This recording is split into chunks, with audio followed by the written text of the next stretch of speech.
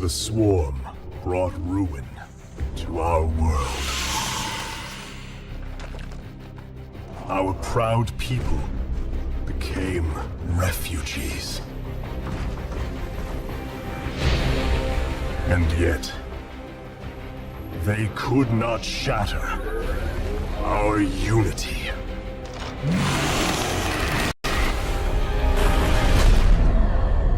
For we are bound by the Kala, the sacred union of our every thought and emotion.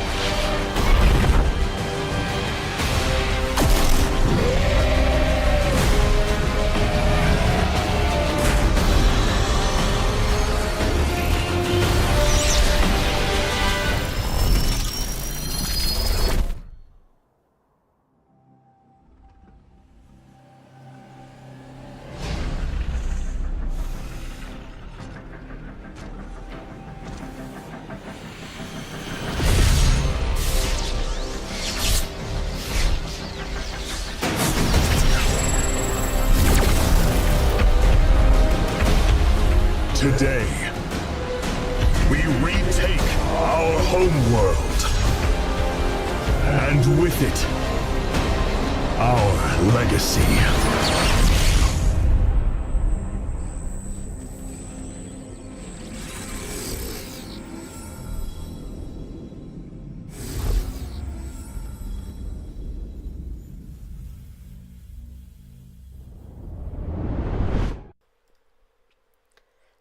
Hey, what's up everybody? Welcome back to yet another CSO Contender. This one's number 42. My name's Linglad and it's an absolute pleasure to bring some new friendly faces and voices to the scene. Joining me tonight we have Chadders and Gamer Richie. Gentlemen, do you want to hop in and say hello? Yep, I'll go first. Hello everyone, my name's Gamer Richie. You may have heard of me as the GM StarCraft 2 coach, spanning up to about 10 years. Got something really important to share with everybody and something epic, but it is currently under construction at the moment, so we're all going to be hyped. We will be sending out some social media on it as well. Really looking forward to the CSO Contender tournament today. We've got some nasty contenders in the run. Over to you, Chadders. Good afternoon, everybody. That's it. Chadders here, the Ripper Random Masters in StarCraft 2. Coming to you from Baby Parcel, sponsoring this event to get it a £75 prize pool to the players. Isn't that just insane? We're going up in the world. And with that, like Richie had said, we are not only increasing the prize pool, not only increasing the voices on this cast, we are going even further, and there is going to be some fantastic collaborations coming to the StarCraft 2 scene from the Gamer Richie and myself, the Ripper, alongside CSO. Stay tuned. Keep watching, keep playing, get winning. So, guys, like Linglad said, this is going to be an epic day. Like we said, it's going to be an epic day. We've got some fantastic people lined up. Linglad, who's up first? Yeah. So we've got from Team UK, Chad. We've got Venny going up against Luca from CSO. So a little bit of home representation on both sides from us. And we're Absolutely. really looking forward to this. It's going to be I think an absolute banger to kick off contender number 42, and hopefully we've you know, this will just start the fire, and the rest of the games will just pour some petrol and get this thing really going. Really looking forward to this. We're just waiting Absolutely. for some veto is going to happen here. But everyone, as Chad mentioned, you know, we're partnering here with Baby Parcel. So give them a look. Check out their website. I'm sure someone will pop it in the chat, and you know, visit their website and have a look around. Show them some love. And as a proud member of the UK Chads, and the captain of the UK team, very, very proud member. So every time you see a UK Chad, they're one of my boys that you guys will perhaps be playing. Very, very proud of the guys and what work they've done over the last couple of months. It's been really, really great as a team. Yeah, no, I'm really looking forward to seeing what the UK Chat team brings. I mean, it's nice to have you guys showing up and, you know, participating in the tournaments. We've got a really stacked tournament here. 18 players, so 9 best of 3s to kick off round number 1, and 16 players, 8 best of 3s to kick off round number 1. So, I mean, I'm really looking forward to some pretty good games, and let's see how this goes. Like I said, I'm so excited, guys. So excited. It'll be absolutely fantastic because the first game is going to be a TVP. So that's what it certainly looks like here to me. So that's going to be absolutely insane. There are perhaps going to be mines flying everywhere, perhaps a dark shrine. The worst thing is a Terran, when you look at your base, you see a squiggly line into the texture, you hear the sound of you know your absolute day is ruined. So it's going to really be a battle and testament to a lot of the players in this tournament, because they're going to have to play series upon series. And in terms of the setup of the tournament, gentlemen, is it best of 1s to the end, best of 3s to the end? Do we eventually go up to best of 1, best of 3, best of 5? Best of 3s, best of 3s, best of 5, best of 7. Oh, sorry, no, it's best of 3s all the way, and then best of 5 to finish it off. So everyone gets 2 chances. Round 1, 2, 3, and then the final will be a best of 5. It's a lot of games that see whether they can keep their determination. Yeah, they're already trying to get me playing, guys. They're already trying to get me playing. I've been invited like 4 times. They got me trying to get me in the game. Like, I'm casting, guys. I'm casting. You got to wait your time. I'll come round to you. I promise. Let's go. Yeah, for sure. It's going to happen. I see the rest of the games are getting started. People are finding their opponents and getting set up. We've got, I think, one more. No, we got some map picks coming up next. So as soon as the players have made their decisions, we'll get the first map loaded up and ready to go. But like Gamer Richie said, these 2 players going to have a real good TVP here. We'll see. We'll see if there's any energy left on those orbitals in case we see some of those squiggly lines. That's going to be something really important. Or we'll see if you know, Luca has what it takes. A little bit of CSO UK Chads. It's going to be awesome. What's really cool, looking at both accounts, Luca is actually really good versus Terran, and Vinny, he's so at the moment at his level. So could it bump Luca a little bit up here? Will he have a chance? Is he a kind of a specialist around that Diamond Run low Masters 3 area? Let's find out. Yeah, this is going to be good. I've just popped the bracket up on stream, and everyone else can have a look at how this stacks up. Oh, we see Sidonia's I think Sidonia's had a walkover in the first round. Yeah, he's going to love that. He had a walkover in the UK Nations League as well. Oh, he's going to be so frustrated. He doesn't get to play. He really, really, really has a lot to prove. He wants to see everyone in that finals, and he wants to smash it. He has a very unique play style. He's a very scary Terran. What do you think, Richie?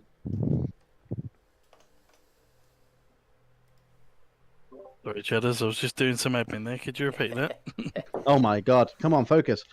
I was saying, Richard Fletcher's always getting these walkovers. He's got a lot to prove. He just wants to play. He wants to get to the finals. He wants to earn his right there. He wants to smash through the contenders and get to 1. What's your thoughts there?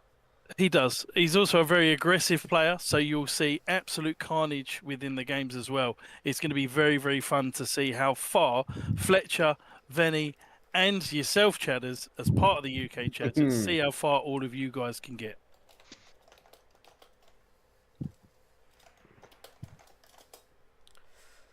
Yeah, it should be cool. I mean, if you guys say this is not the first time he's gotten a walkover in the first round, it should be Captain Lucky or something.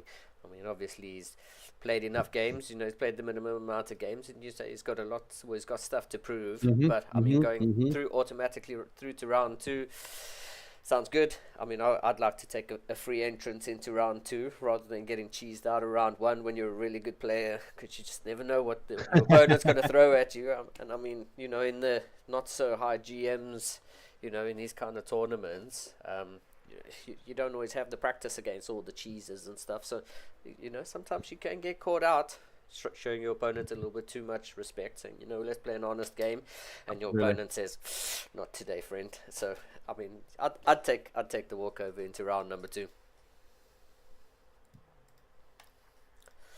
Well, all we can do is get excited for Vanny versus Luca. Who else wants to see an absolute mad game? Let's go. Cool, 100%. Go. Checking, both players are ready, and so countdown has begun. Let's get this one.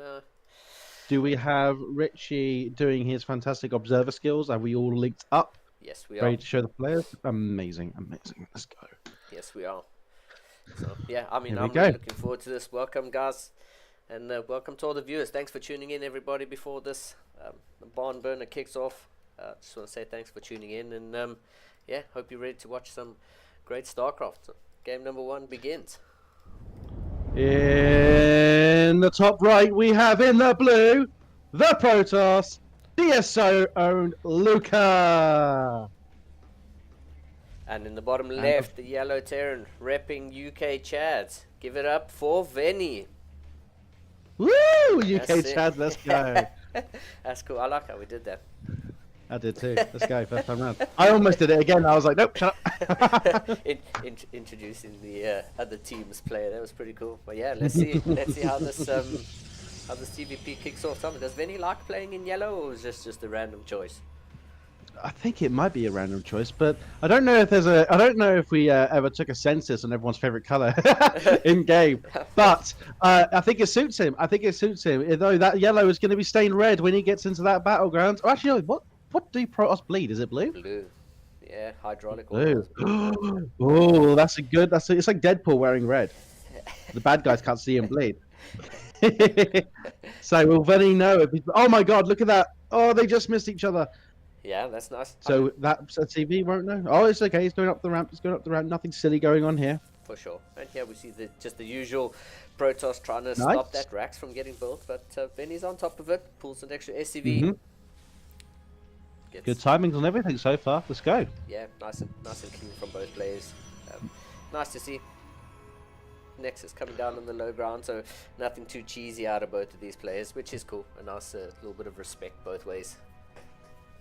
Yep, pylon's coming down. I think a little too late, but I think it'll be fine. It's only going to be a double pro production that will mix up to 23, so we should be finished by then. Absolutely.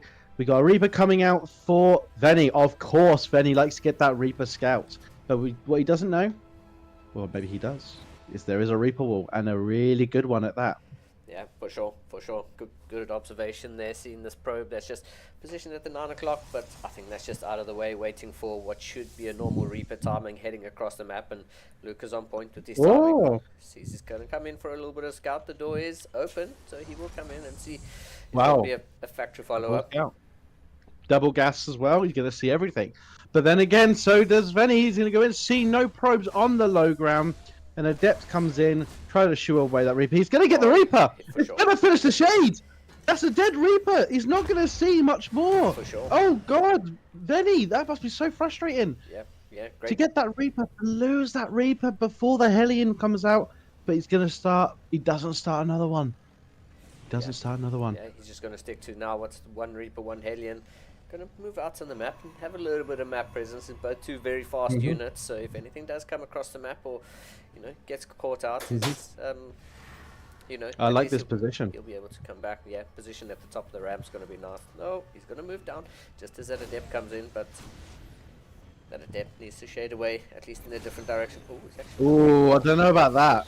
Well, I mean, the whole point of an adept is to be able to get out of situations quickly with its shade, and I feel like that was a waste of energy, Linglad. Yeah, I think so too. I think the shade going in an opposite direction would be able to keep the Reaper alive, but good observation there. We are going to get glaives coming out of the Twilight Council, so looks like Luca's gonna go for a few more adepts. Maybe feeling a bit confident having killed that early Reaper, but yeah. This doesn't seem like the right play against an aggressive player like Veni. Veni's going to have a lot of units, and Glaive Adept's very strong, but I just don't see how they're going to be able to break Veni. He likes to have a lot going on. He likes to be on the map, sure, which is the strength of Glaive Adept. However, when Veni locks down as an aggressive player, he's going to have a lot of units, very little eco to support the third base. Yeah. This might work, but I just don't see howling. Yeah, for sure. I mean, the Adept has got a good scout to that medevac moving across the map, so you see there's a few stalkers warping up into the main. But if you've got a warp prism and you've got 6 or 8 gates and you're able to throw these Adepts into the main base of the Terran, then for sure the glaives will pay off. But the Adepts just fire so slowly that I think if Veni comes at him with a huge stim bio army, the Adepts are just going to melt before they get their second volley off. So let's see, we got Raven in production. That's going to be cool. Very good move. Some mobile detection just in case, because I don't think Veni's seen the main base of Luca in a very long time, so he's not too sure if there's a dark shrine or something happening. So the mobile detection is pretty important. There we go. Adept's going to shade in, and cool.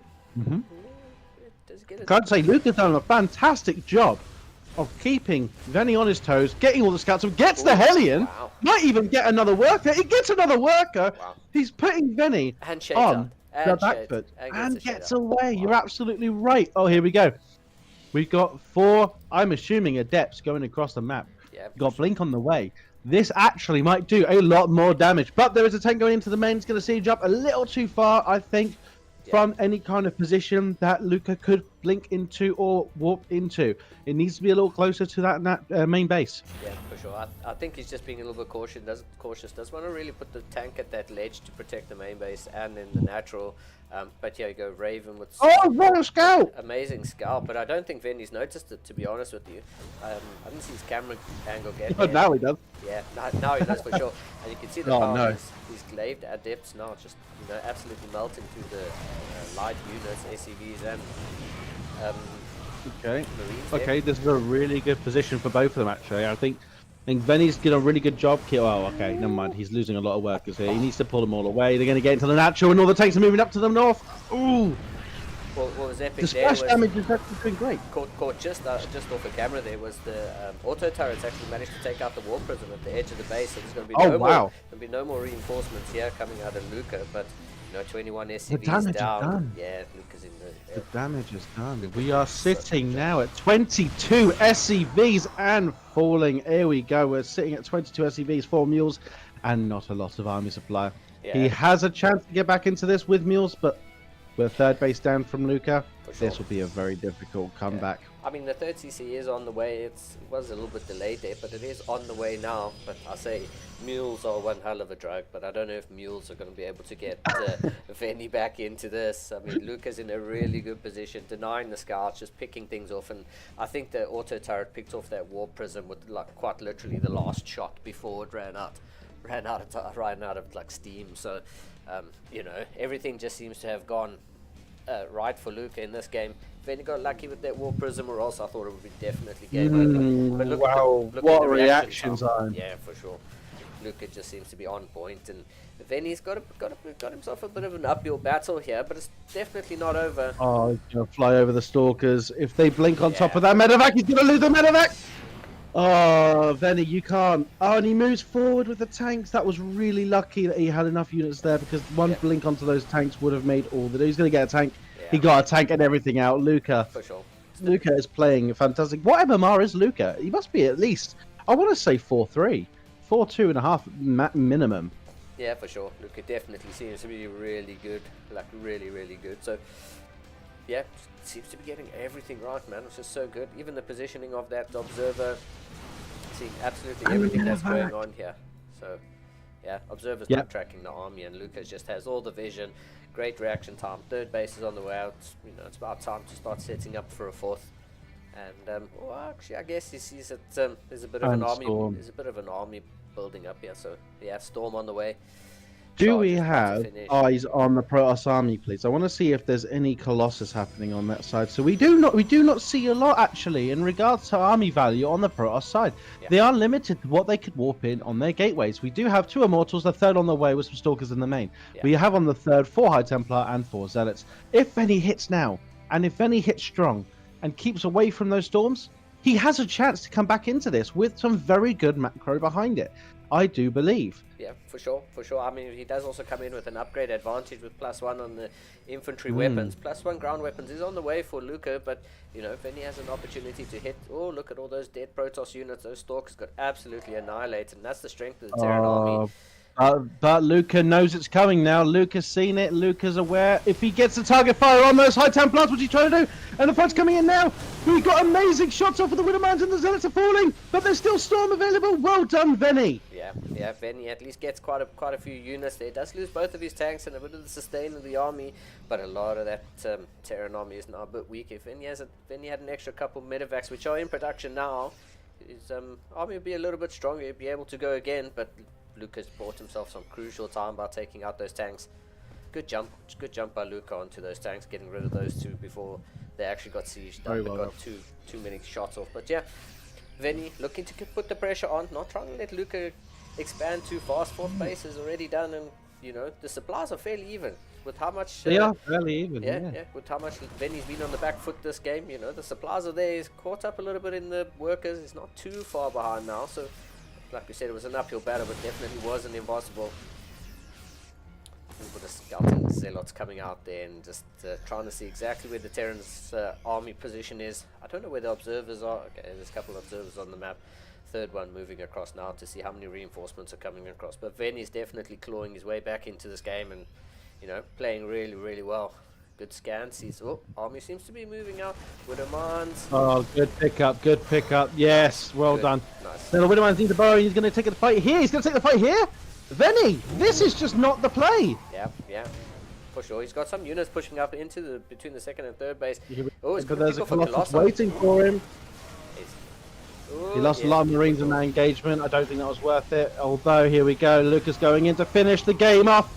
He's not going to let Venny get back into this game. He knows he has to push in here.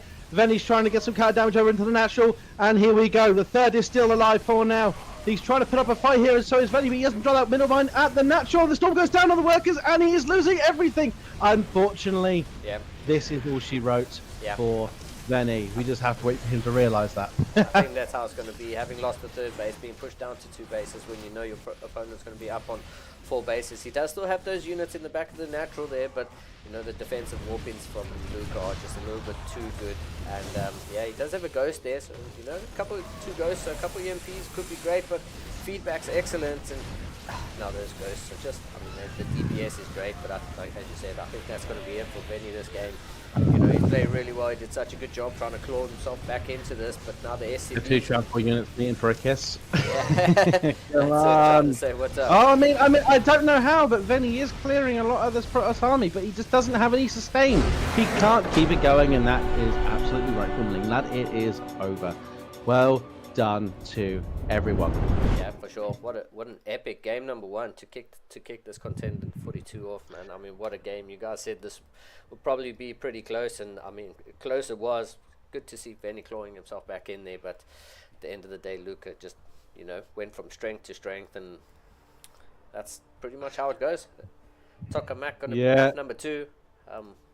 Here we go. Sometimes you win some, sometimes you lose some, but Venny, oh man, I'll go back and watch the replay and see that see that how many shots that auto turret had left, because I'm pretty sure I saw that the war prism to get destroyed and then the auto turret straight afterwards. Man, it was actually quite epic to see that the war prism got picked off right there at the very last shot. It was, I mean, Venny needed that. He really needed that to give himself a little bit of breathing room, dealing with all those glaive, the depth. So, yeah, it was. I think Luca played absolutely phenomenally. He really hit all the strides. He started this game off very strong, very strong. Yeah, for sure. I do have my opponent Fiction is saying he has to play now. This was 14 minutes ago. Yep.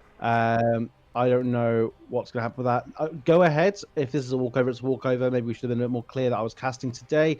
Let me see Yeah. what I have to do. For sure. We'll give you a few seconds. Let me just confirm what map number 3 is going to be as well.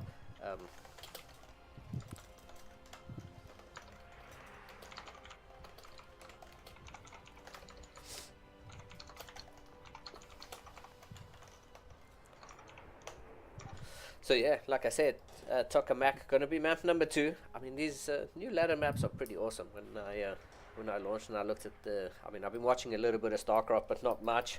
And when I saw the new maps and the new names, I had a look at them, and I was like, some of them look kind of familiar, but I mean, they're definitely not. I mean, the map layout and stuff has been similar, but you know, the dead spots, the high ground, low ground, all of that changes, and that changes the whole dynamic of a map. And Tokamak looks quite nice. Let's see. Cool. That should be chilled. Cool. Looks like. Let me just see. I'm just negotiating here with Fixermitz. 100%. Luca needs a minute, so and Vinny is granted him the minute. So we'll give the players a minute. But in the meantime, Gamer Richie, what did you think of that? I mean, your observing was on point there, dude. But it was such a great game, I thought. I think it was really, really good, and a lot of players, once they're being aggressive as Protoss, they are falling back to the Storm, the high amount of Zealots. It's such a good composition because as the Terran army has to stutter step away from the Zealots, the Blink Stalkers are coming in, sniping the Medevacs, stopping that retreat. It's a great game plan from Luca. From Venny's side, I think he needs to go back to the drawing board. He really needs to have a look and go, right, okay, how do I open up in this game to throw Luca off in the early parts of this game? Because at the moment, he did everything right. In that last game, Luca played absolutely astounding in terms of his ability to just wind up that Terran player. Yeah. Especially with that Adept Glaive push, which killed so many workers. It almost looked unfair. But if Venny had all of his units in position, or he was equally doing damage the other side of the map, it'd have been fine. But Luca, I mean, he held up the wall. The wall was there, and he wasn't going past it. For sure. Okay, guys. So he wants to play me now.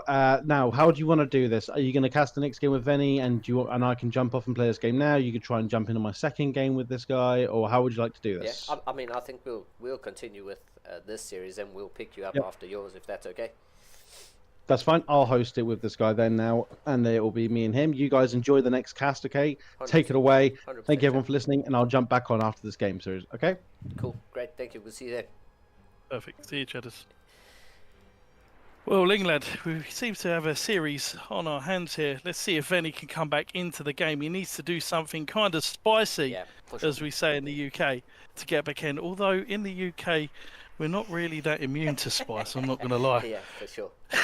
For sure. I mean, one thing I did note on in that last series, when that War Prism was coming in, we could see that the Raven was heading out as well. And Venny at that moment was attacking the front of Luca. And he obviously wasn't looking at the minimap at that point. And if he had, he could have, stopped that War Prism from heading in, or immediately gone back and dropped auto turrets and actually stopped that huge warping of Adepts. But yeah.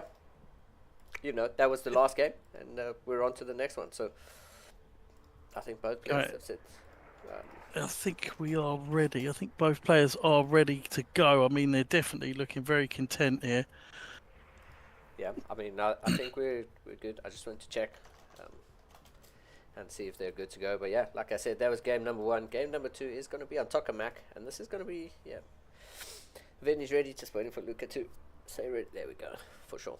A rather big map as well, so it does kind of favour the player that is the defensive player. But as we saw in the last one, Luca was able to really get in the holes of Venny's armour. Let's have a look and see in this one whether Venny can come back into the game, or Luca really does have his number. What a fantastic first game. For sure. Luca just seemed to do pretty much everything right in that first game, down to the scouting, the probe timing and everything. So we will, hopefully we get this one underway. So let's see. We'll kick this off in in the bottom left. You want to go ahead? Go for it. Of course. On the bottom left-hand side, one of your homegrown players here in the blue trunks, leading 1-0, playing the Protoss race. It is Luca.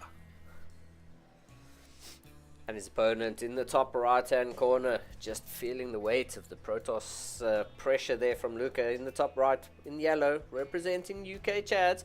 It is Venny. Give it up.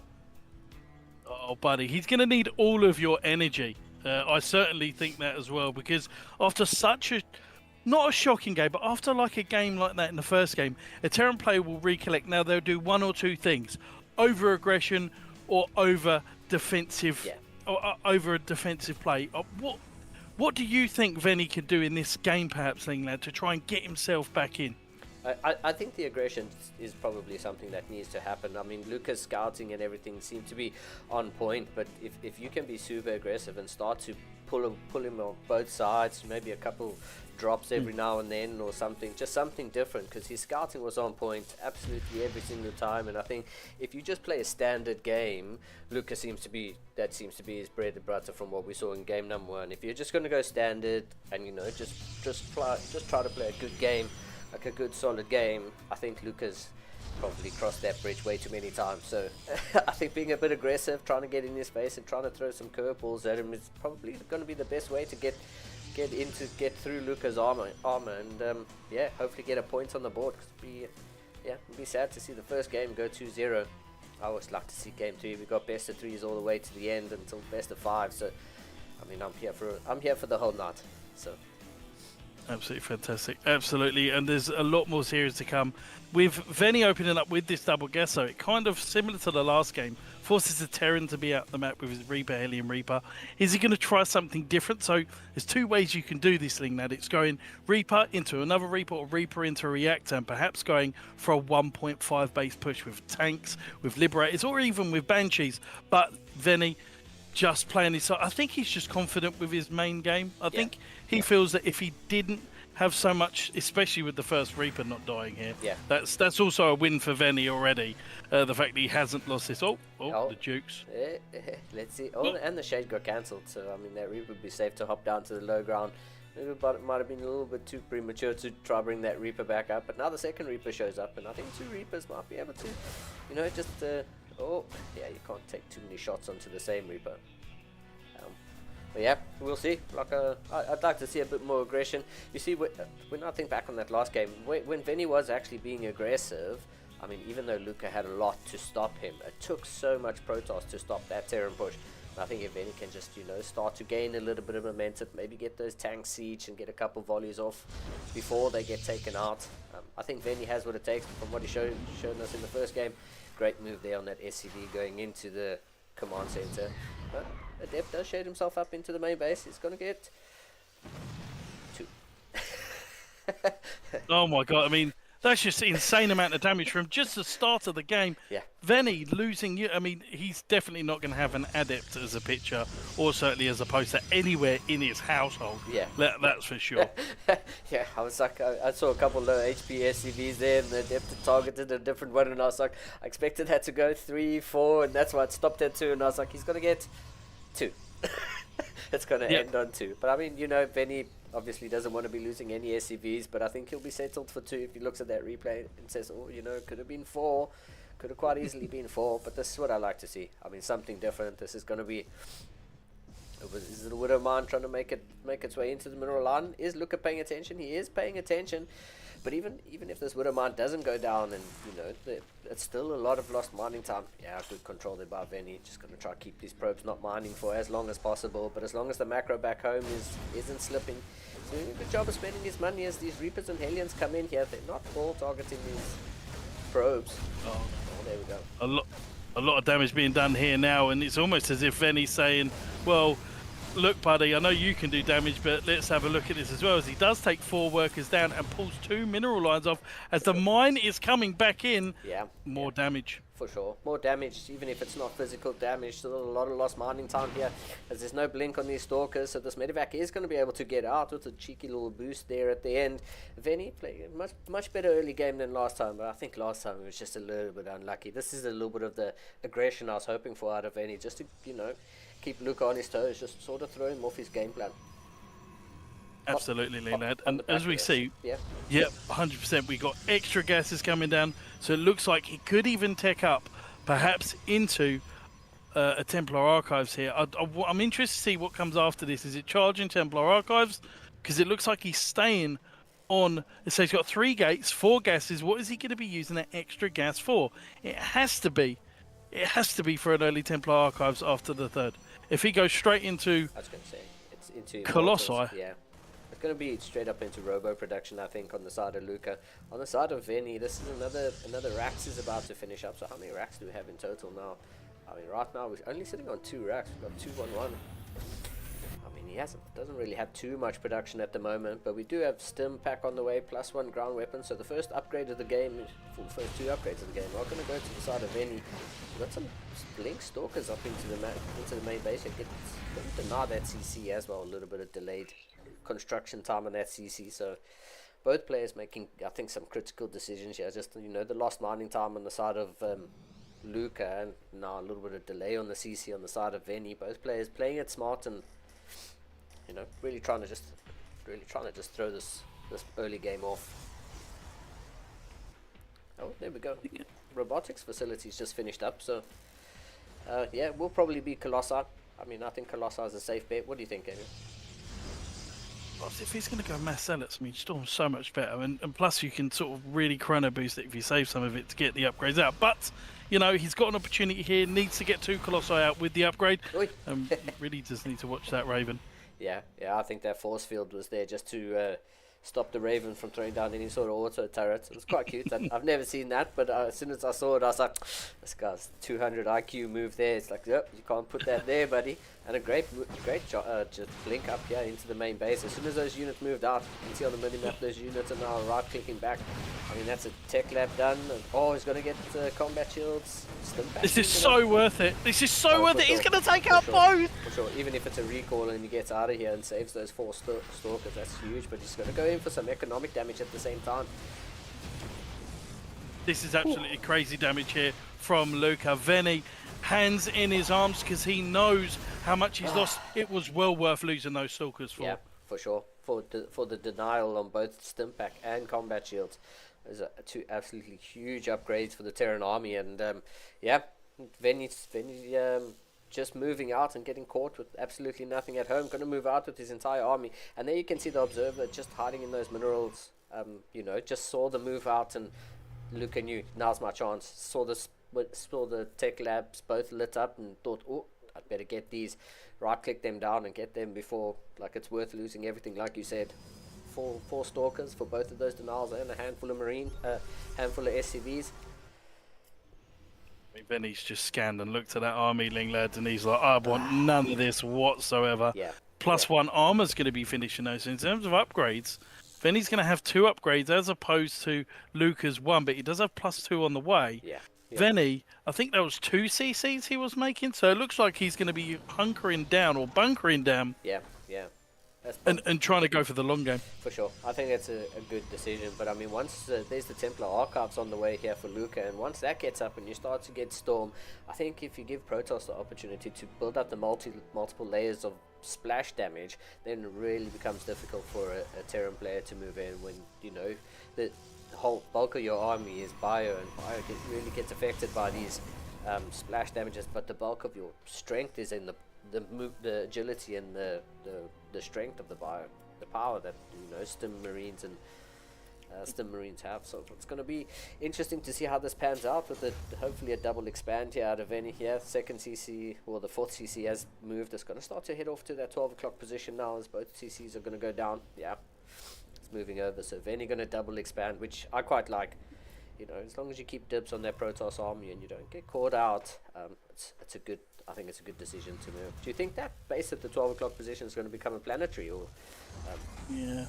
He does need to, and Venny, this isn't actually massively over yet. I mean, Venny just has to watch out for a warp prism harass and hope that the big fight goes his way. As he's going for +2 in terms of the attack weapons, he isn't going for +2 armor, so he's definitely committing to as much as he can in terms of resources to ground army. He needs a lot of that. Yeah. Storm is on the way, disruptors are on the way. Yeah. Luke is getting all of his goodies that he needs to fight a big Terran ball. Yeah, for sure. You mentioned he didn't have that +1 armor, but that +1 armor has now been queued, so that means it's a second forge. I mean, his +2 is just finished for his ground weapon, so they are pretty much going to be even on upgrades for a bit.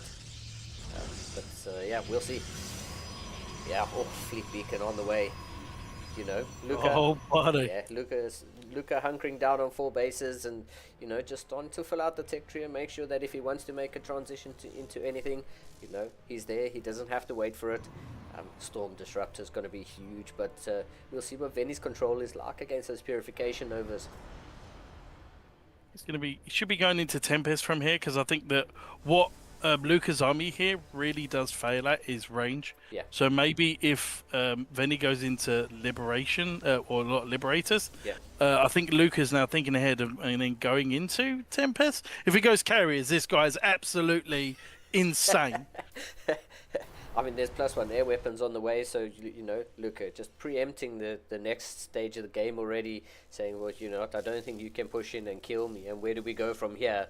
And +1 air weapons on the way already. I mean, there's concussive shells and plus 2 armor on the way on the side of Venny, so Venny also, you know, just getting, there we go, +3 ground weapons on the way for Venny. So Venny also doing the same thing. Neither of these players wanting to be overly aggressive. There hasn't been too much action. Mothership on the way.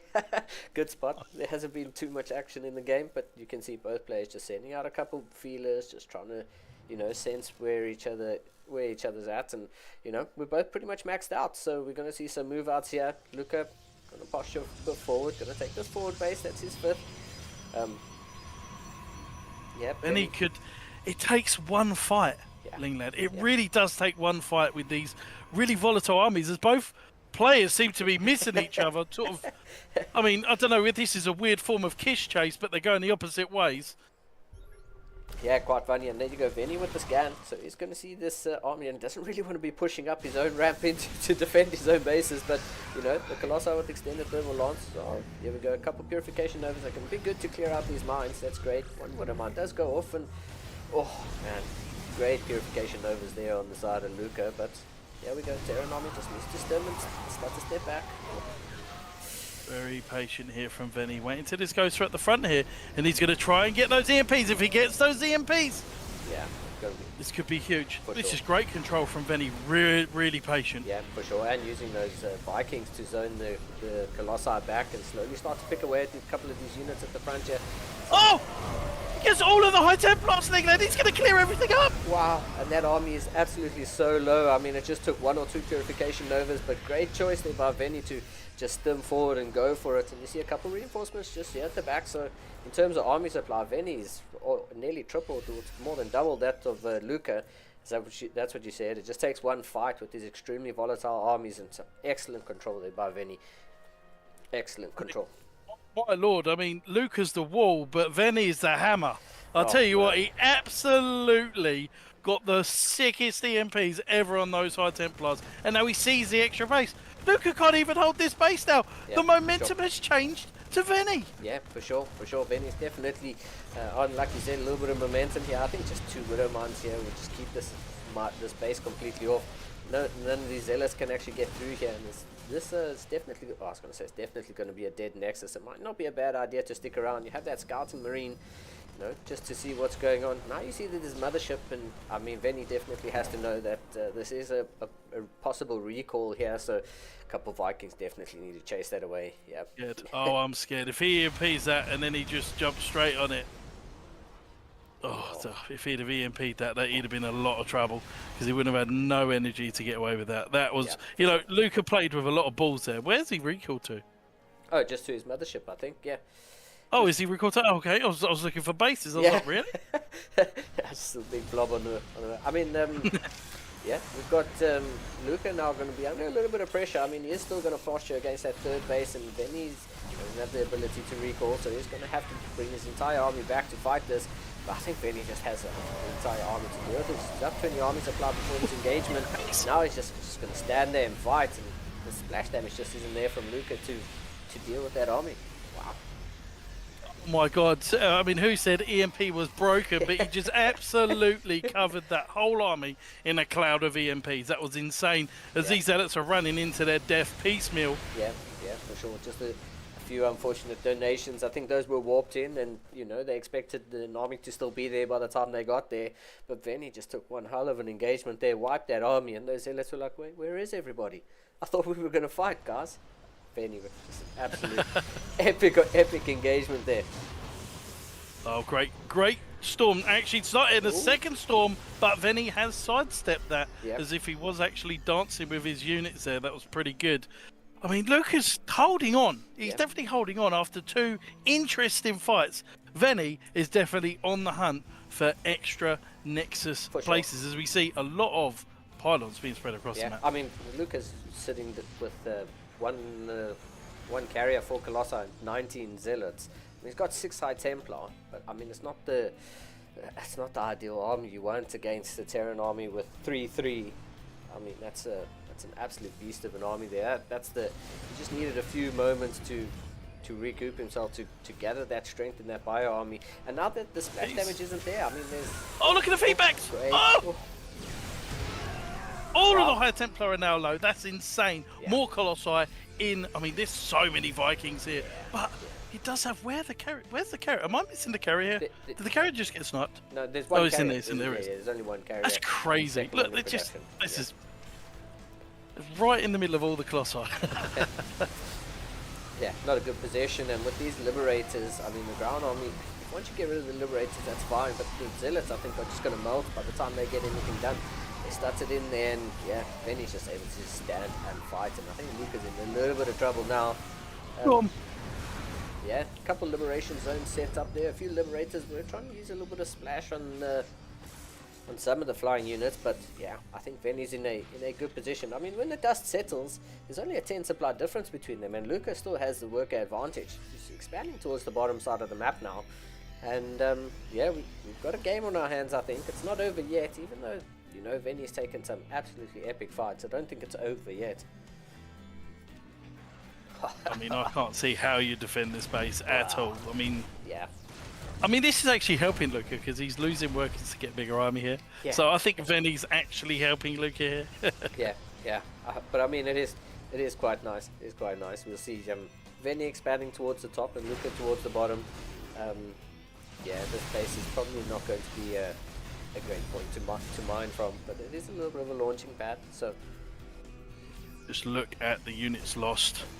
Lad. I mean, Luca is definitely battered and bruised as we have so many liberation zones coming down. The Colossi are coming down, Lad. Yeah, probably not a good place for those Colossi to go. This army is quite stim though, so I think if these Colossi get out of the liberation zones before they get absolutely melted, which they don't, but that army just kind of disintegrated there. Benny once again taking a great fight. He's 4 times the army supply at the moment. All of that, the entire supply difference is purely just in armies. I think Venny's in a much better position. Luca hasn't been able to put any pressure on Venny, and Venny's just going to take out another base here on the bottom side. I mean, to be honest, I've never seen Tom Cruise and Venny in the same room together, to be honest. So I actually don't know who Venny is. Absolutely insane scenes here, as Venny has taken now his third, probably now even his 4th fight, obliterating the entire Protoss army. He cannot be stopped, Lingland. Yeah, for sure. It sure seems like it. I mean, there are 4 High Templar there, and you can hope for the best storms ever, but in terms of army supply, just look at that, 130 army supply to 52. Luca's definitely bleeding this time. Venny maxed out, and he's probably just going to start building a bank now. And I mean, if he does happen to take an unfortunate fight, he's going to be able to remax pretty soon. So you can just see the reinforcements just posturing at home and getting ready. There we go. Archon melt. I mean, it just doesn't look fair at this point. Just like in the last game, didn't look fair for the Protoss. Didn't look fair for the Terran. Now versus the Terran, it doesn't seem as if Luca was able to take a good fight. As we say that, a lot of carriers are fighting back, but there's so much reinforcements here for Venny. Yeah, coming in from 12 o'clock, Venny's reinforcements that were posturing at home are now here to fight, and I think pretty much that's going to be it. I mean, the mothership gets taken out, and yeah, Luca's almost, Insane. Yeah. Insane game. Venny chose violence. As soon as he got into that game, he was a little bit, I know, the start kind of didn't really go too well, but I'll tell you what, that was an absolutely fantastic comeback there from Venny. Yeah. Taking fight after fight. The resources lost were like 8k difference. Yeah. Luca needs to regroup. Maybe there's a bit of nerves. Maybe he was looking in such a good position. Yeah, for sure. There was that huge period in the sort of mid game there where neither player wanted to push out, and it was kind of weird because if I looked at the minimap, there was a lot of stuff going on, and there were a lot of units. Both players were, had their vision out there, and then drop of a hat, all of a sudden, both players are moving out. That huge engagement, that first huge engagement happens. And, Benny's just like, now's the time to go. Some good EMPs and just absolutely crushes it. And I think from there, the momentum just seemed to be on Benny's side. Luca just couldn't take a good engagement, whether it's the EMPs or, whether it's just Benny having the correct army composition to deal with what Luca had. But Luca just couldn't get that splash damage back into his army. And Benny just went from strength to strength, I think, from mid-game towards the late game there. And, ultimately took this to a game number 3. Luca had massive balls in that last game, but it wasn't enough for the hammer of Venny to hit through that wall on the bottom right-hand side. Now, tying 1-1. I believe this is now the game for either or to now lose this and become out of the tourney. So, on the bottom right-hand side, Luca needs to gather his energy. People from the chat, please send him your energy. It is from CSO, Luca. And his opponent looking to capitalize on the momentum shift, now going down 1-0 and bringing it to 1-1 in the top left, repping UK chats. Give it up for the yellow Terran, Venny. What a game number 2 that was, man. Both players, they can both take their hats off for how they won their respective games, for sure. Both players playing absolutely stellar game 1 and 2. And this is tournament life for both of them, and I don't want to see either of them go out, to be honest with you, Gabriel. You're not wrong, actually. Yeah, absolutely fantastic games. Luca for his early game, but Venny turning it around with some amazing fights. As soon as he got the EMPs on the High Templar, it almost looks as if Luca had an army of sponges that just disintegrated. It was truly insane. But there we go. That's Terran for you, I think. Yeah. No, Luca was in a fantastic position at the start. Let's see whether he could do the same, because Luca in that first game was controlling that game after that aggression. Let's see if now Luca, with the tables turned, almost there. This is the game. This is the game whether they go forward into this tournament or not. Yeah. So let's see what Luca or Venny comes out with. Yeah, for sure. That game number 1, Luca just showed that if he's in control, if you're playing his game, it's his game to lose. That's how it went. That's how game number 1 went. Game number 2 was a little bit cheeky. I think that lost mining time with that Widow mine, and the 2 Reapers and the Hellion diving in and getting a little bit of damage and just throwing Luca off that little bit. That's what I was hoping for from Venny in the first game. In the second game, I was hoping for him to be a little bit more aggressive, throw Luca off a bit, and then I think that just that lull in the mid game allowed Venny to say, okay, what do I need to do? Both players were, preparing for the next stage of the game, which was great to see, and I'd like to see some poking in game number 3. But both players were sort of getting ready for that next stage, and I think that just that initial engagement from Venny when Luca was pushing across the map and Venny got those EMPs off, I think that was just when Venny must have been like, okay, this is good. Let's not throw this away. He was in a good position, and yeah, it's nice to see. It was a great showing in game number 2. I hope that both of them can bring their best games into game number 3, and we can just see those two just go, just throw everything and the kitchen sink. So fun fact for you guys, if you actually target fire the Reapers onto the Adept, they are slightly out of range for the Adept. If you move on the floor, the Reaper becomes in range of the Adept itself. It's one of the only units that does this trick. So you can actually kill an Adept by controlling it around the Nexus in the natural, because it will have one That extra one range hex, there. That one hex range. Wow, that's cool. I didn't know that, man. They're dropping some fun facts. It's a fun fact for the day in the very first series. We'll see what else you have for us. That's cool. No, really good, really good. And we do see a reactor coming down after the two Reapers. We are going to see the mines. We are seeing these two Reapers and the Hellions. Now, there's two ways, again, that Venny can play this. He tries to throw the Reapers in the main. And also, if someone's blocking the entrance in the main here, Yeah. the Reapers need to go into the main just to see the tech. All the tech's going to be there. So if the Protoss does block this Reaper entrance, you get a free scout of whatever they're going. Yeah, for sure. I mean, the main of this game, of this map, isn't that big. I mean, especially in terms of the size of and how much you can actually squeeze into the main. So we'll see how this mid game goes when, you know, the main base gets filled up, and you need to start putting some production facilities down in your natural, or, you know, maybe at your third or something. Oh, good close of the door there by Venny, denying the scout. He's evolving. That's Venny is evolving. He is no longer hating the adept. There's going to be a poster on as well, 100%.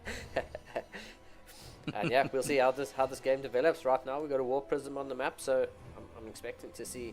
Okay, charge is on the way, so we'll see probably some charge lots going in.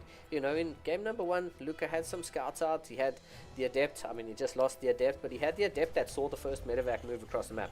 This game, he doesn't have that adept to spot that medevac moving across the map. So, you know, Venny might be able to get in. Yeah, 2 Widow Mines and 4 Marines in that medevac. Oh, both of these units just gonna miss each other, just barely. And Venny's gonna take first blood with the drop. So we'll see. Oh, it's 2 Stalkers waiting. A couple of Marines in this medevac. Yep. Oh, fire that Widow Mine. If the Widow Mine fire on the Stalkers, that's okay. You know, drop some HP. Oh. Okay, gets a probe, but here comes the second mine. Nice. Second mine, burrows, doesn't get the shot off. But yeah, here we go. Okay. Fires off. This is great damage. Yeah. And I mean, this is exactly what Venny did right in game number 1, was that a lot of lost mining time in the really early, like the late stages of the early game, if I can put it to you like that, as they start getting settled. It was that lost mining time that I think really threw Luca off, but here we go. Luca gonna go for his own Warp Prism harass. We'll see how that goes. A few little dead spots here until these add-ons finish, but here we go. 4 Zealots, and we are gonna get a couple. Oh no, 4 Adepts. We're gonna get a couple more warped in. Here we go. There are a few units and a tank back here to defend. So okay. Yep. I mean, this is going to be crazy. I mean, all right, he's back on the blacklist with these adepts. I'm not going to lie. I think he's definitely suffered some sort of trauma here through this series with adepts. I think Luca's got a problem also with making too many adepts. As he's very close to stopping Stim here, this is going to be huge if he's able to do it again. Yeah. He doesn't want to lose his Stim. Oh, he's going to lose it again. Oh, man. Wow. I mean, he started immediately on the second reactor. But I mean, that reactor's also in a little bit of danger here. These adepts, if they just hang back, they'll be out of range of the tank. And but yeah, he's not going to stick around for that. 5 SCVs get taken out. I mean, he does save 2 adepts, 3 adepts. So I mean, not too bad. But here we go. Oh, low HP medevac. I mean, this is absolutely insane. We do have +1 that has been done. Storm is on the way. So Storm will be done for Luca by the time Venny gets across the map. Yeah. But Venny has already proved he can do a little bit of salsa, a little bit of dancing around these storms. For sure. There is going to be charge. He is going into Colossi really early here. And I don't know whether he's going to have enough units. So these storms need to hit.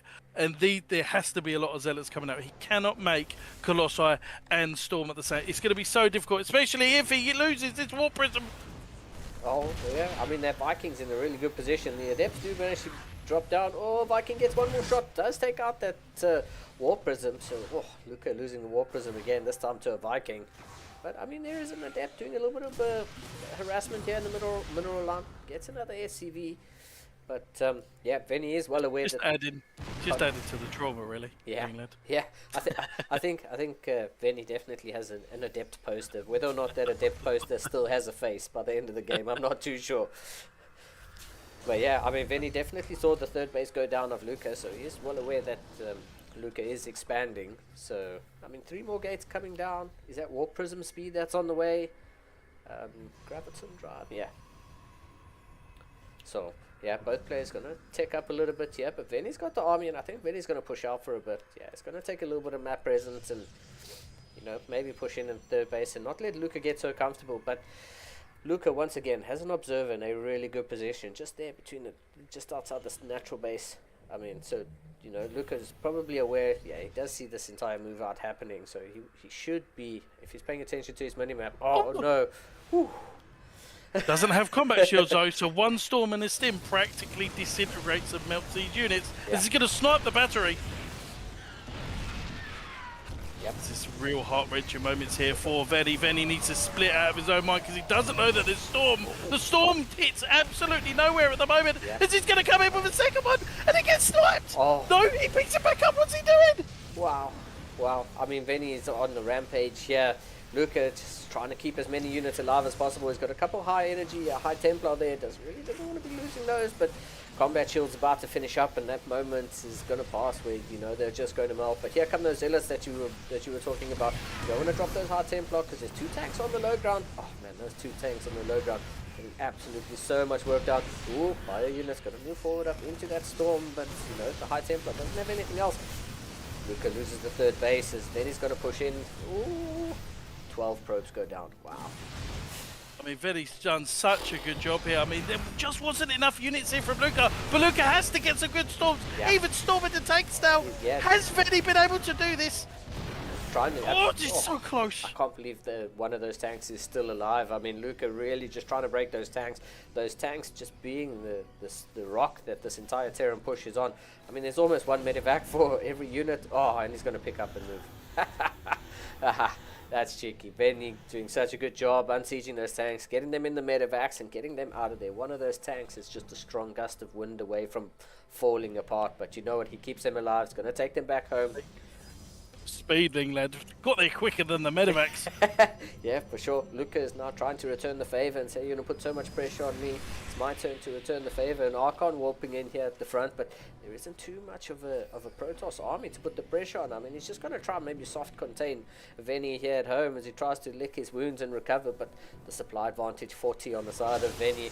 Oh, storm on the SCVs. That's going to be pretty good. A little bit of economic harass. Get some damage done there. Here we go. Scan's not going to actually pick up that observer. So Luca's still going to have that little bit of vision, but yeah. Oh, Justice. 10 workers go down on the side of Venny. Luca really just trying to equalize the hurt here. I mean, this is a pretty sick game here, but Luca has lost that third. He's losing the momentum. Venny has his third fully saturated. I'm not too sure about the robotics facility being put down. It just didn't give him enough resources for the defense. He was trying to tech up to 2 things at the same time, and Luca didn't have enough. I mean, even trying to storm his way, but the tanks are in a great position as Venny is now coming in to try and now seal the deal here with 2 ghosts. Yeah, for sure. 2 ghosts. Yeah, I mean, there's no tanks just yet, but I'm expecting the tanks to join this army. But even just this bio army here with 1-1 and some ghosts, the snipe's going to be good. There we go. All those SCVs, all those probes get taken out. 18 probes go. I think Venny just has the momentum, from game number 1 was excellent from Luca, but game number 2 really got Venny back into it, and I think he's just building on the momentum here. The supply difference is quite big now. Protoss getting dropped back down to 2 bases, as you mentioned. Venny's saturated on 3, not fully, but pretty much saturated on 3. He's in a pretty good economic position right now, militarily too. Almost absolutely. Oh, look at the storm. That was a great storm. He needs more of them. Yep. Oh. Yep. I don't think he has it. Oh, he does have high Templar with energy. Oh, another great storm. But, I mean, look, I think enough of the bio army remains to be able to keep the pressure on here.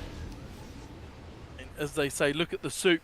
Look at the suppliers. We've got 132 to 52 supply here. Luca, I mean, he's done himself a fantastic service here. Not really calling the game here, but it's going to be so hard for Luca. He doesn't have the benefit of mules. If he did, then maybe we would have a chance. But Venny coming back from a 0-1, Luca showing some great promise here. He can definitely be a player, especially if we hold more of these tournaments. Yeah, for sure. I do look forward to seeing both of these players in the next tournament. But only one of them gets to go through. Only one of them gets to go through today, and like you said, going for that the robotics facility, I think it was just trying to get to the next stage just a little bit too fast in this game number 3. Game number 1 was solid. Game number 2 was solid from both players.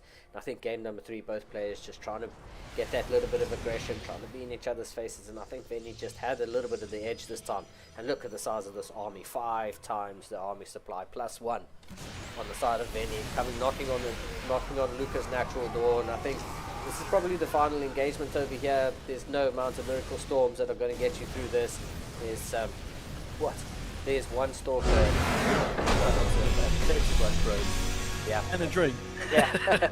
Yeah. And I mean that's an absolutely amazing game number 3 there by Venny, who is going to take the game 2-1 with a little bit of a reverse sweep there, and it's going to be the player heading over into the next round of contender number 42. That's going to be absolutely epic. That's Venny's actually going to go on to play against Sickest. I mean, Sickest took out Battle Mac. Let's put the bracket up and you guys can have a look at how this tournament is proceeding. Sickest going up against Battle Mac and taking Battle Mac out.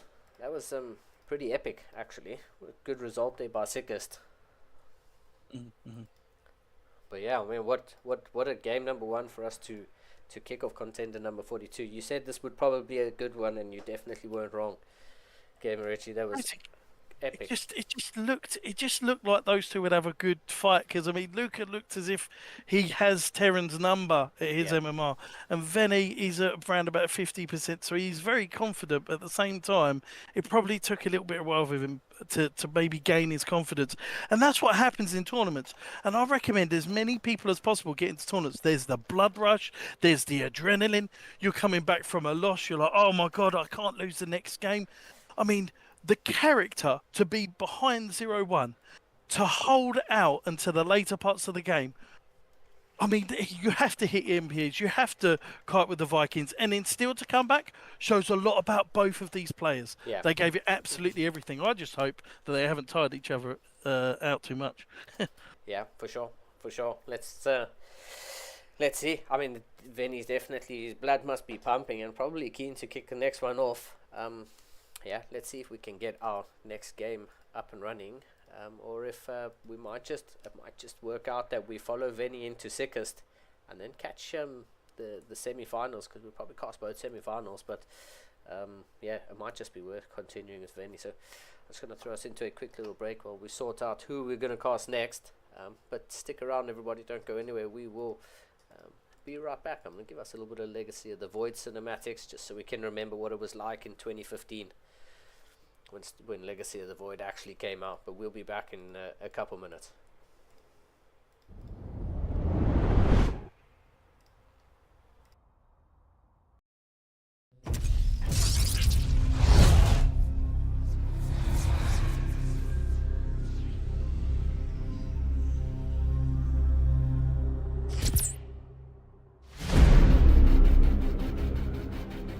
The swarm brought ruin to our world.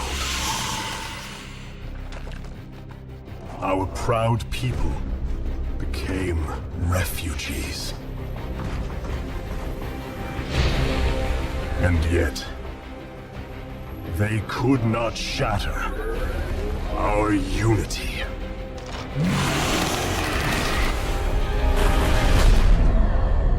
For we are bound by the Kala, the sacred union of our every thought and emotion.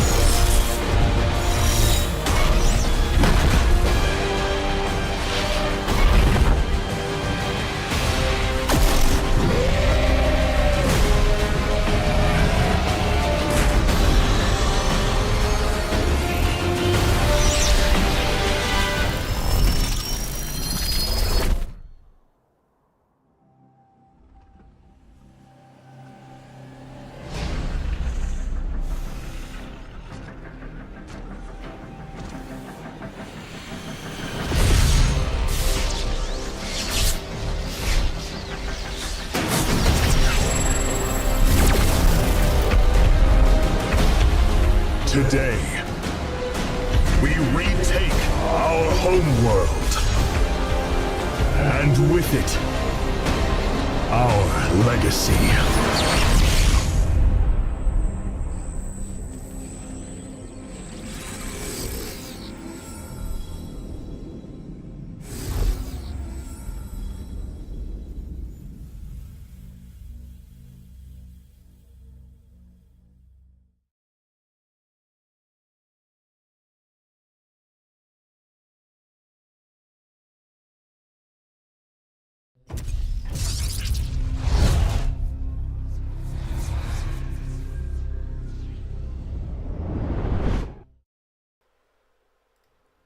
And welcome back, everybody.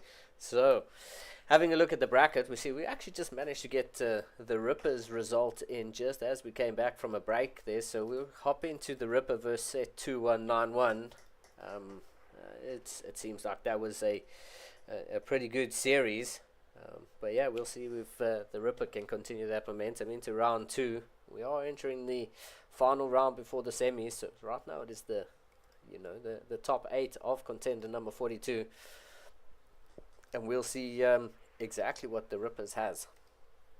Like I said, we're just going to get that set up and ready. I'm going to start creating the parties and we'll start getting the vetoes going.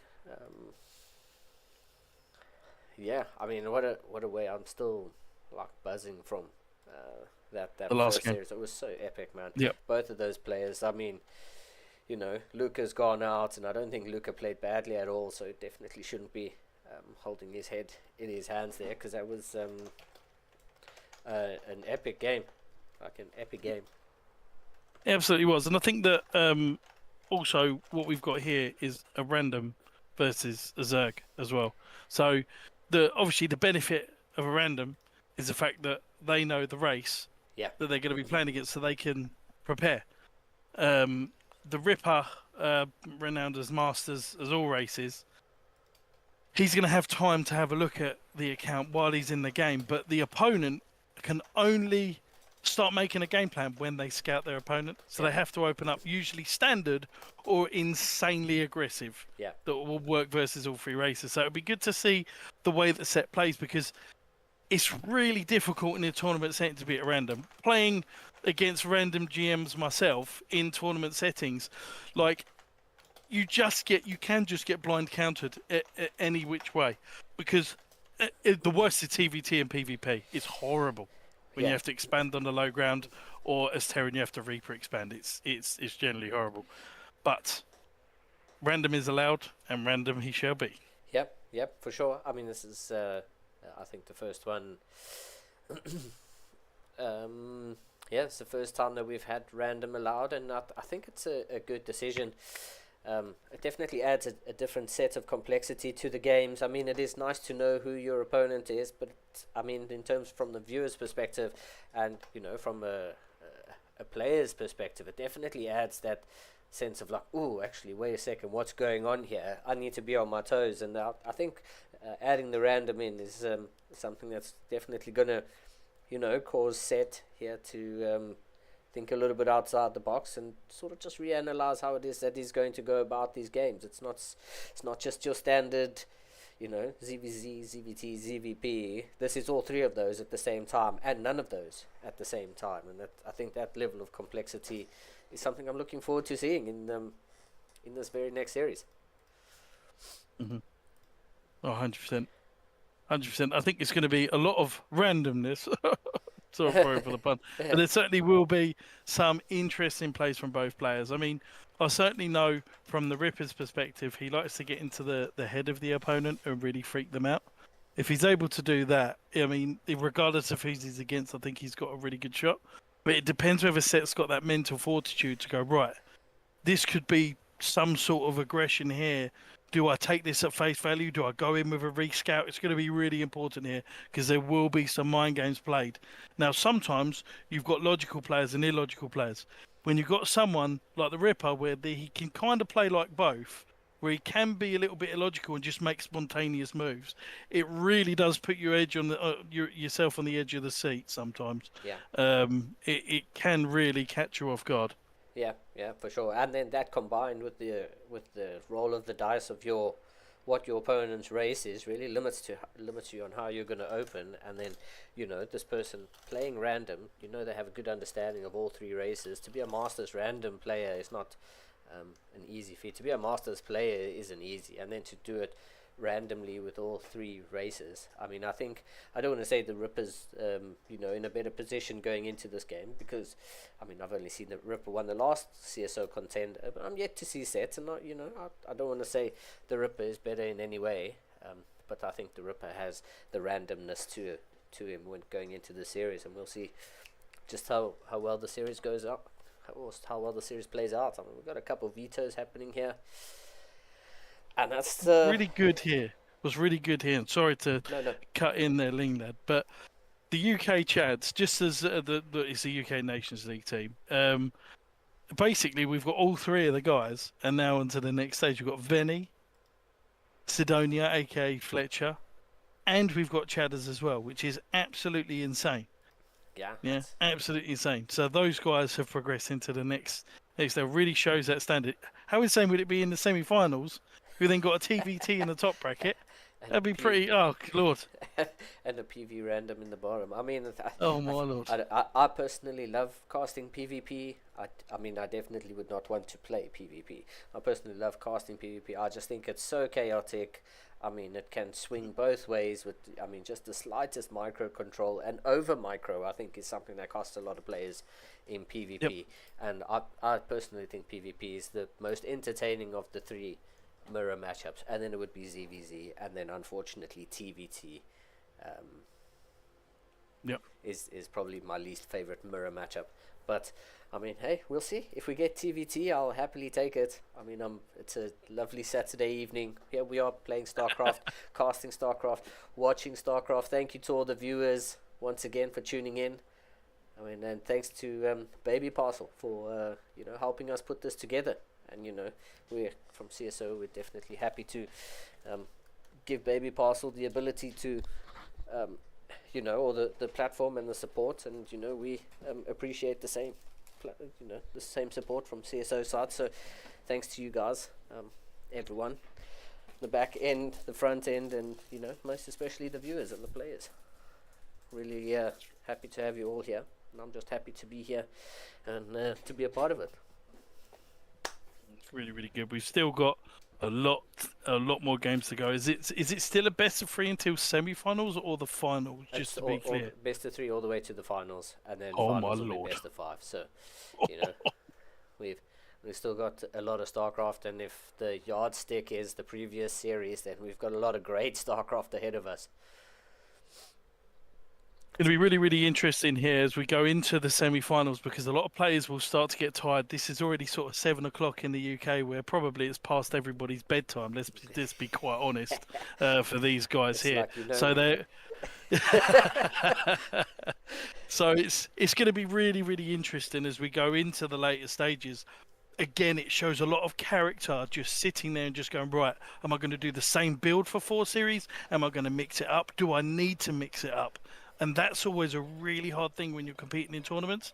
It's so difficult to keep a straight head, because sometimes you overthink the next build. Sometimes you'll go, right, I'm on Pylon, I'm going to do a proxy 3-racks. And then as you're doing the proxy 3-racks, it ends up not actually happening, because in the game you don't feel it. It's so cool to be in a tournament environment, especially for these types of players, because they're going to really feel it as they go along. Yeah, for sure. I mean, like you say, as it goes on, and I think it's the mental, the whole mental game is going to be a big thing here going forward. Is do they have what it takes to go? To keep it going, to keep that energy up. I mean, just thinking back to Venia and how hectic that game must have been, Venia versus Luca. Hopefully, Venny's had an opportunity to just stand up, have a little bit of water, refresh, and go again.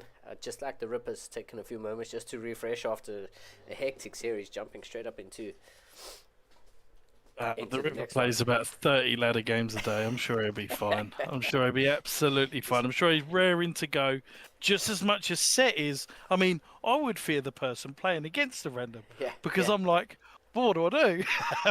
What do I cook up? How can I cook if you won't let me cook? Yeah, So it's for going to sure. be quite difficult for Set. Again, it's going to show a lot of nerves from Set, because he's going to go onto the Ripper's account and look for all different races and be like, well, what one's his weakest? Yeah, yeah, exactly that. Exactly that. And he'll probably look at Ripper's match history and say, this guy's played 50 games today. What's going on? Yeah, absolutely. So it's going to be an absolutely fantastic series here from both players. I mean, we're starting on Maganath. I mean, it's a dream. I'll let you start off first, Linglad. For sure. I mean, let's get this. The game is just loaded in. And yeah, as we have spawning in the bottom right-hand corner of Maganatha. The blue Terran player repping UK chats. Give it up in chat for the Ripper. And on the top left-hand side, playing against the random, really has to get past this position in the game. He needs to know what race he's playing against. He is in the red sunglasses. It is from Funhouse, I believe, Set. I hope that's not another F word for... I'm sure you'll be forgiven if you get it wrong anyway, because that's the family-friendly one to go for. Yes, absolutely. And as we see from the opening from Set, he is doing the mathematically accurate opener as described by Lambo, with the 15 hatch after the intentional supply block in the main. So, yeah, what this enables you to do is just having the 2 queens. I mean, it just looks fantastic for one, but also allows you to get your 2 queens on time. And it's the difference between 4 to 8 Reaper shots from a hatch first, so for 16 or 17, to only 2 shots if you open this way. Really, really good. Yeah, it is a great opener, especially with the Ripper playing random. I mean, it is probably the go-to opener, the safest one. You know, what is the most efficient thing that I can do before I get some sort of information? And I mean, I think Set's gone for the correct opener here. Absolutely, as we do see expansions for both players, so no shenanigans here from either player here. It'd be really good to see how they open up into the game, whether there's going to be liberators. I mean, I'm sure there's going to be drones flying here and there, decapitated lings, perhaps barbecued lings, we're not too sure. But for now, they're both kind of having an agreement of going, look, you can make workers, I can make workers. There's going to be nothing controversial here. For sure. I think it's quite nice, especially in game number 1. I don't know if these players have played against each other, so they might not know what the opponent is like. And for both of them to show that respect to their opponent, to say, let's just play a normal game, you know, size each other up in the first round of this 3-round series. Sizing each other up and saying, okay, let's see, and I expect to see some spice in game number 2 and 3. So What's really good here from Set, able to get that third base down. Lings are in hot pursuit of the Reaper. Now, what's really important here is with the Lings, you almost use them as like a bait and switch. As soon as the Reaper gets onto the creep, the Reaper's slightly slower in terms of movement speed, but when they come off of creep, they are slightly faster. So you always want to keep your Lings on the creep, as we see the Marine almost taking out the Overlord. No second gas here, so that kind of normally revolves around a third base, but the Ripper usually goes for aggression to start this off. He may grab his second gas now after the starport started. Yeah, pretty much as you called it. The Ripper going for a 1-1-1 opener here as the Zerg's Set is just trying to spread a little bit of creep, trying to link the bases 2 and 3 for now. Queen posturing forward and just trying to keep those creep tumors alive. Got a couple lings that are going to come up. I think they're going to start to snap that Marine. The lings, the lings do actually kill that Marine. And great control there by Set, pulling the weakened ling back. These 2 lings not going to be able to get in. And there's some barbecue as you requested, Gamerity. Some barbecued lings reporting for duty, and Set really just prioritizing this creep. It's actually beautiful to see, it's just drones and creep on the production tab, and that's absolutely amazing. And a queen. Can't forget Brenda. Link speed starts up a little bit late, but I think that's good for Set. He's just been prioritizing drones. You can see he's oversaturated, which is, I think, okay for now. I mean, he hasn't made any army units, so he's just prioritizing drones, trying to hit that drone count number that he's looking for, and we'll see. A late Roach Roar in here, which doesn't indicate any type of all-in, unless there's going to be No workers from here. Normally you go up to 40 to 45 workers if you want to do a really big roach push. So let's see how many workers he ends up, as we do see the barbecue squad coming in, as well as, I think for good measure, a liberator coming out. So Set's got a long way before these roaches come out. He's going to have to use his queens and whatever lings he's got, which he doesn't have many. If the Ripper just goes into the natural, I mean, he's having a party all day. Yeah, for sure. For sure. But I think this queen party over here at the front is just enough to push these Hellions away, and I think the Ripper must be a little concerned as to why aren't you saturated on your third base yet. He went in there expecting some drones to cook, and there were absolutely no drones. Ooh, Queen's doing a good job of picking off a couple of Hellions, but that Liberator's going to pop up into the main now. Siege is up, actually sees a hell of a lot of roaches just pop up, and these are going to be some fried drones again. The Ripper popping into that third base and seeing no drones. I mean, look at this, about 40 to 45 workers, roach push. This is actually going to be a very all-in push. He has to do damage here. Set is moving across the map. There is a bunker coming down from the Ripper. He needs to get these finished because, I mean, there is no other defense at home because there's so much resources into harassment. Yeah, and I mean, he's only got 4 Hellions there, harassment, 4 Hellions and the Liberator, but there's no tank. There's absolutely no tanks here at home. He goes for the supply drop here. That's going to save him a little bit while the 3 supplies is building finish up, but the Ripper might be in a little bit of trouble. I mean, he has a solid wall to keep him safe. Bunker finishes up. There's only 1 Ravager here. So, okay, a couple more, 4 more Ravagers do show up, and that's going to be good. Ripper going to have to put his SCVs back. The wall gets taken out. That bunker. He needs to hold. He needs to hold this. If he doesn't hold this, the Ripper will suffer a defeat here as the Ravagers are just teeing off against the upgrades here. Stim is close to being finished here. There's so many units here from Set. He needs to get in the wall, but he's not going in. Yeah, for sure. Not getting in at all. I mean, the Ripper is doing a pretty good job of trying to hold this wall, but there might just be a little bit too much. I mean, the Marines do start to get taken out, and the wall does open up. SCVs are now showing up, and I mean, you know, the SCVs are going to do such a good job of, you know, messing with the AI targeting there. SCVs, once they're in attack mode, they get registered as an aggressive unit, and so if Set wasn't actually, you know, targeting down the actual army units here, they'd start to focus fire on those SCVs, and I think Ripper only losing 7 is actually quite well done there. The upgrades are finished. This is huge for the Ripper, but he doesn't want to come out here. He's going to kill so many of the Lings. He needs to pull the workers. The Lings are just getting absolutely shredded, Lingland. This is going to be a close hold. For sure. I think the Rippers doing pretty well. Pulls the SCVs right at the end, and that's going to force Set to pull back a little bit. I mean, the corrosive bowels are a little bit too far back, and you know, they kind of whiff, and the Ripper's done such a good job of holding this. On the back of the Set is not making any drones. He's just absolutely 24 Lings on production. Oh, there we go. The triple corrosive bowels takes out that tank, but I think the Ripper's done enough just to snuff this aggression. Absolutely insane hold from the Ripper, literally having a third of the army supply here to Set. Holds this push, but Set, absolutely fantastic damage, does snipe an engineering bay, and is now back onto the course of maybe getting back into this game.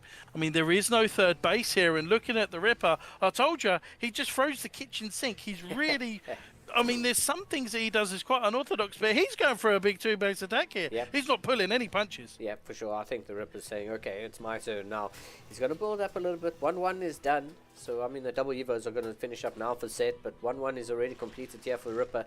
Set's just going to have to make, you know, non-stop army from here just to be able to hold this push. He's got a couple Overlords positioned in the map, but if the Ripper just goes straight across the map, he's not going to encounter any of those Overlords, and Set's only going to notice as soon as Ripper sets foot onto creep. So look at this great vision. The only vision he doesn't have is literally here, Lingland. This couldn't be written in the stars for the Ripper as he's walking across the map with almost twice the army supply, as now Set sees a push coming.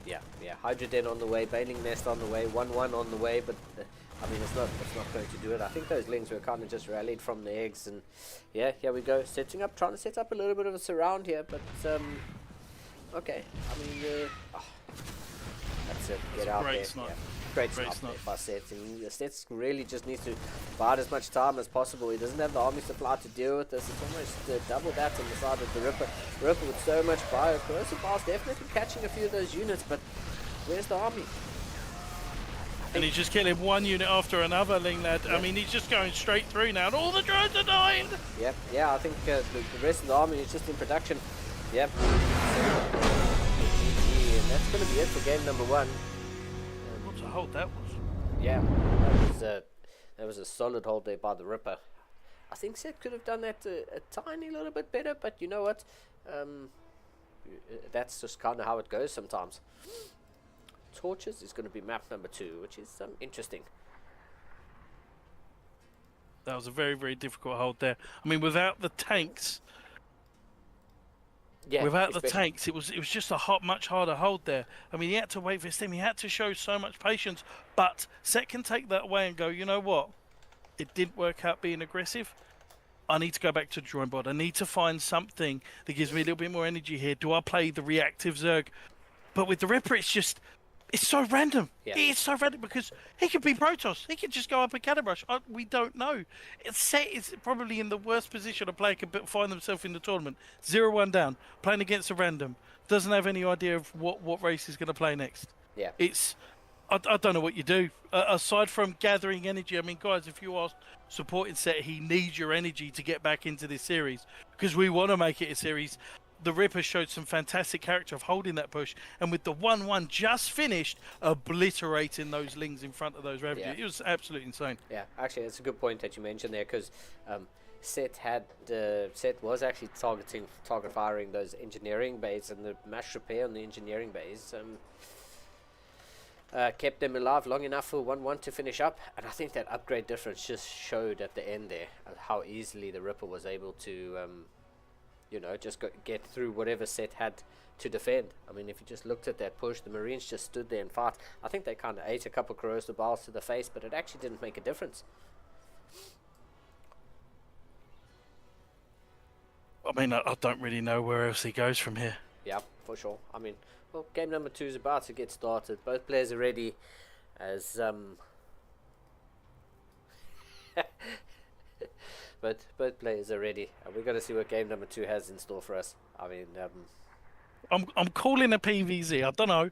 I've got my Mystic Ball out. I could either be silly. ZVZ. I'm going to call it a PVZ. Oh! Still it again. Wow. Oh, nice. TVZ. We're both wrong.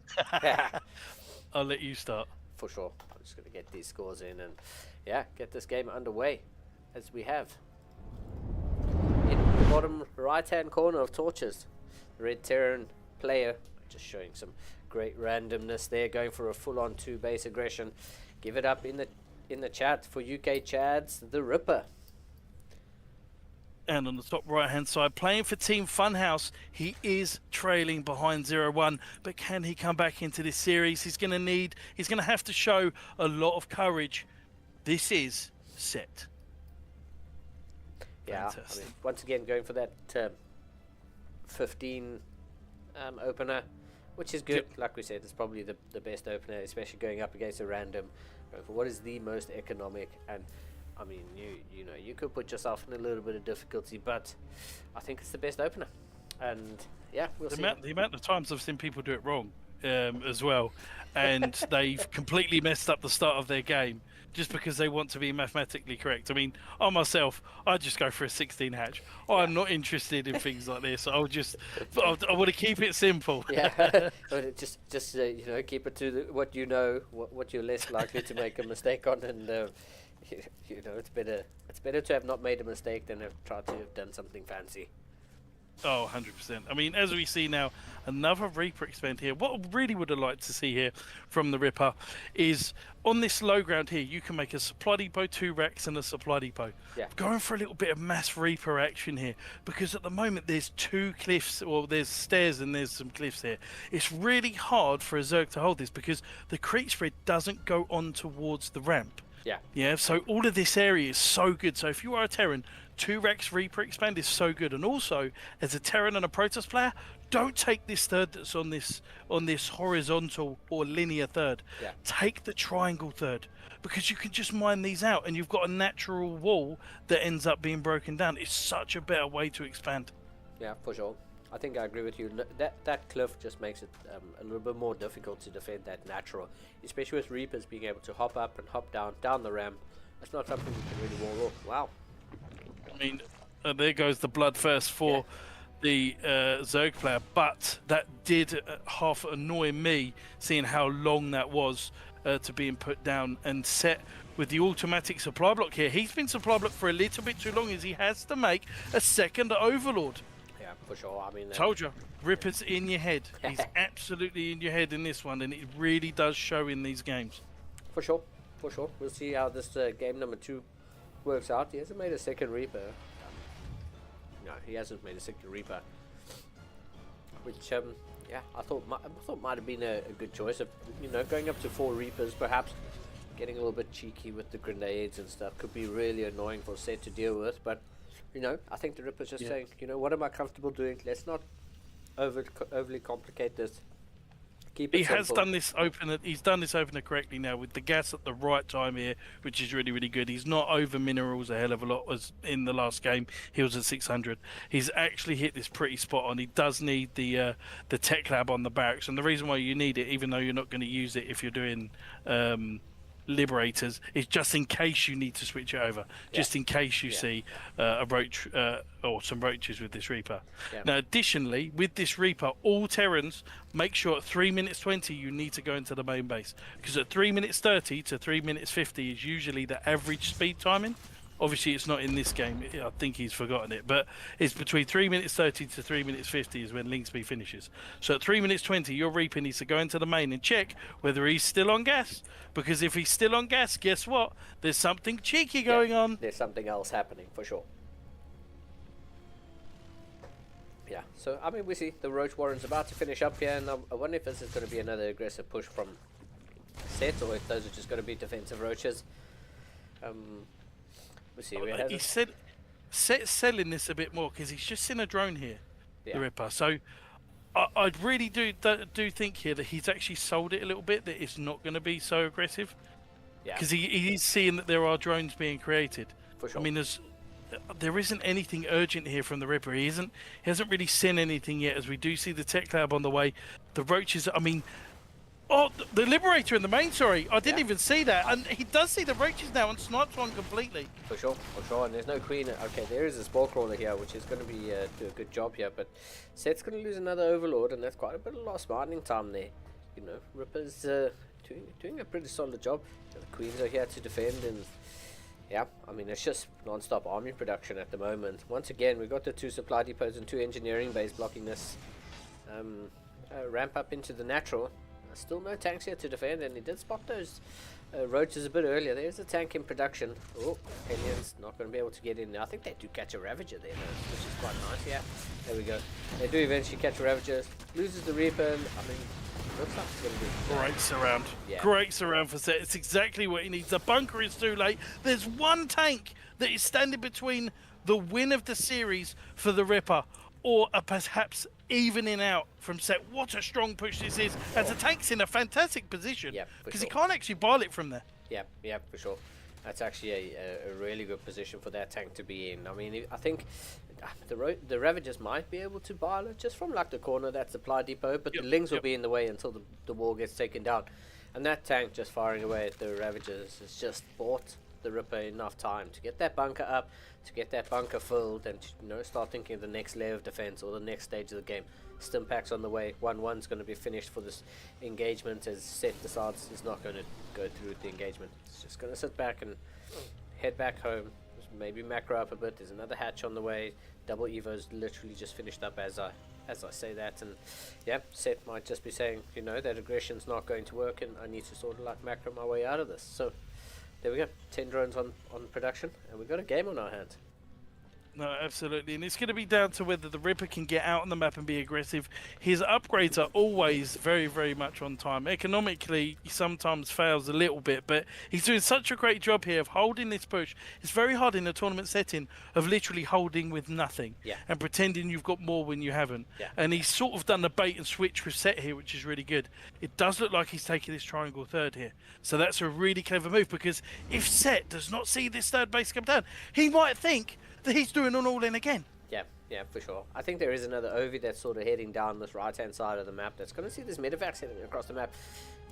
There we go. So, I mean, if Set is paying attention, he will be paying attention now with that Ovi getting taken out.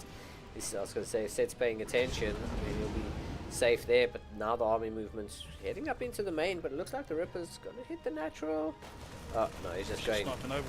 Yeah, he's just going Ovi hunting for now, and that Ovi's just going to get taken out. And yeah, there's no way for Set to get down here for now. So, yeah. You're just going to sit back and relax as these destructible rocks, or whatever they're called, they're about to finish up now. There we go. The whole right-hand side of the map is now open, and that's quite nice, the dynamic map setting. I quite like it. That's, you know, the maps do change and evolve as the game gets longer. Huge surround here, but a good pickup from the Ripper. I mean, he's going to have +2 even before almost +1 finishes here for the Zerg player. So currently Set trailing a little bit behind. He needs to have some of the most monumental engagements as he is going into Hydras. Does he go into Lurkers from here? I would have probably assumed so if it's going to be a mass ground army. But Set, he believes there was a push coming. Yeah. I think he genuinely believed that. I mean, there is now, but I think he thought it was going to be almost like a 2 base push. But now with +2 finishing and only 1-1 finishing, but we do have Bane speed. For sure. That's just completed. At Bane speed, but I think the Set just fired up 9 drones, and he probably could have used those lava for maybe 9 more Hydras, or 18 more Lings. But here we go, because I mean there are 13 Banelings on the way. Muscular Augment is coming down, but that's still a while away. As Set is now going to try to collapse into this army. These tanks siege a little far back. Oh, they're so well staggered here. We're going to get so many more shots off, but I think Set is just going to be able to clean this up.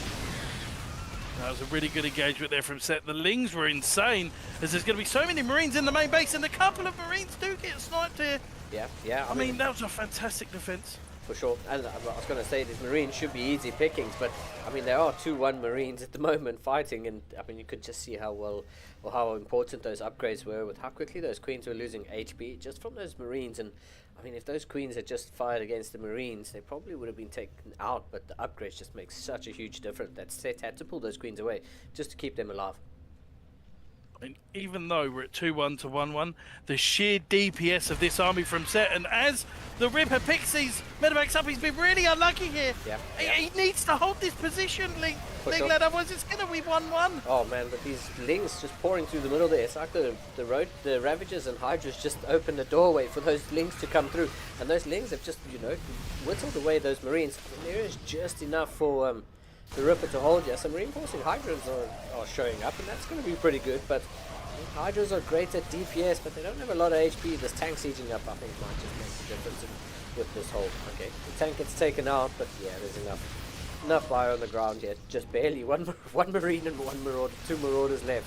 As more Lings start streaming in here, Set just trying to get some damage done, but I just don't think the Lings are in high enough numbers. He needs to pull back, needs to regroup before he pushes in again.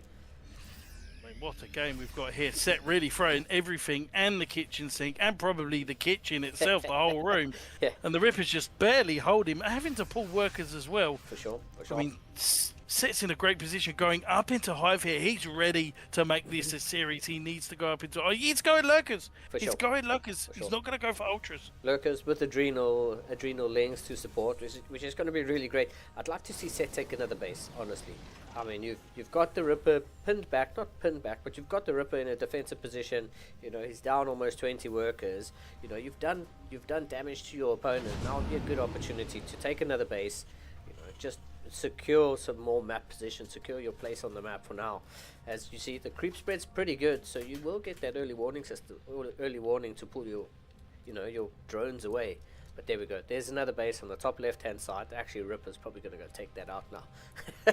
But there's another base on the top left-hand side. As I think as a Zerg, you do want to be taking another base whenever you can. Like I said, Ripper's going to take this one out. Be really hard done by if it was a kill. Good cancel. But yeah, I think Set did the right thing there to start expanding, to start to really pressure the Terran.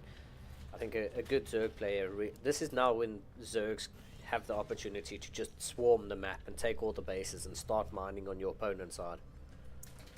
Well, interesting, he has got, I was going to say, he hasn't made a single Lurker yet, and he is going for the upgrades now. There are tanks, there are Liberators.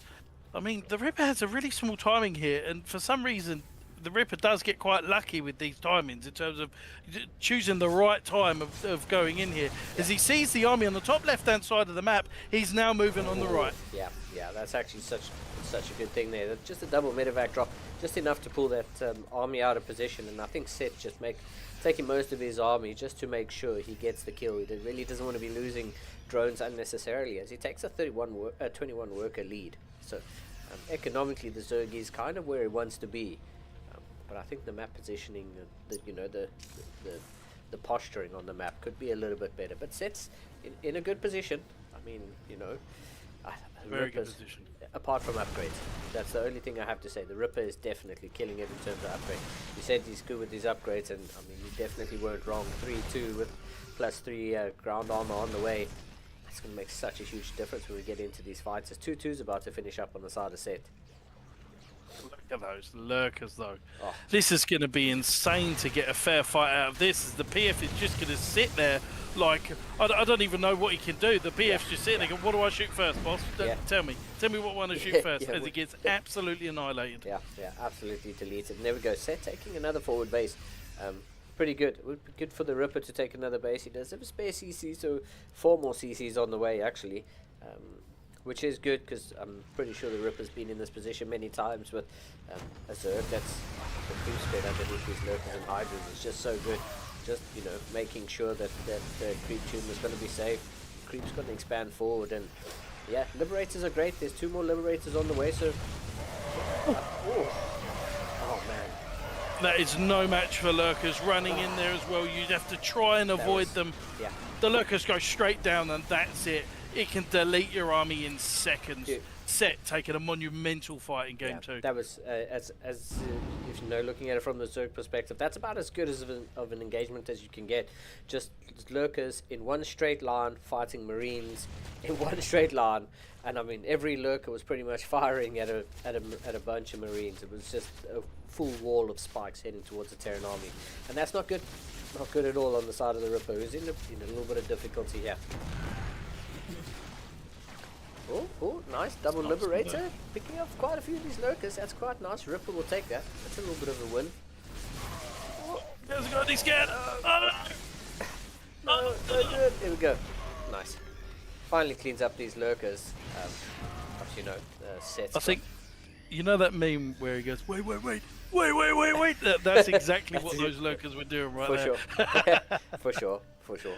I mean, it probably wouldn't have been bad if he just put those lurkers on hold position and pretended like he had killed all of them.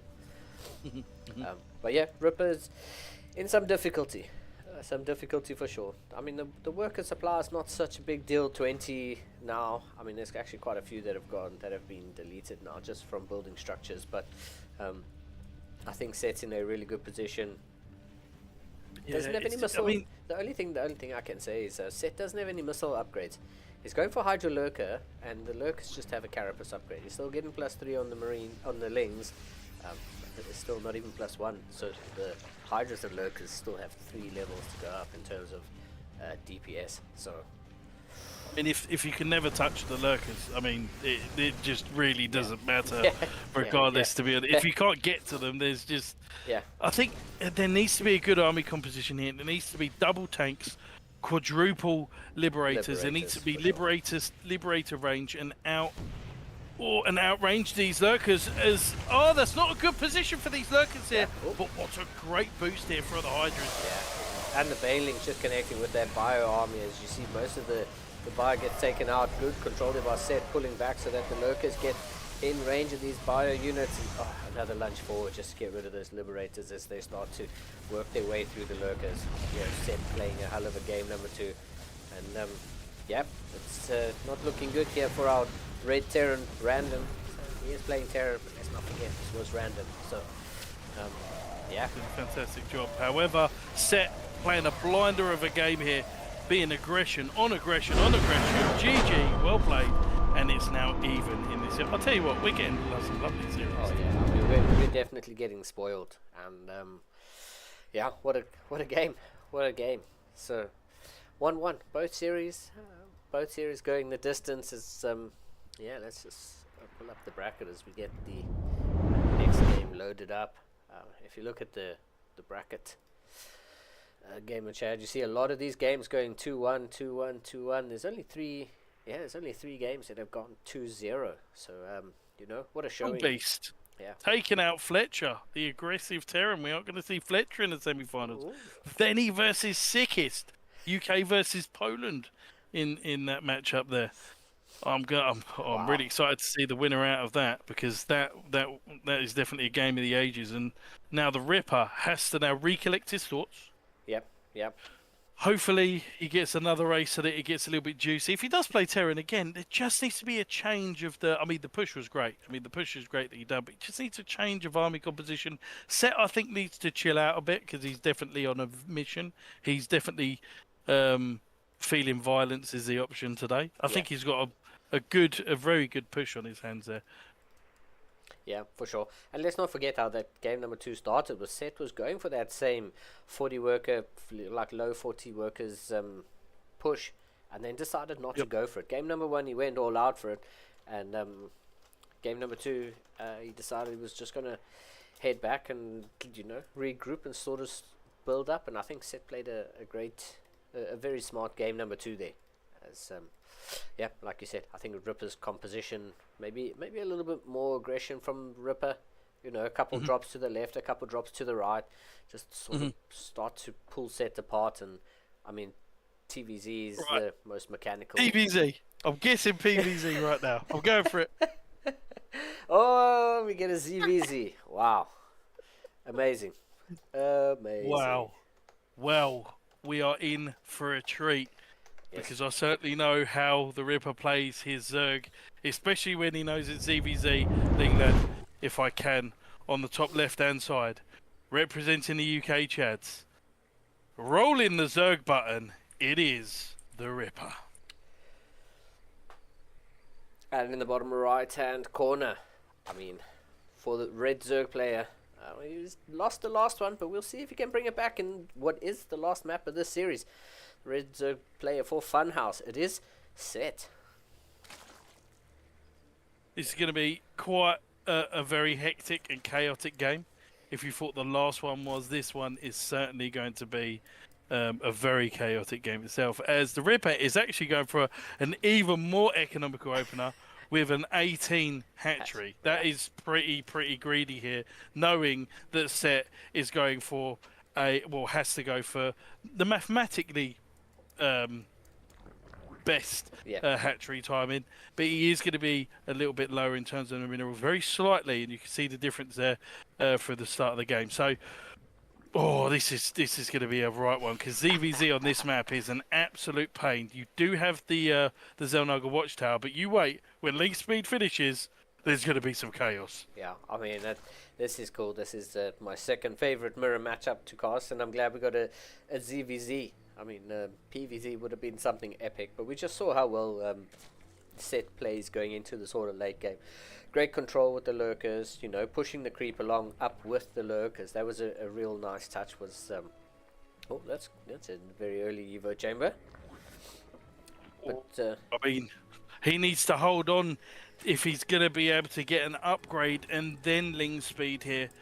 Grabbing the Evo chamber, there isn't really anything else he can do but just getting +1 attack early here, Lingrad. So one's going to go speed, one's going to go +1. Yeah. And if the Ripper then attacks with Lings and Banings early on, he's not going to have speed. Yeah, for sure. So Set might be at a slight disadvantage there. Set did eventually just see that, you know, it is a ZVZ, and we'll see how well Set's ZVZ is. His control in the late game ZVT was pretty good, but ZVZ's it's a whole different ball game. It's almost a different computer game altogether.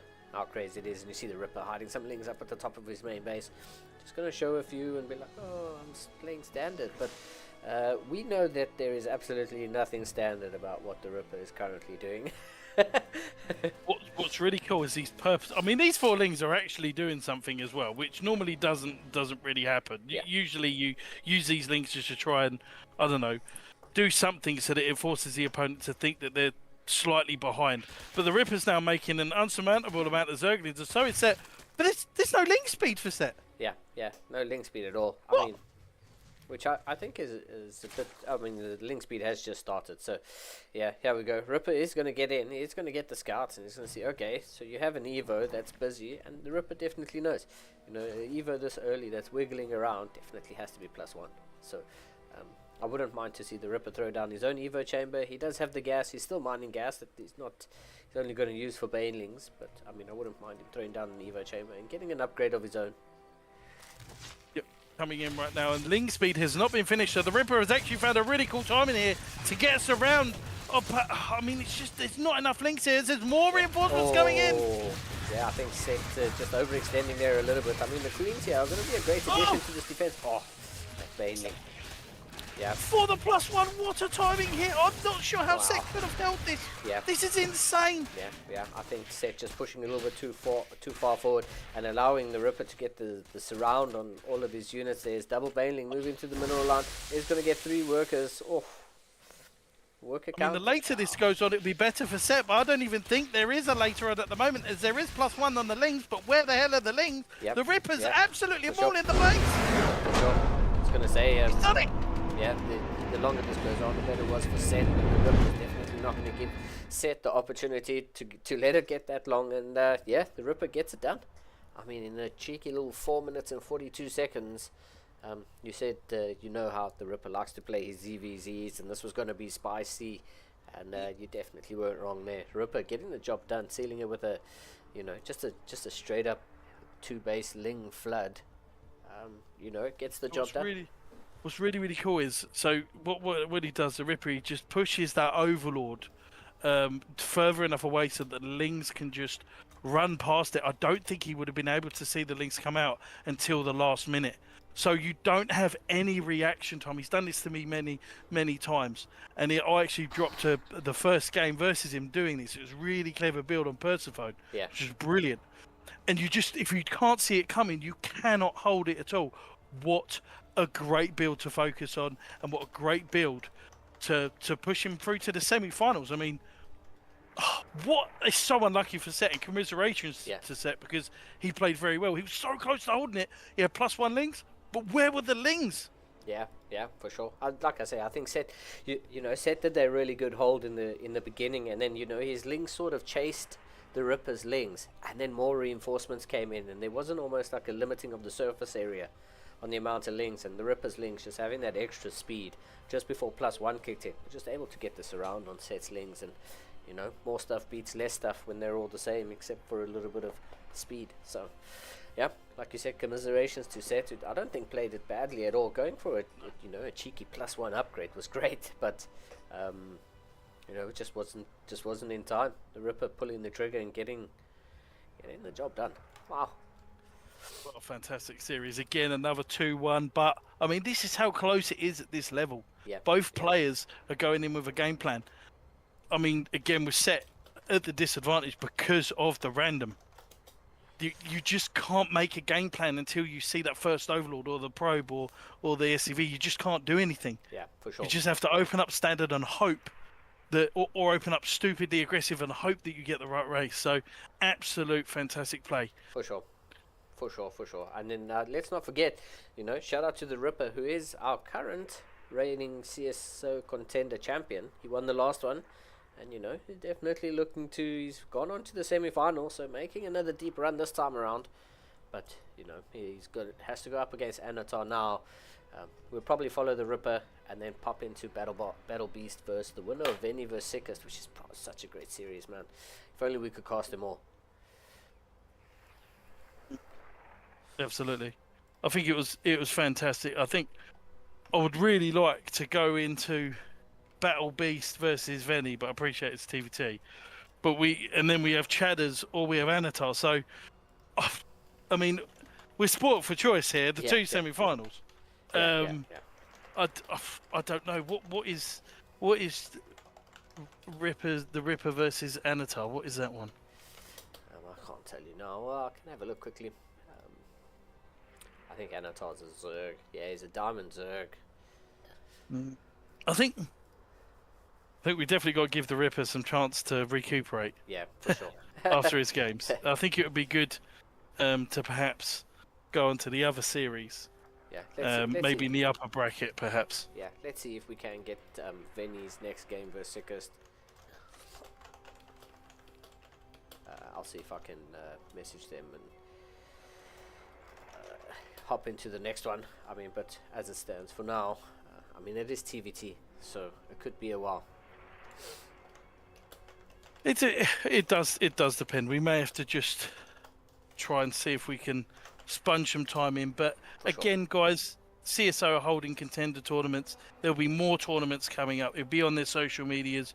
Please do attend them because it's only going up for CSO itself. There's going to be there's more sponsorship involved. There's going to be more prize pools for a lot of players here. CSO are expanding. Well, should be expanding from that a little bit as well. So, absolute fantastic tournament here already with some really sick games and probably some really cool clips as well. Yeah, for sure. I mean, we've been absolutely spoiled. With game today. I mean, the turnout has just been so great. The caliber of players that have turned up, the caliber of players that have turned up has been absolutely epic. And I mean, I know Sickest really well, and you know, Venny played such a great game, and that series is probably a bang up. I almost feel like I'm going to ask him for the replays just so I can watch some excellent StarCraft. So, because I know that's exactly what those two players are doing right now. So. Yeah, but actually, you know what I could do? We have a little bit of baby parcel, a little baby parcel advert that I could show in the meantime while we're trying to buy some time in between games. You know, shout out to Baby Parcel for, you know, partnering with CSO and getting this stuff going. And yeah, let me just throw on a little bit of Baby Parcel ads, and we'll be back in a few seconds.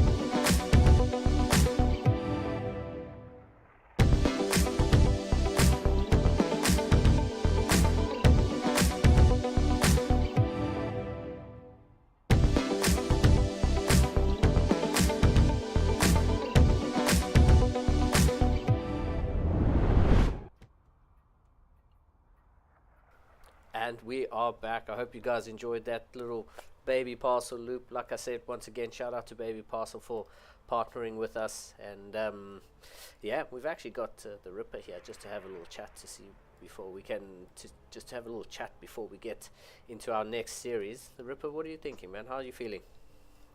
Oh my God, what a series so far. It has not been easy, let me tell you. The first games versus Protoss, I'm so sorry. His name was like a lot of capitals and lower cases. But you can see it on the bracket there. He was a fantastic Protoss. He got me in the PVT with a fantastic build where he went for a +3 armor, +1 attack, high count of Zealots into my bioarmy. My 3 racks did not work out. However, did manage to bring it back in the first game of the PvP. Fantastic back and forth. And then my ZVP to close it off. Very, very lucky to get those maps.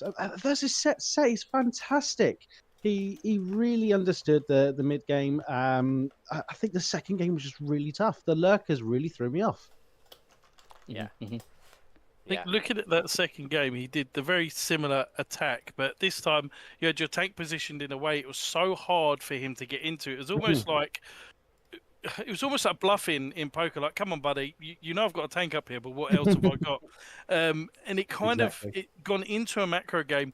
and it just slowly went off. Was it because, and looking at the upgrades, your +2 armor, and I could imagine you were probably fuming at the point, but that +2 armor was slightly a bit delayed. If that had been there, could we have shaved off the extra amount of links to get behind those ravages? We probably would never know. But that second game there, I thought it was very good, the choice of builds that you did.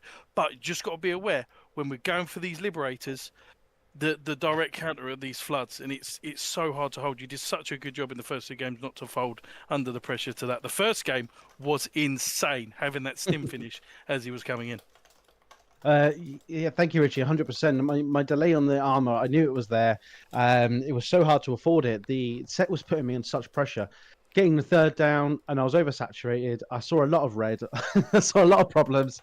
Supply block, and I had to do damage. And when the damage didn't get done, really, I should have left. I should have shown set that respect. But I am the Ripper, the random masters. I don't leave unless I am 100% sure I am going down. However, if I had left, we wouldn't have seen the rest of the game, which was fantastic. It was a very back and forth scenario. Taking out Planetary at the 4th gold was very bold of me, knowing he had mined out that gold space. But again, Lurkers threw me off. A lot of damage output from Lurkers. As we all know, the only unit they come close to, I'd say, competing with in DPS is the Marine. And unfortunately, they do counter the Marine if there's more Lurkers than the Marines can handle.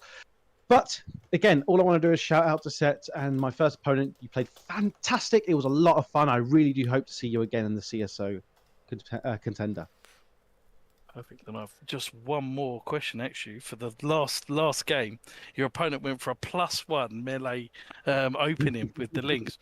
And his link speed just wasn't there. I mean, he just said he had +1, but he had no links. It was a really awkward position because, I mean, as you've done this to me in the past, that he didn't see the links go past because the overlord was pushed just enough far away that by the time he saw it, it was too late. And I'm sorry, doesn't matter who you are, if you're too late to the punch, the uppercut is definitely going to knock you out. And that's what we saw in that final game.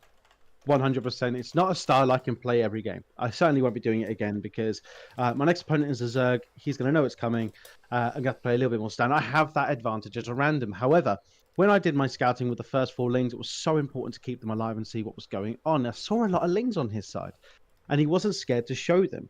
For me, that told me 2 things. One, he was being reckless, and that's just not set style. I could see that from the first 2 games. Something else was amiss. So I had to go into the main, saw the Evo chamber, and there's only one way he could have afforded an Evo chamber and it to be wiggling is if he was going for +1 and cut away speed.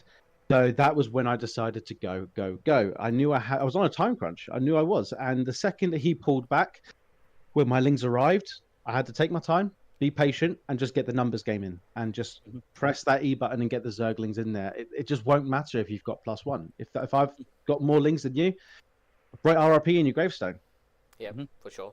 The surface area, that first engagement from Set, that first defense was good, and you pulled back and drew his lings out, and then that's when your numbers, some more reinforcing lings came in, and you just got the surface area on his lings, and that was actually just at the point where his +1 was about to finish.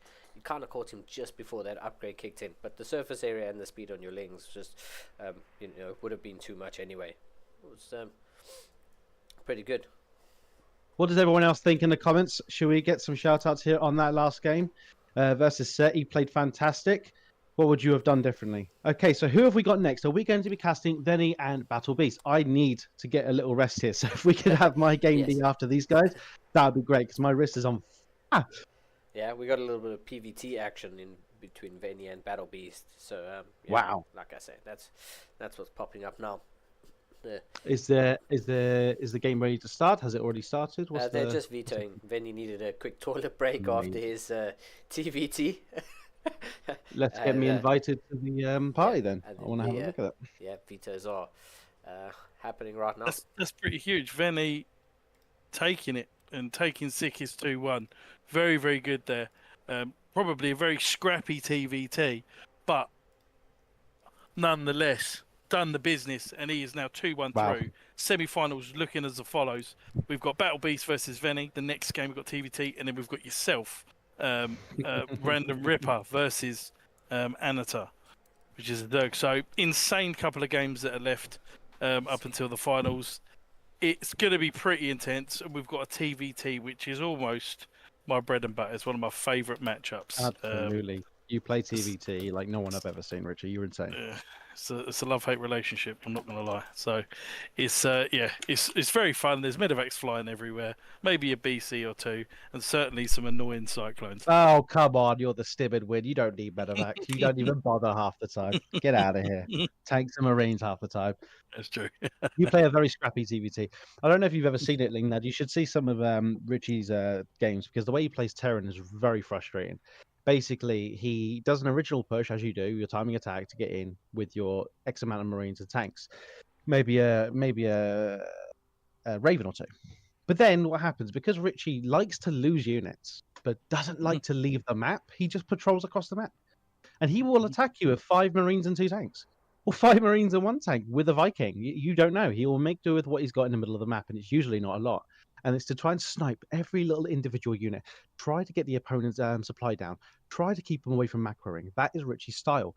And it's a very frustrating play style to play against. 100%. So, I think they're doing their vetoes at the moment, Lingnad. I think they're just now finishing up with this. Now, TVT is very interesting as part of the veto process itself. So, if you're a clean Terran, I mean clean Terran, not a dirty Terran, there are two different types of Terrans. The dirty Terrans are the ones that, I mean, very similar to myself, like to proxy the starport, love to really throw some manic chaos. But if you're a clean Terran, you're going to like the maps where Ultra Love, Torches, LE.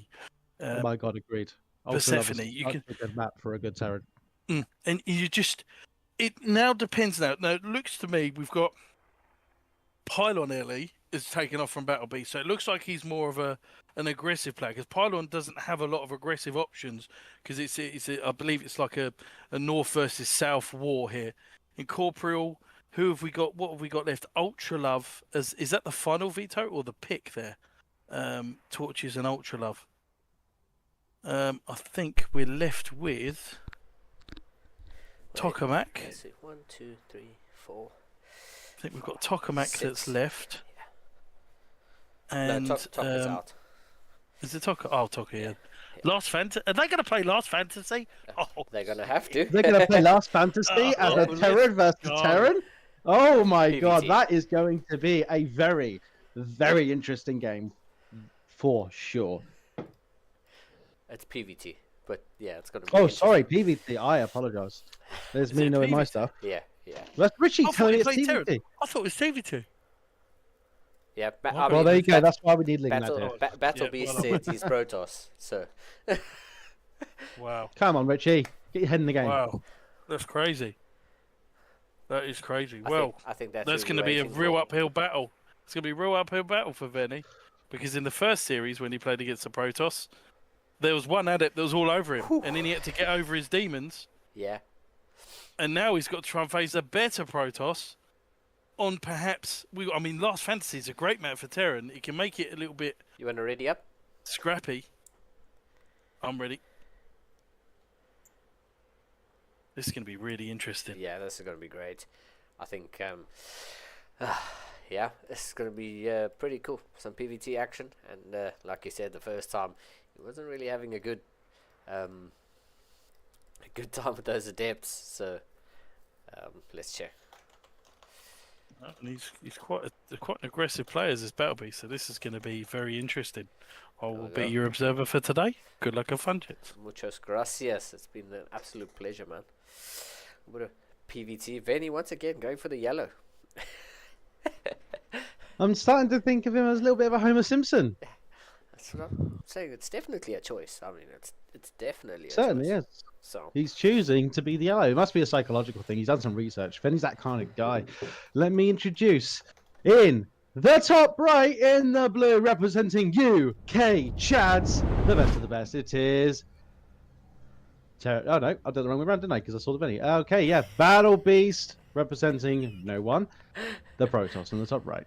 Linglad, sorry, take over. no problem. It's my pleasure to introduce the yellow Terran player once again in the bottom left-hand corner of Leyland, repping UK Chad. Give it up for Venny. We'll see if Battle Beast is gonna throw those glaive adepts. I'm telling you, I'm gonna watch that replay, and I'm gonna see exactly how much longer that auto turret had before it took out the. I'm telling you, man, it was like the last frame on the screen. It was absolutely amazing that I didn't get Prism to got see taken it. out. Such a shame. So what was the standards for the last two games I missed with Benny and his opponent Luca? What Epic. happened? Was it very Absolutely. one-sided? Like No, what was no. the? So Venny took the first game, Mhm. as you saw, and then Luca absolutely. Oh no, Luca took the first game, with Yep. that pretty solid Protoss game, and then Venny really just played an absolutely solid game number two. It was just like a mirror image, they flipped the script, and it was. Oh, and he lost his first SCV. It was a mirror, Yeah. a mirror matchup, and already Venny's feeling the strain. Sorry, go Yeah, ahead. no, all good. And then, they kind of lulled in the mid game, and then after the mid game, Venny just took absolutely epic engagement after epic engagement after epic engagement. Wow. And then that was just game number two. And game number three was just fireworks, man. It was a great series. We were really spoiled with that one. So, Love it. yeah, we'll see. Venny up against. Well, if I get to the finals against Venny, let me tell you, I will be nervous. The man knows how to play. Oh, I mean, I did mention that you are our current champion, so yeah, we shall see how it goes. Pretty good games, but let's not get too ahead of ourselves here. It's a nice little sentry, chronoing out Wow. a sentry. I guess Battle Beast is just going to use that for, either like some Yep. defensive force fields. He'll or probably just- get the energy recharge on this if he wants to. Yeah. This will be used to get a good early scout. Yeah, This early is something stage that a lot of defenses. pros are doing versus Terran. There we go, the energy recharge on the sentry. It'll Okay. be used then to push back the Reaper.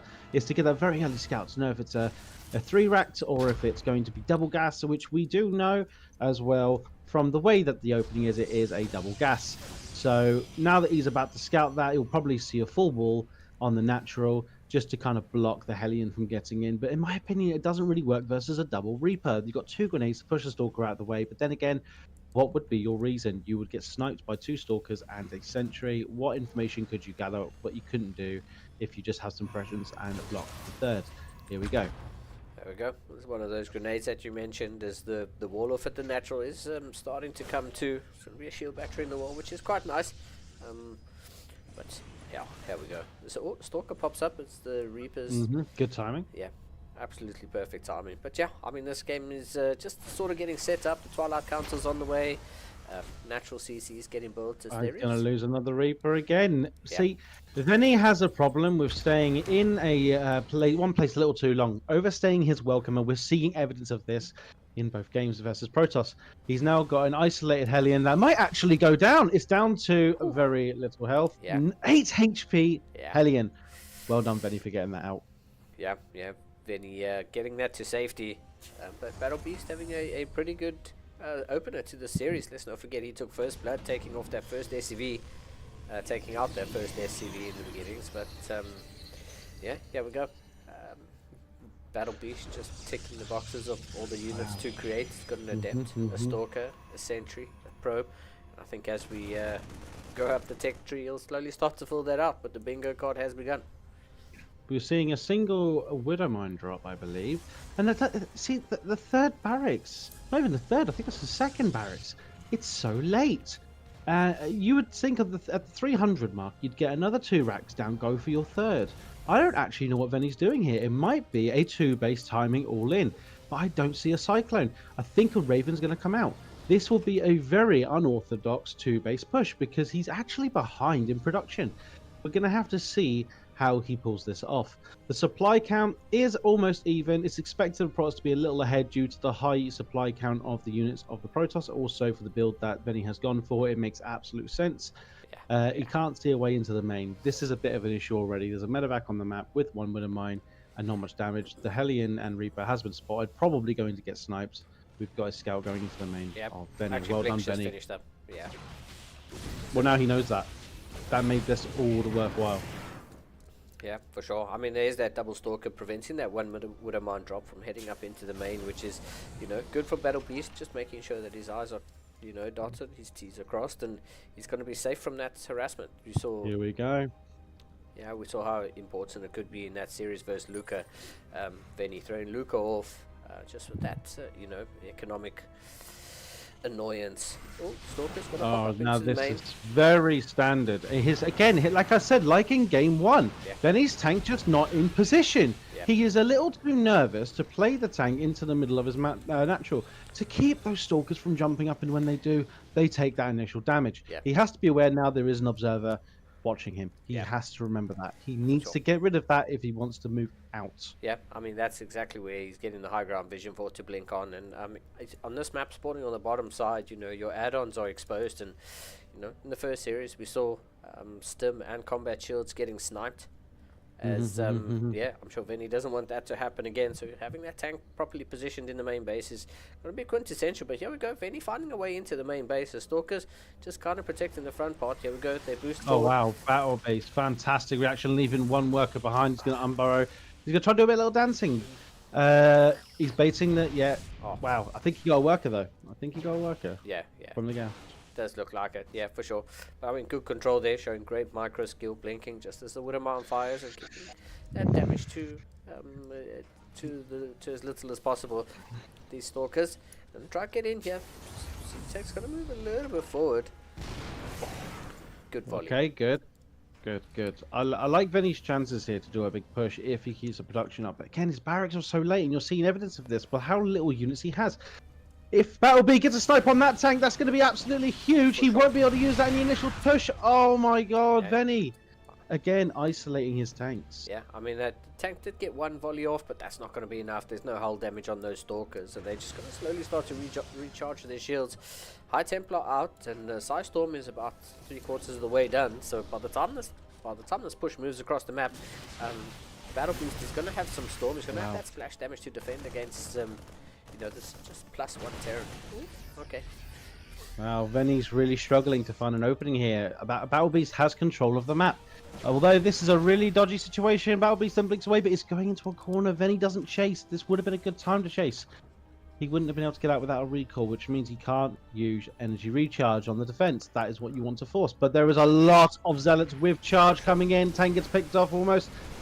Ooh, Beautiful. yeah. Beautiful. Well done, Venny. Yeah. Venny needs to now get out of there. He does not want to push this advantage. It's not there for him. Yeah, Oh my god, here we go. Ooh, The that's storm. The Pro has damaged himself a lot more than not, but the Medevac's on very low HP, Yeah. and I think that's just a little too much if he Yeah. wants to keep on the aggression. great force fields there by Battle Beast, just sort of sectioning off the retreat from the Terran and forcing the Terran to run into the storms. I mean, even if the storm doesn't kill the units, it's going to drain the energy on the medevacs, and that's I think essentially what hurts the Terran longer down the line is not having any energy on the medevacs, and unlike the Protoss, not having an opportunity or an option to recharge that energy. The Terran medevacs are just limited as to how much energy they can generate, and there's that late game upgrade, but that's something that will only come into play after like minute 14, where the medevacs get the opportunity to increase the amount of energy recharge. I don't know if that's something that could be used like now, if it's something you could chase now, if you're going to go for like limit the amount of medevacs you have but increase the amount of energy that they generate. I don't know if that's something that Terran players Not are doing. really. It's not something that they typically do. But what's actually more important here is that while Battle Beast takes a fourth base, he's going to press the advantage. There's going to be a Zealot run by coming into the natural while he pushes into the main base. Doesn't matter how much he loses here. It's just a little too much. He's going to try and bait a Widowmine. A storm on these Widowmines will be huge. Yeah. Well done, Yeah. Venny, for pushing both of these armies back. I honestly cannot believe Battle Beast is hesitating. The longer he waits now, the harder this will be. A DT Shrine is on the way. Yep. Perfect Storm. Venny needs to be really, really patient here. He needs ghosts and he needs to calm down. He is panicking. He's got an observer over his third base. Sorry. We need to see EMPs. Yeah. Those High Templars There we go. are.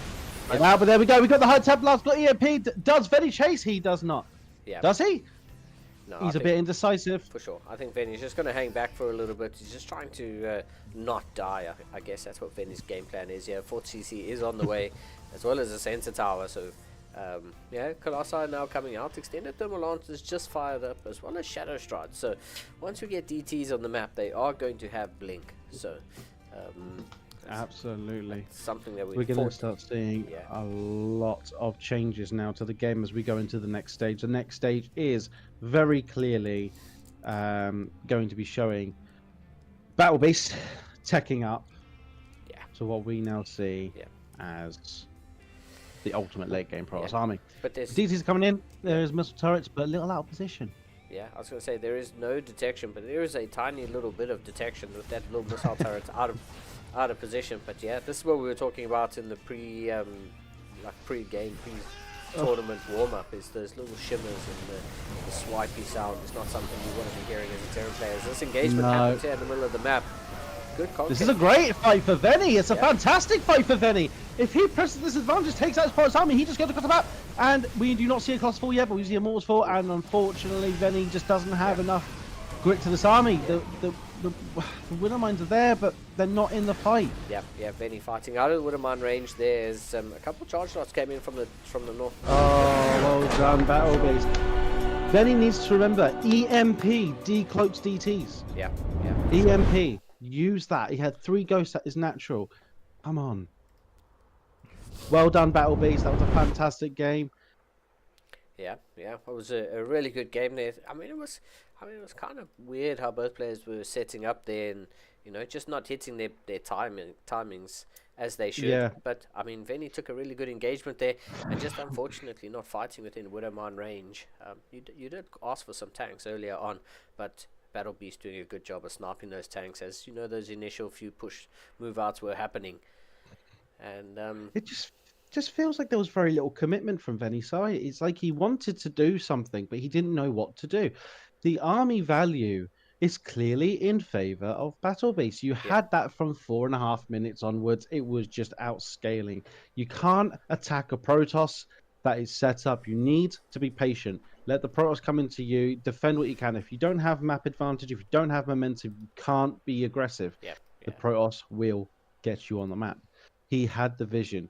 He had the motive. He just had it all. Battle Beast is a very scary Protoss indeed. Yeah, for sure. And I mean, he gets the point on the board. And Venny definitely wasn't enjoying those adepts in the first series, and actually come up against any adept in this series.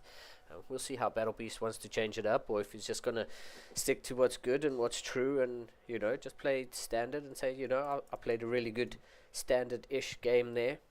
Got the opportunity to tech up with those DTs, and that's definitely an adjustment that Venny's going to have to make in the second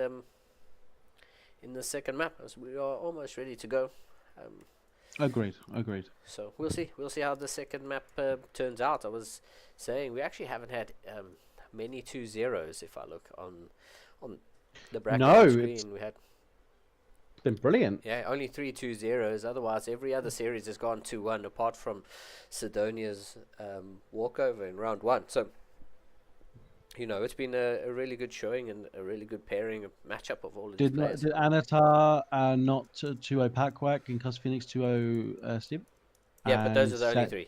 We had those 3 in the first round, and then every other match has been 2-1s, which is just really good. Oh yeah, and round 2 is fantastic. We're seeing a lot going on here. Now we're getting into the semi-finals, and I'm just very excited. If Venny gets into the finals, if Battle Beast gets into the finals, I know whoever gets in there with them, whether it's me or Anatar, it will be a finals for the ages. Yeah, it's going to be absolutely epic. And a couple of times I said thanks to you and to Baby Parcel for helping us get this going. And man, it's just great to have such great StarCraft. The results speak for themselves, and they just show how close these games can be, and how close the series have been. So it's pretty awesome to have some StarCraft cast to for players to play, for us to cast, and for the viewers to watch. So we're just looking at getting one more player into this lobby, and we'll get the next map underway. As it's PVT seems to be a tricky one to navigate. It's always been a tricky one to navigate, but I guess at these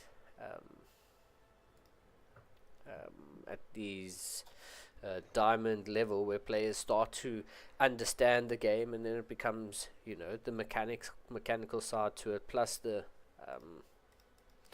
plus the mental side to it and the understanding, you really start to see cracks in players playing, like, Veni just not having that tank correctly positioned in the main base. And I think, at the end of this tournament, it's something that he's definitely going to look at and go, I got caught out there. And that's just an adjustment that he's going to have to make. And that's the beauty of StarCraft, is there's always, as soon as you master one thing...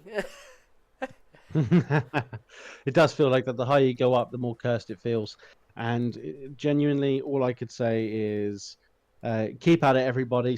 Baby Parcel will continue support with CSO for at least the next 3 months, but hopefully longer. We plan to stick around and give you guys the best of the best kind of games in the Contender series. All we need is for everyone to share this stream. Share your experience with the CSO as a contender yourself, and get more people to join, get more people to watch. We need StarCraft 2 to increase its support. We want StarCraft 2 to become stronger, bigger, badder than it has ever been before. And honestly, Baby Parcel, as a gamer father, and the other shareholder being a gamer father, and the other owner being a gamer mother, we understand everyone needs a hobby. So, getting into game 2 of Veni and Battle Beast. What are you expecting out of these players from game number 2? Veni is someone who gets better as he gets angry. You've seen that in the first games. Veni's going to be the kind of guy that will turn this around if given the chance. But let's do the introductions first off. Let me introduce to you, in the red, in the top left, the Protoss with 1 up on Veni. It is Battle Beast! And in the bottom right-hand corner, the yellow Terran player. He's going to need your support in this, and let's hope he can do the same as he did in his first series and turn this around. In the bottom right, the yellow from UK Chats. Give it up for Veni. Woohoo! I can just hear it in the back. Veni, Veni, Veni. I try not to be biased, but he's my colleague.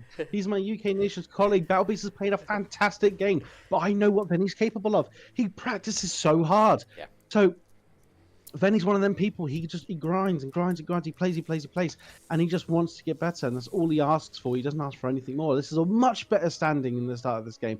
He doesn't let the SCV go down. He goes double gas opening, and like I said earlier, Veni gets stronger the more you annoy him. And by the way, taking that first game off him does annoy him. For sure. Let me tell you. For sure. I mean, he's barely lost any HP on that SCV building the racks, and I'm pretty sure losing that SCV in the first game, must have just made his blood boil and say that's unacceptable. Veni's a good enough player to know that's not something you should be doing at this level, and definitely might have been something that irked him in the first game, as it's game number 2.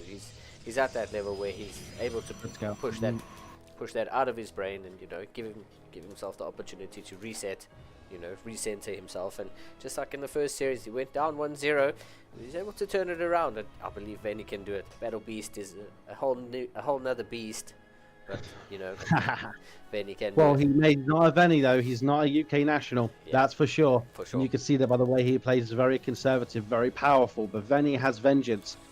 There's a lot to offer from Veni, and I want to see this man go all the way. In retrospect, here, Linglad, I mean, you've got to think. If you play Veni once, beat him, you can't do the same thing again twice. Veni has a very good memory.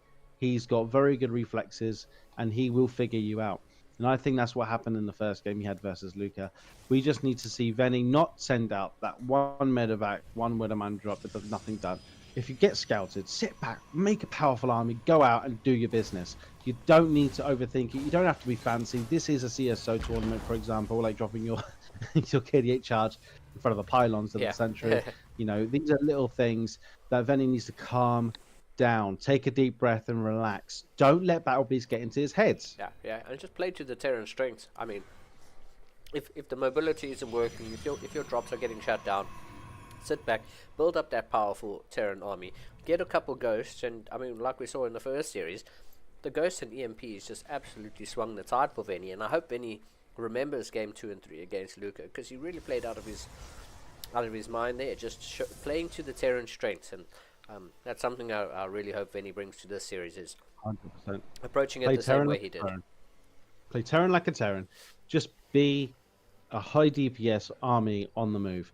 Protoss doesn't like being picked apart, and Veni has the ability to do that. Yeah. I just hope. I mean, we're already seeing a difference. We're seeing a Cyclone come out. I wonder why. I wonder what happened in the first game makes him think Cyclone. I'm assuming, oh, it's the Cyclone 3 Marine push at the early game. Okay. He's kept the Reaper alive, a little extra DPS and the KDA charge to keep any units away from his Cyclone. So there is a small scout off. He should pick up those Marines and that medevac and get that medevac across the map. This is a... Oh my god, hang on a minute. How did I miss this? This is a 1-1-1. Yeah, and I mean that second base is CC still up in the main base. He hasn't even moved down to the low ground to start mining from that second base. He's really just looking to do some damage on a good one base. CC's moving across now, but he's already got the mules down from that first CC, and he's got a little bit of income, added income from that second CC. But here we go. The Cyclone, the Reaper, and the Marines are moving into his natural. They pick off a probe. They're gonna... This is fine, but there's a Phoenix coming. I mean, all Battle Beast has to do is get some Stalkers out. Oh, I mean, that was a nasty shot on the Stalker. He can't lose any Stalkers. That is not the play. Veni is going to shut this down. This is very much in favor of Veni right now. He just needs a micro to back it up. Battle Beast is still going to go in. Oh my god, what's going on here? I mean, the micro is insane. The workers are going down. He needs to keep up the production on his own SCVs, though. Otherwise, this is for nothing. We're going to see another Phoenix go down. Another Phoenix possibly going to go down. We saw the Cyclone doing hits. I can't believe this Cyclone's absolutely going for it. But it goes down. There we got the Phoenix. Oh my god, I don't know what's happening. I can't believe that the Phoenix got that shot off on that medevac to finally get rid of that medevac. It was kind of like the last one-for-one trade. As the medevac went down, the Phoenix went down. But the constant pickup of the tank, not letting that tank fire as soon as it got put down, is definitely what saved Battle Beast there. You know, mitigating the amount of damage and the splash that the tanks are able to push out. Veni is just going to put the pressure on. Going to keep... I don't think this is the right move. I think he needs to go home, take the pressure off. I mean, this is fine, but the more units he throws away, the harder this will be for him. Unless he gets a fantastic engagement. He's going to try and bait into the tank, which is in a fantastic position, but the first tank was too close. There's still Phoenixes in the air. For sure. If the Phoenix catches this tank, it's going to be very difficult to hold. Put the Cyclone below the tank, get a lock on the Phoenix, I think is the best play. But he might get the third. No medevac, though. No healing, no sustain in this fight. Yeah, for sure. I mean, if another Viking turns up, and that's definitely going to help. Don't forget, Vikings will be able to land, and you know that will add some extra DPS on the ground if the Phoenix, once the Phoenixes get taken out. But I mean, taking out this third base is definitely something that Veni's going to be comfortable with. Oh my god, I think Battlebeast just got a little bit cocky. I think he got very excited handling the first push. He just was not expecting Veni to do what he does best. And gets in and does the business. Keeps up the pressure. This was very much Veni's start. Now we're going to see Battlebee struggle to basically tack up. He's behind on workers. He's behind on supply. He's behind on upgrades. What does he do?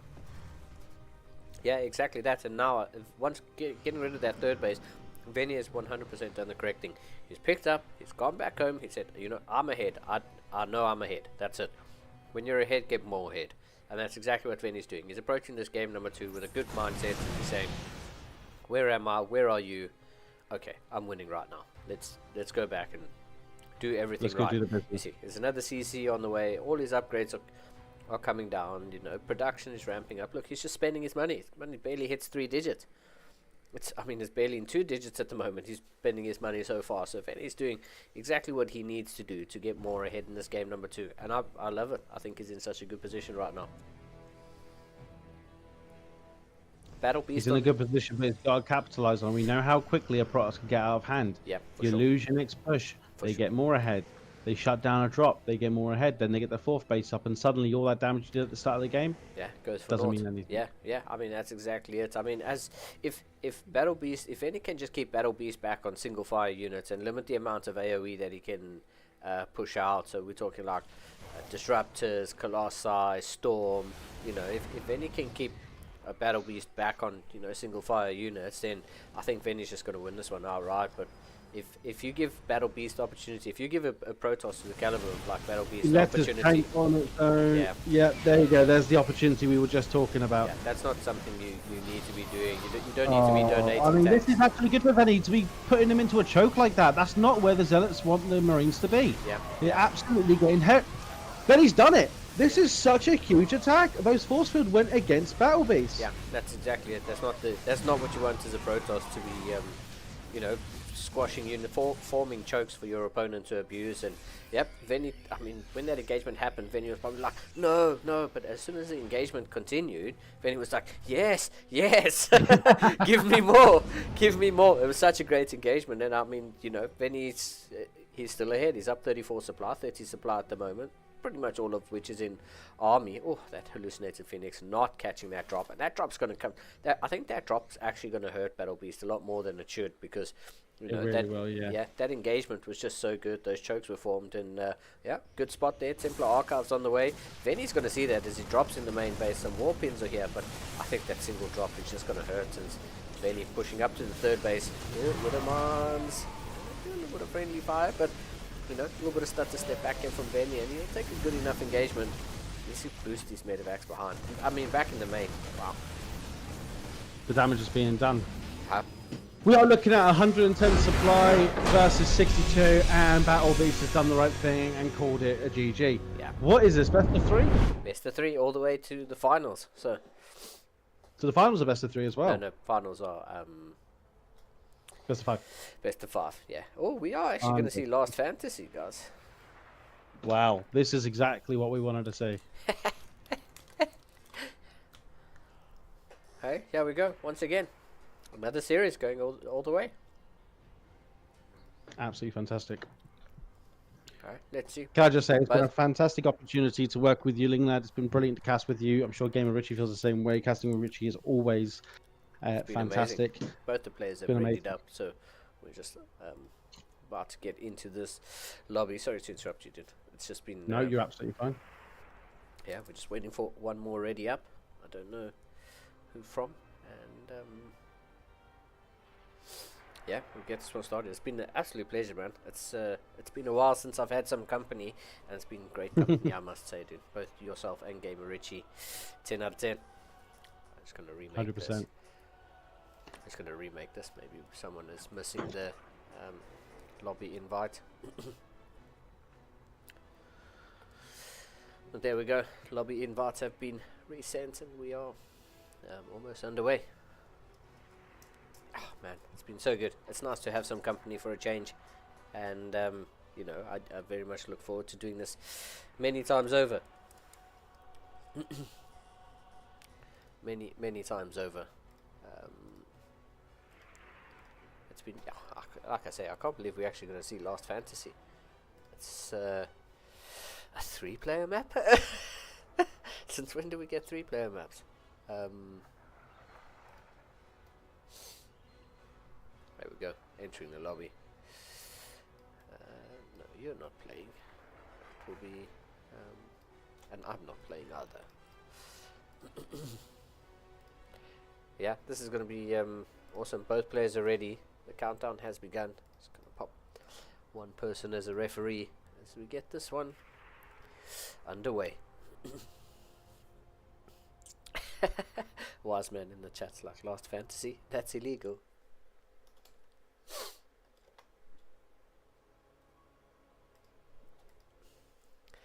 Yeah, as I mean, the countdown begins.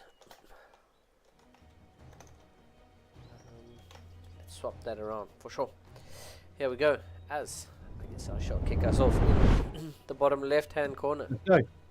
Yeah, in the bottom left, sporting the red Protoss probes. Give it up for Battle Beast. Whee!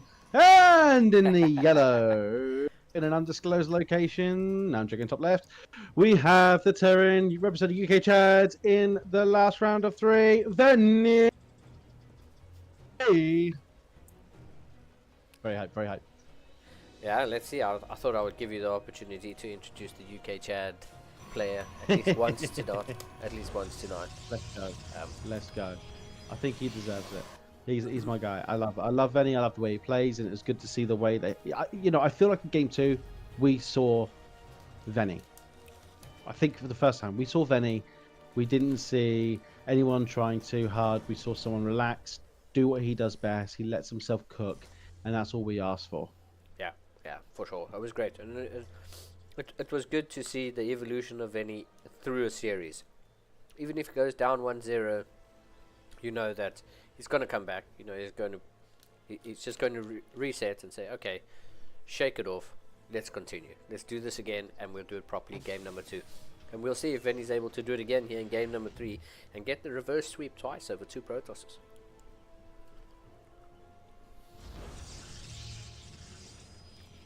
You know, we Sorry, 100%.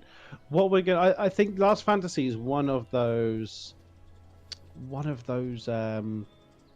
how do I explain it? I think Last Fantasy is one of those maps that really struggles. And I'll tell you why. Because when you think about it, although no one knows who anyone is, that just makes them some really, really scrappy games. Really scrappy games. When I play Terran on this map as a random, and my opponent's Terran, they 3-rack Reaper. If I'm pro-asking your opponent's pro-ass, it's a proxy gateway. Somehow, no matter what, the games end up evening out to standard. I don't know if it's because people don't know where anyone is. I don't know if it's because there's that extra layer of security that they also don't know where you are until they scout. It also means, you know, you've got to be very creative with your scouting. For example, I also had my first SCV and my Reaper to 2 very different locations. Yeah. Whichever one finds me first, that's the place it goes. Usually the SCV arrives just as my Reaper's leaving, and it will confirm whether the Reaper needs to keep going in that direction or change direction. Yeah. Here we go, double Reaper. This is a much better start for Venny. Venny's bringing out all the stops. Now we're seeing Venny be Venny. Yeah, and doing the right thing, not overstaying his welcome, getting out of there before the depth starts his shade. And that's exactly what Venny needs to do. I don't think we saw Venny do that in the first like 4 games, but I think this is the right thing, you know. And he's remaking or making more Reapers. It's gonna be 3 Reapers, 2 Hellions. Good hallucinator Phoenix though. Gonna get the scouts off from what's actually going on here. I mean, not going to see those 3 Reapers heading up into the back of the main until... Absolutely not. Yeah, the building's giving that little bit of vision, but 2 more probes going down, 3. Definitely going to see 4 before the end of this, so... Yep, Venny... Okay, Venny's just trying to go for flat now. Venny's ready. I like that. For some reason that 6. rhymes. Wow. Wow. Okay. 6 probes, that's pretty good. Nice early game. Very good. Venny's great. He got 8. Yeah. He got 8. 100%, Venny. That's what we wanted to see, my friend. For sure. Great start here by Venny. But it's not over till it's over, so Battle Beast setting some stalkers across the map. Go have a little poke around and see what's happening. His Blink is about to finish up. It's about 80% of the way done. So Battle Beast going to see if he can return the favor. Let's go.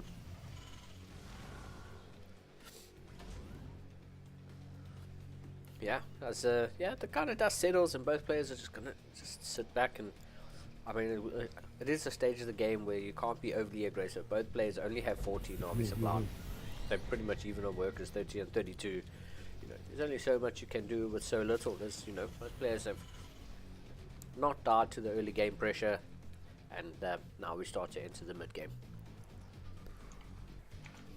A couple upgrades coming up here. Charge on the way. Stim has also just started, so you know, both players just happy to sit back on 2 bases and sort of take up. The third Nexus is about I think that's the right done. move.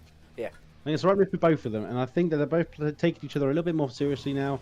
I think a Protoss player, their initial games versus somebody tends to be a little bit more comfortable until they get humbled. And when they get humbled, that's when they start taking it a little bit more slow. They start to slow down. They start to take it easy. They don't want to lose anything here. Yep. So what we're now seeing is Battle Beast relax. Battle Beast trying to take his time.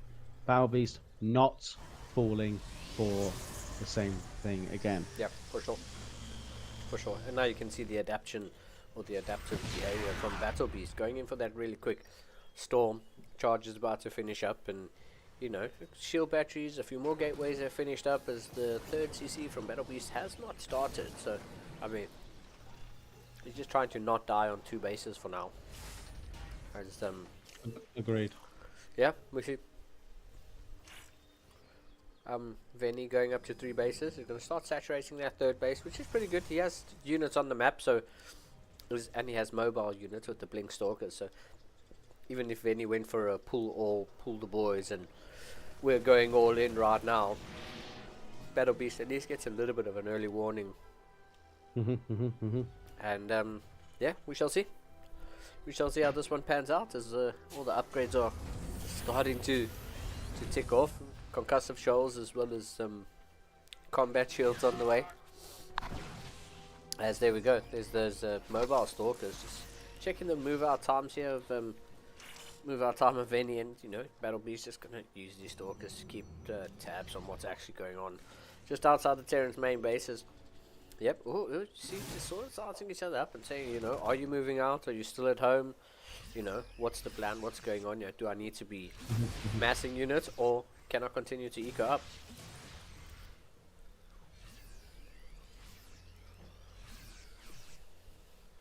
And yeah, we see a few more gates on the way.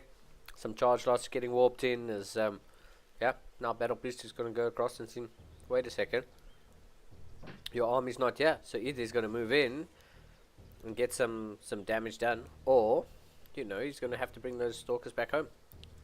Ha. Oh, here's a big siege up here from Venny. The tank's getting a little bit stormed on us. Oh, actually a lot of the bio just standing there in that storm and trying to fight. A few of these High Templar, oh, get picked off. That one more tank still alive.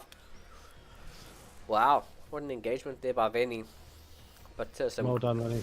yeah, some great storms on the side of Battle Beast. But these stalkers, they picked up some reinforcements that just came out of the main base, and then they came back to pick off that tank. So Battle Beast maybe, I was going to say, maybe in a position to counter-attack, but probably not. It's probably not a good idea.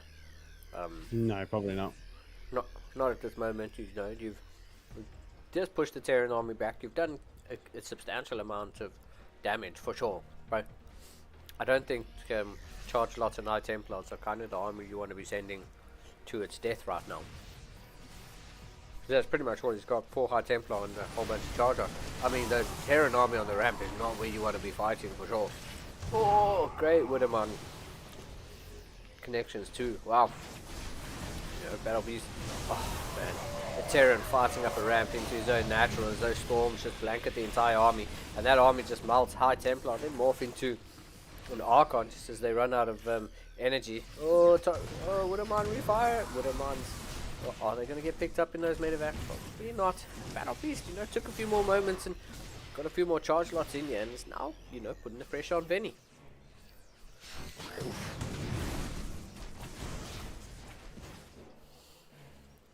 This is very well done. Well done, Venny. I think we're seeing Venny now trying to slow down a little bit. Let's see him not then lose the next big push. Otherwise, this will be very difficult for him to hold. Yeah, for sure.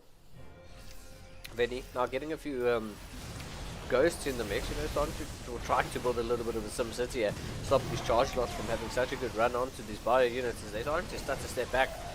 Unfortunately, start to stepping back is allowing these medevacs to get picked off by these stalkers. You know, Archon's now in the mix, and it's just the splash damage is just there.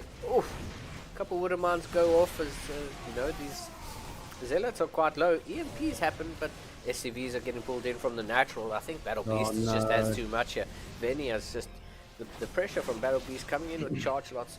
You know, I think the biggest thing here was the bio getting stuck on the ramp and then just eating. I agree. The storm's about to hit that. Yeah, you can have all the good fights you want, but if you just don't have the momentum against Protoss, this is the result. Then the Zealots start coming in, and this is where Protoss gets its power. When you don't have the bio army to sustain, Zealots come in, wall or not, they shut shit down. There is an EMP available, but I just don't see. I think Venny just doesn't want to give up. Yeah. But he has to be realistic here. Protoss is on 4 bases. He's breaking through the door. We have to understand that there is no way out of this. Yeah, Venny did a fantastic job. He played this well. However, Battle Beast took the game and is on to the finals. Yeah. Well done. For sure. I mean, Venny, unfortunately, there, just pushing up a ramp with the Protoss, pushing up your own ramp, basically, with a Protoss at the top, with 4 High Templars, with at least 2 Storms each. Unfortunately, that's not a position, and Venny just didn't have a choice. He kind of had to go up that ramp to try to defend his natural, try to defend his third. And yeah, Battle Beast, I think, making the correct decision to try attack from level ground, and unfortunately Venny moving out, and then getting caught on the low ground. It's kind of one of those feel bad moments, but Venny definitely didn't play bad at all. You know, GG's to Venny. We got to see Last Fantasy, but GG's to Venny. He played really well, and unfortunately only one person can go on, so we have a Protoss in the final. We do. And it's a very strange Protoss to be in the final indeed. It's a very difficult Protoss to play against. He always has a lot going on. And whoever ends up against this guy better say their prayers. Yep. For someone who, actually, when you think about it, since at the MMR, the 4-2-4-T, he certainly doesn't play like that. He plays a little bit more along the lines of a 4-4. Yeah, for sure. I mean, there was top quality games there, man. So really looking forward to having both of them back in the next tournament, But Venny gonna go off into that bronze, into the third place playoff. Let's not forget there is a third place match. But Ripper, we got you going off against Anatar next. So yeah, I'm gonna we do. Well, I'm gonna yeah, let we're you gonna go as I get that set Yep. up. I'm gonna just I was gonna say wrap my wrist, and I will also go for a quick cigarette, and then I'll be ready to play. So give me 5 minutes to set up For the sure. lobby, and I'll be right back. Yep, we'll Thank see you you. in a bit. Thanks, dude. Well. Hey, what a game! What a series! And it's a little feel bad moment that Venny wasn't actually able to reproduce the reverse sweep that he did in the first series against Luca. But yeah, man, like I said a couple times already, that push up the ramp into those into the 8 storms, the 4 High Templar with storm, was just a little feel bad moment. I just watched that with pain. I was like, I think that was the only opportunity for Battle Beast to really actually take control of the game there, because he had Storm, he had Charge. yeah. There wasn't a lot for Venny there. And when he got stuck on that ramp, Oh, if man. Venny was in an open position, I think that fight goes a lot different. It's only because he was trying to be even more aggressive. I don't think he realised the position he was in. Yeah. Well, how far ahead he was in terms of workers. He did a stellar job killing a lot of workers early. But this Battle Beast, he threw down all of his armor and was like, right, I'm going straight for the kill. Yeah. And unfortunately Venny was caught with his pants down, facing the opposite direction. Yeah. And yeah, it was very pain, very man. unlucky. It was pain, but I said, it's not like Venny played bad at all. It was just 100%. It was just the fact that Battle Beast made the correct decision to attack on level ground. He went, he went to that high ground area and thought he would come in from the left rather than trying to attack up the ramp. And that's just how it goes. Sometimes you win some, sometimes you lose some. I mean, yeah, absolutely, it is what it is. I think it was. I do like the way Battle Beast prepares, although Venny was slowly climbing into the series. It's just very hard. You're at the semi-finals. You've played a lot of games. I mean, Venny's played TVTs. Battle Beast has played PVT. I think he's played TVT the whole way along. Wow. Looking at it from here. So, PVT the whole way along. So, he's definitely warmed up in that matchup. Venny, I think, had that PVT early on and then went into a TVT, which looked like a slugfest. And then, unfortunately, falling to Battle Beast. But what a great player Battle Beast is. Yeah. It seems to me that a lot of these Protoss players are doing really well in the opening game, getting that adrenaline. In the second and third game, they're a little bit nervous. Yeah. But it goes to show that playing defensive is very, very difficult to do. So Battle Beast in the third one was like, right, I'm going to be aggressive now because I've taken way too much damage. Yeah, for sure. And it's almost like, Battle Beast's hand was forced to be aggressive, just simply from the amount of damage he took in the early game. So, yeah, it was good. It was a great series to watch, and I'm well impressed, and I'm really happy with the caliber of games that we've been able to cast, and I have no doubt that the games that we weren't able to cast were to the same or even greater caliber. I mean, it's just been an awesome showing from all of these players, and I hope the viewers are enjoying it just as much as we're enjoying casting. Absolutely. I think, especially with VODs, when players have a look back at this, I think they're going to be very happy with how the games look. I mean, I didn't realise as an observer how much micro that I'm actually doing, going to different places. I'd never realised actually. Yeah. Thank God I'm main Terran, because I'm really good at flicking on the cameras and things. So yeah, it's been a real treat being the observer. I do need a quick 1 minute toilet break though, so I'll bid my part for a couple of moments. You go for it, man. I'll hold down the fort. Don't forget to wash your hands. It's I mean the series have been absolutely great, and we just looking at the bracket, it's been 10 out of 10 games from pretty much everyone, and I'm pretty sure the Ripper vs Anatar is going to be the same. There's I'm pretty sure the Ripper vs Anatar is actually going to be on fire. We'll see how Anatar deals with the randomness of the Ripper in terms of strats as well as race. We'll see exactly how that gets dealt with.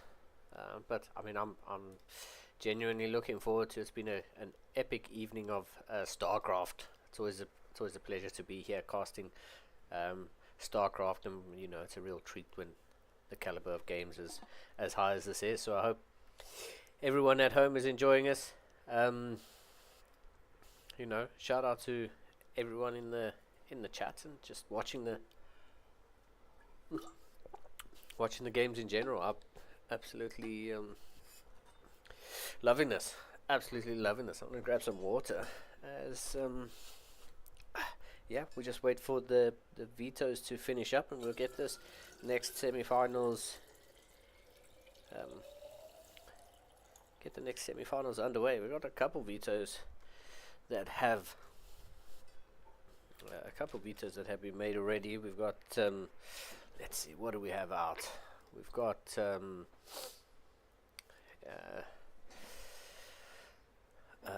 got Incorporeal out already. We've got Lost Fantasy out. We've got Ultra Love out. We've got Torches out. Persephone is out. So we've got Leylines, Maganatha, Pylon, Tokamat left. So let's see. This is going to be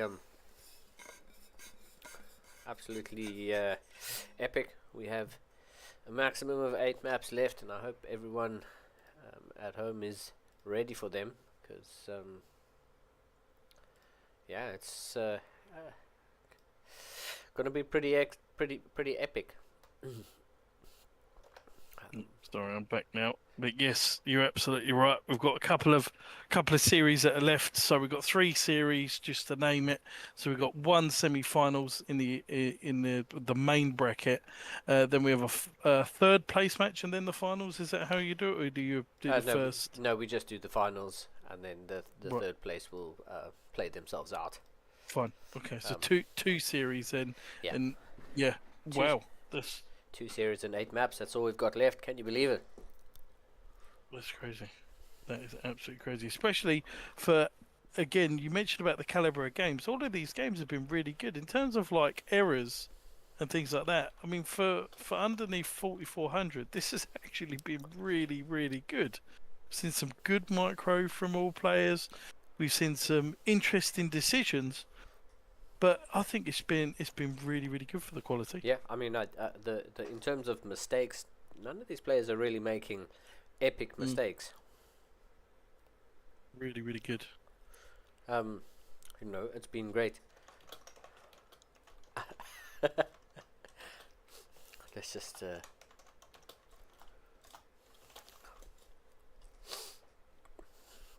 most interesting thing is, do we have I mean, I'm probably going to predict this one.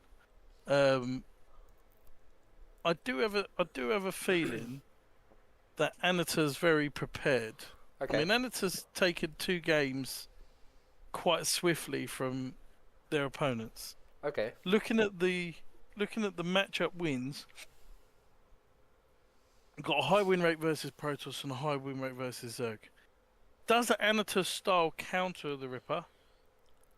Does Anatar go balls to the walls aggressive? Which I think, looking at just the win rates, it does look like they're an aggressive player. Because it's got a lower win rate versus Terran. And normally aggressive players really struggle versus Terrans because as a Zerg, I mean, what can you do? Massling versus six aliens most of the time. Yeah. So it's going to be really interesting. It all depends on what race the Ripper ends up getting. Yeah, that's exactly it. That's what I was saying. You know, we'll see how he does with the randomness of the Ripper in terms of strategies as well as the race that he gets given. But yeah, the whole Oh, buddy. a ZVZ to kick it off. Can you believe it? Can you believe it? Nice. You can start first. Awesome. As we have, welcome everybody to the last semi-final, and please help me in welcoming the player in the top right-hand corner of Tokamak. It is the yellow Zerg, random Zerg player for UK Chats. Give it up for the Ripper, our current reigning contender champion.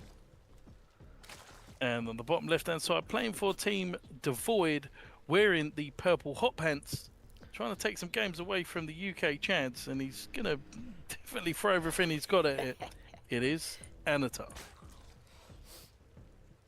ZVZ. And ooh! Oh, how's that? Both players. Instantaneous. Both players going identical builds. Both of them going pool first. This is amazing. That is naughty. So who goes for the gas?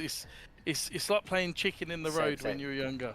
I think Who is going to go for the early gas? Oh, there's both more players going drones for here. expansion. Yeah. Wow. Okay. We have a mirror to the max apart from the one extra drone. And there we go. Gas first on the side of the Ripper. Okay. Interesting. So it looks like Anatar's going to not be aggressive in this one. Probably look to wall off the natural. Yeah.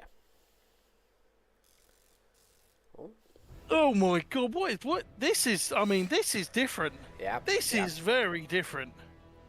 I mean, definitely Oh unexpected. my And, God. I mean, that you said he's probably a very prepared player, and that looked very prepared. I mean, Wow. that drone got down there at 300 minerals on the spot, ready to build at 300 minerals. He put it down at 305. Definitely something he's practiced before. Going gasless versus someone who's gone that is insane. And the Ripper making 2 cancels his extractor gas, there yeah, just yeah. to get above his supply there to make a couple of Zerglings, which is actually going to help him to his steed as he is ahead in workers. Gas is extremely late for Anatar. And Anatar cancelled the third hatch. What's going on? Yeah, I don't know, because that was quite far along. I don't know why you would cancel the third hatch. Anatar also is outnumbering the Lynx here. He's 6 against 4, so the Ripper's not going to win that fight. Oh, Anatar's actually taken such a good fight here. Only losing 2 Lynx and the Ripper losing 3. Why would you cancel that third hatch and then go for a spine crawler? Cancels the spine crawler? I think he's really indecisive at the moment. I mean, with the link speed being the link speed is so much quicker, and it's a bailiness. There isn't even 24 gas on Anatar's. Anatar's made a crucial mistake here. Yeah, I think that is a huge mistake. Maybe just expecting the Ripper to be a lot more aggressive and saying, you know, I'd rather cancel this third base before I lose the third base and donate 300 minerals to my opponent, basically. But yeah, Anatar now remaking that spine crawler. Either the Ripper's done something that Anatar is not too sure about, or Anatar's just a little bit indecisive, and it's actually going to land up hurting him. Well, he's going to have to hurry up because right now there's 18 workers to 29, 19 army supply, and speed is 5 seconds away. There is a big swell of Zerglings here. The Ripper is coming across the map here, able to make banings here as the lair comes down. I mean, this is dead. This wall is dead. The that's not Ripper a wall, needs is to it? go balls. The Queen! The Queen just left by It's not a herself! full wall. Oh my god, it's a wall! Yeah. It I wasn't can't a full even believe wall. this has happened. This is a huge mistake Yep, from for Anatar. sure. Anatar is absolutely flailing. Yep, yeah, he's absolutely dead here. I think just the slight indecisiveness as to what it was that he wanted to do is actually what landed up hurting him. And I saw the positioning of that Roach Warren, and I was like, wait a second, that's not a full wall. Wow. What a huge blunder here from Anatar going for the third base. He must have thought that the opponent was either a Terran or a Protoss. What a difference in... Wow. Yeah, I mean, that's definitely a slight mistake there on the side of Anatar. It just kind of hurts. You can see how much it hurts. I was almost shocked when seeing the Lings go through as well myself, because I was like, yeah, this is a wall, he's going to be able to kill the wall. And suddenly, literally wearing a butter suit, the Zerglings just right the way through. Insane. Yeah. I mean, that was just... I looked and I was like, wait a second, that it just looked one hex off, and I mean, it really was. And that was just... I mean, that's a feel-bad moment, especially for you know, how crisp that opening looked. It looked like something crazy. We were just like, whoa, what is actually going on here? But I mean, if that's what you're going to do, then, you know, just commit to it. The indecisiveness there, the build the spine crawler, cancel the spine crawler, not going for the gas. It was just unlucky. What was insane as well, we had both pull first, one went for gas, one didn't. So maybe Anatar was like, look, I'm not going to be able to hold my third base anyway. Yep. And a really good spot from that, because it's just so uncommon for someone just to make such drastic decisions. Cancels the spine crawler in his natural. Yeah, and then a minute later or 90 seconds later, makes the spine crawler again. It was just, I mean, unlucky. Hopefully Anatar can just shake. Almost the energy levels when the Lings come in, it's like a shock when you see a Baneling hit. I was like, I didn't even know what to say. Like, words couldn't come out my mouth, because it was such a shock that it was just left open. The Queen was left behind. She was like, save me, call an ambulance. But not for me. It was insane. It was so good. And right now, the Ripper is one game away from being in the finals, trying to defend his championship that he's won before. Yeah, for sure.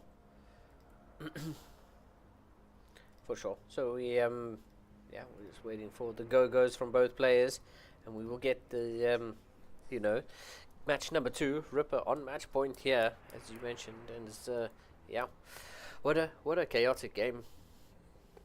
What a chaotic game number 1 there. It was just something that's absolutely insane. Yeah. We shall see. What's equally going to be insane is what race does he come up with next? I mean, it's got to be a Protoss. I want to see a PVZ, man. I want to see the Ripper playing Protoss. I want to see it. And he is going into yellow versus purple. What is it with yellow? What is this? What is this colour that everyone wants to go yellow for? Yeah, I have no idea. I just prefer blue or red. I'm a simple man. I think we're all as simple. Yeah. Blue and red, absolutely fine. Yeah, keep it standard. Yeah. But I mean, the yellow would make it a bit easier to see if we do land up getting another Zerg. So if we get another ZVZ, there we go. We have the go. We're just waiting for one more, just to make sure that people are very ready. There we go. 100%. Game number 2 underway. Anatar fighting for his place in the finals. Yeah. It's going to be huge. It's either going to be a PVZ finals or a PV random finals. Yeah. Is Anatar going to be able to hold it together just to try and make this even, or will the Ripper tear his way through as we have another ZVZ? Lingland, take it away. Can you believe it, as we have in the top left-hand corner of Maganatha, we have the yellow Zerg player, chosen yellow, representing UK Chats as the current contender champion. Give it up for the Ripper. Not Jack, by the way. And on the bottom right-hand side, trailing 0-1, needs to keep his composure a little bit more, because there was something not quite right in that last game. He needs to bring it level to get to the finals. It is Anatar. Crazy. Yeah, let's see. I mean, the opening of that last game just wasn't something that Anatar wanted to do, and I think he just got caught in two minds. As hopefully he's able to, just stand up, stretch a little bit, have a just think about what it is that he wants to do going into game number 2. I mean, I guess this is the challenge of the random player, is you don't know who you're going up against until like 1 minute 20, you know, when the overlords cross in the middle of the map, or, you know, even later on when the scouts start to happen, you know, when your opponent scouts you with an SCV or a probe, you know, that's the only time you actually get to know. So for the first 60, 90, 120 seconds of the game, you're just in limbo saying, well, who am I up against? Yeah, exactly. It's very hard to prepare, but it looks like this player here is very passionate about opening that pool first to get some early lings out so that he doesn't die to any cheeses from gateways or anything, but he does see the overlords in this position here. What's really interesting here is, you know, it's not going to be like a 13-30 or a 14-14 because you can see the kiss of the second overlords. If you don't see the second overlord, then you're definitely his battle stations, but the Ripper does see these lings coming across the map here. Yeah. Now there's no lings currently, there's 4 lings coming out, 2 queens on their way. Now the difference is, how committed is this from Anate? He's going back to drones. Yeah. Is the Ripper able to hold on to this position while the lings are coming to the natural, not losing any workers, and deflecting this push? Yeah. That's what's going to be the important part. I mean, once again, we've got the 6 lings going up against the 4 of the Ripper. As Anatar just taking that a little bit of advantage there. Ooh, Failing Nest just getting thrown down in the face of Anatar.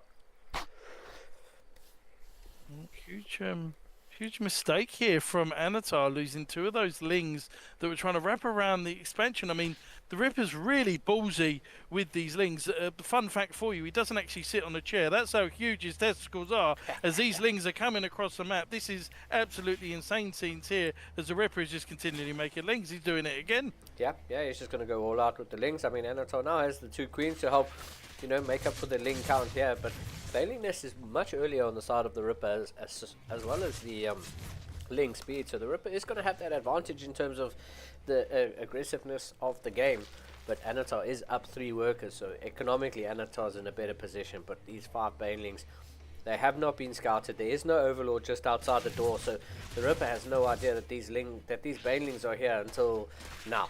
Now he knows his Banelings. And Anatar unfortunately losing a whole clump of Banelings. The Queen's going to get surrounded. He's done it. Yeah, I think that's it. Unfortunately for Anatar, the Ripper's ZVZ is just a tiny little bit too aggressive, and yeah, morphing Banelings there. The main base. Unfortunately, Anatar. GG. Yeah, Anatar not happy with that at all. I mean, certainly I wouldn't be happy if that happened to me, especially the way that it did as well. I think Anatar got himself in the head, or certainly the random or something was definitely bothering Anatar, as time supply cap was huge in that game. GG, well played. That was a great series here. As unfortunately Anatar does fall to the Ripper. Anatar had a great opportunity to make something happen, but there was 2 ZVZs, and that was one of Anatar's greatest matchups on his race report. He's got like a 58% win rate. Wow. Yeah. So he's doing a great job, but the Ripper just, I mean, from a different cloth when it comes to ZVZ, it seems. Yeah, for sure. I mean, the Ripper, you know, understanding the randomness of, you know, the different matchups, you kind of know how to pull the trigger, because you yourself don't know what you're getting until you get given it. So it's not, you know, you need to have an idea of what it is that you would like to do with each race before you get in there. And knowing the race of your opponent, you know, sort of simplifies what builds you can do. And the Ripper, I think, just has some very clean builds and is able to just execute them to perfection, basically. And we saw that in both of those games. And, you know, unlucky for Anatar, who seemed to have a plan in the first game, but then decided to change it. And I think that one ended too quickly. And, yeah, that's sometimes how it goes. But we are going to have a PV random final. So let's see, best of 5. Let's see how this one goes. Absolutely insane that final game there. I mean, you could tell how much it got to that player because of the fact they just wanted to get the hell out of Dodge after that game was over. Yeah. I mean, some players, they deal with it like that. What I'd always tell players is, if you are taking the 0-1, the second game, we're trying to be as aggressive as possible. He tried to do that. It was held. A counter-attack come in. Again, uppercut that you don't see with Cheddar sometimes. And unfortunately was taken out. But will be playing in the... Would he be playing Vinny in the third place? Yes, he should be playing Vinny in the third place final. I shall text him just to remind him.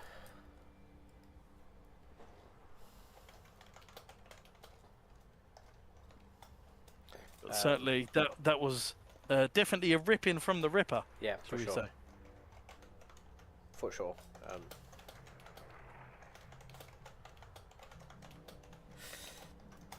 Just sending him a polite message just to remind him that he is playing in the third place final. But yeah, these players are getting their vetoes done.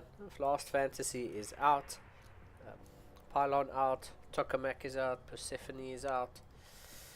So these players are definitely firing off their vetoes. I think both players are they're pretty pumped up for this. Yeah. They are pretty pumped up. I mean, I don't know which way it's going to go. Certainly, from a UK perspective, I really hope the Ripper does it. I think that it's going to be all based on what matchups come out. Yeah. And how messy those matchups are going to be. With the Ripper, he's very good versus Protoss because that is, I think, personally, his strongest race. Yeah. However, there are elements in his Zerg and Terran game that I think are very, very good also. I just don't know. I really don't know on this one. This is going to be such a hard finals for the person who isn't the random player again. It's, well, what do you do? Yeah. Okay, I want to do an Oracle opening in this one. Oh, wait, he's PvP. Hold on. Just lost to four Stalkers coming across the map because our gateway expanded. Yeah. What do you do? Yeah.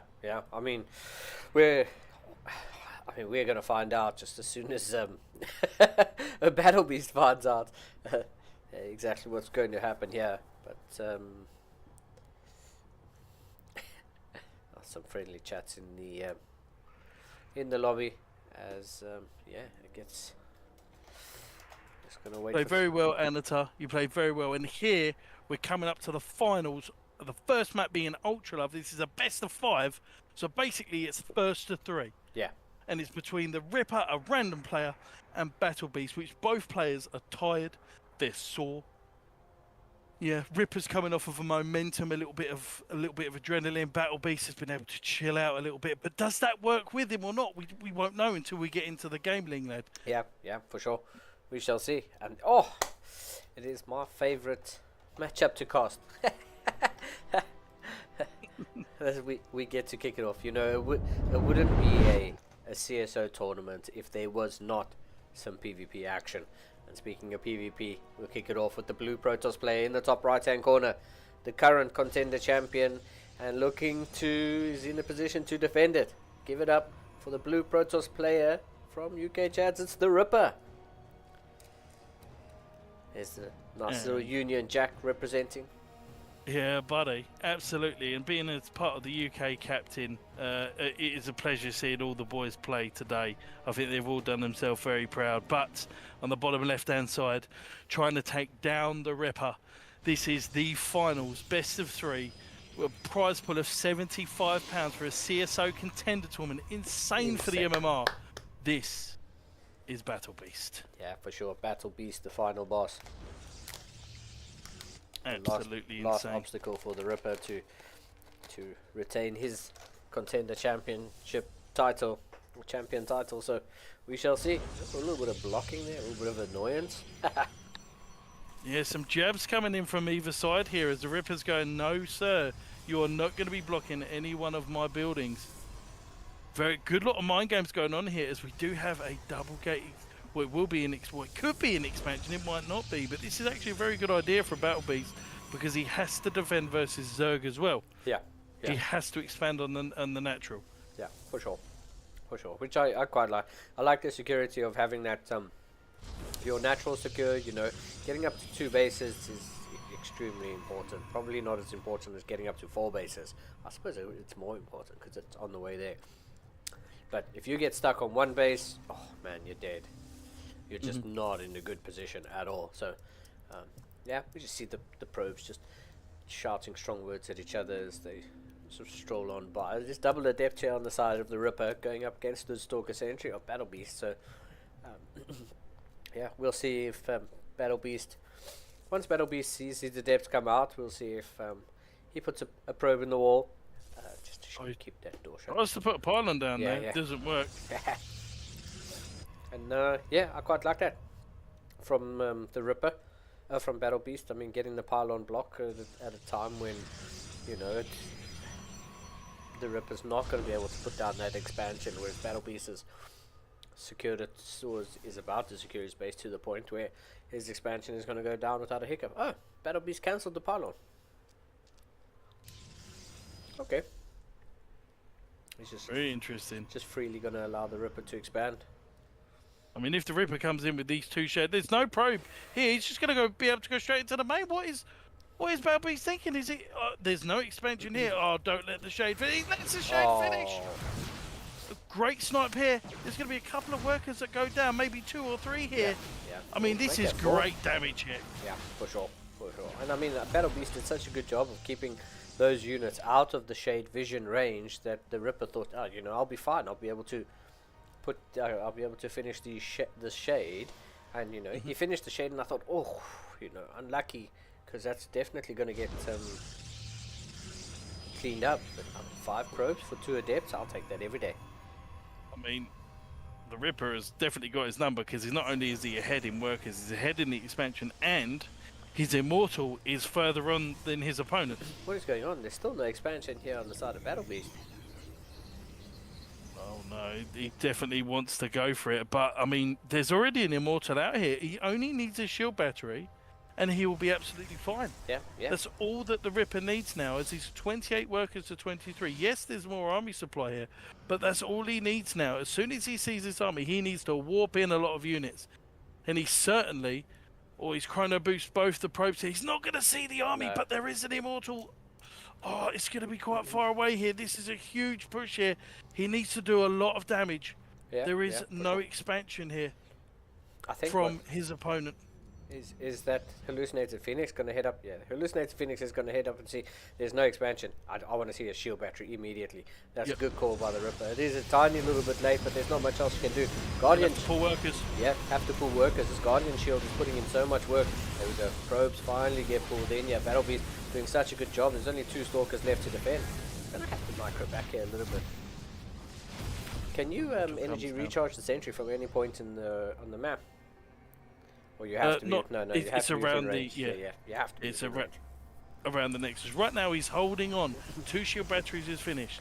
There is a sentry. Have they got force fields? They do have force fields. Does the Ripper know? As there's going to be another immortal on its way, and there is a pylon here that is ready to be sniped.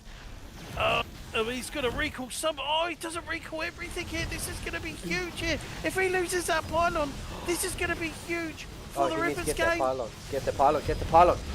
Wow, Battle Beast finally gets that pylon. It's a couple of the probes get pulled in. Some of the probes from the main base. 10 probes get taken down. As there's finally another immortal here for the Ripper, but the immortal gets taken out first. It's pure stalker versus stalker battle here. Oh no, the immortal didn't get taken out. He got microed into the war prison. Wow. Great little micro from both players here, but I think the Ripper is just outgunned here, as we do see an Immortal's just about to finish, but is it enough? Yeah. I mean, Immortal does finish, and the Adepts get the pop on that little bit of shield there. The Immortal is, one Immortal. It's not going to be enough here for the Ripper. I think too many probes have gone down. Even if he manages to clear all of this up, Battle Beast is up. Really unlucky there. I think what was really important for Battle Beast is he needed to keep the Ripper on his toes. He needed the fact that there was no shield battery was really alarming. If he had that shield battery going in, would be much easier. But that Immortal micro is so important. Keeping that Immortal away. We finally got some clarification there. Battle Beast managed to block his own Nexus, and that's the only reason why he didn't expand. Oh wow. That's so crazy. That's absolutely crazy. I mean, I did look at that pylon and I thought, maybe, but you wouldn't put it there. And it was the pylon. Battle Beast has just confirmed that it was the pylon. I looked and I thought, If that second Immortal comes out, and I'm just having a look at the stream here, I think there's just about enough to hold for the Ripper. Because he'll have 2 Immortals to 1, and then he can micro that. It's really important that when we're playing PvP, the most expensive units get pulled back, and in PvT, in fact. So things like the Immortals, let them walk into your units while you're trying to kill the majority of his army. Try not to focus the Immortals, because whoever focuses the Immortal and then moves back all of the other Stalkers, and they're doing damage to your Stalkers as well. For sure. It was a crazy game, and this is why I love PvP, because it's the tiniest little things can flip the game on its head entirely. I mean, just a misplaced pylon. We were like, what is going on? It just looked like he was setting up to expand, and then just didn't expand. And we were like, is he just gonna fake the expansion and then just not expand and go for a 1 base all in? Like, what's the deal here? I mean, either way, right now we've got a TVP in play, and let's see if the Ripper can do what the other UK chads have fallen to with Battle Beast, as on the bottom right hand side, playing as the Stim and Win race. It is from the UK chads, the Ripper, trailing 1-0. And his opponent in the top left-hand corner, blocking his own Nexus and turning it into a 1 base all-in. We have the red Protoss player. It is Battle Beast. And there's so many ways that you can actually approach this. Like, there's so many proxies that you can do with Terran. There's so many things that you could abuse here. Almost looking at this from a Protoss perspective, I certainly would be making a Zealot immediately from the gateway to get across the map, just to buy you time. Because if there's an early push here, or certainly a double gas, which Chadders is not preferring to do that. He wants to play the game a little bit different than the other guys. He wants to try and go for a Reaper expand. Very honourable here. Very different approach, considering the other 2 Terrans would have either proxied or gone double gas. Yeah, I mean, it is a very different opening here. But I mean, the Ripper Chad is probably pretty confident in his TVP, and so he's probably just going to play it as a normal game and try not to be hyper aggressive, and just say, he might fancy himself in a long drawn out macro game. So let's see. It's so much more benefits though, because the expansion's down quicker. I mean, we're looking at some. If I know the way the Ripper plays, it's going to be aggression, and we'll see that SCV. Oh, buddy! It's a cheeky little Rax hidden off to the side, hidden probably as far away as you could probably get. But I mean, I'd like to see Battle Beast. I was going to say I'd like to see Battle Beast open up with the Sentry, recharge that Sentry, and get some early scout. There's some hallucinated Phoenixes that could turn out, the information could turn out to be invaluable against someone as random as the Ripper. Do you know what I mean? Like, if you know your opponent's known for throwing some random stuff out there, if you think, what could he possibly do, and you're not sure, it probably wouldn't hurt to get some extra information. That's probably the best thing you can do. And we see the shield battery coming up in the main mineral line. Oh man, 2 racks. Look at it. Oh my lord. He's going balls to the walls, as the Reaper is going to try and come in and get a scout as well. And he's not going to be able to kill that Reaper either. Yeah, that's a really good Reaper. He's really annoying with that Reaper, that's for sure. Yeah. Oh, and he's going for a Twilight Council as well. So, a fun fact for you all, any aggressive push versus the Twilight Council opener, a Twilight Council cannot produce units. So, any early aggression with a lot of barracks, any barracks units, any early tanks, will do a lot of damage. Yeah. But this Reaper's still alive. Yeah, can you believe he's probably going to get some probes now? Oh, no, he won't. There's a shield battery in the main. But still, I mean, the Adept makes it across the map, and he's probably going to get an SCV for his troubles. Well done to Huge the pick Ripper. off. Yep. At least. Huge pick off here for Battle Beast, and he can be really annoying with this shade as well. Now, he doesn't know whether there's a factory or not. So, he could, or he doesn't want to let him in, and this is good that the Ripper is prioritising this, as he keeps his Reaper at the 3rd. Stim and Combat Shield will be on its way soon. A couple of Marauders have been put out, and the main reason why I think is because there isn't a bunk here, so he needs a lot of meat with his army. Yeah, I mean, the bunker is on the way, but yeah, he definitely will be needing the meat with his army. You know, Battle Beast is starting to take up robotics facilities, halfway done, as he's starting to saturate the natural productions, resuming with 2 more gateways. So Battle Beast getting ready to start producing units, and this is what you were saying, if any sort of like barracks plays, definitely going to come into the Ripper's advantage. You know, being able to pump out those units. Those 2 gateways are going to finish up, and that's going to help Battle Beast, you know, get some unit production. Another Marine gets picked off, and that's pretty good. But there you can see the army starting to mass up. Combat Shields is now on the way. It's actually quite late for Combat Shields. Do you think it was just short on gas? Is Blink going to be done? Blink's going to be done similar time to when Stim is done. Yeah. Oh my God, Battle Beast, he doesn't... Oh, wait, hold on a minute. Adept's in the natural doing even more damage here. He's just going to leave them there. That's what certainly I would do. For sure. I mean, he did shade out just in case he needed to get out of there, but he doesn't have to, and 6 SCVs, 7 have fallen so far. Yep, I mean, Stalker's going to be able to pick off those units. Battle Beast is well aware that this army is moving across. I saw a couple of units getting warped in. There's another... Oh, I mean, those Depths still just standing there and fighting. Another shield battery getting warped in. One bottom! Wow. What good force field. I mean, that force field could have been half a second later to shave off a couple of those units, but, you know, a pylon gets taken out, and that's going to be a little bit of lost production time. No cybernetics core. You know, gateway, cybernetics core gets taken out completely.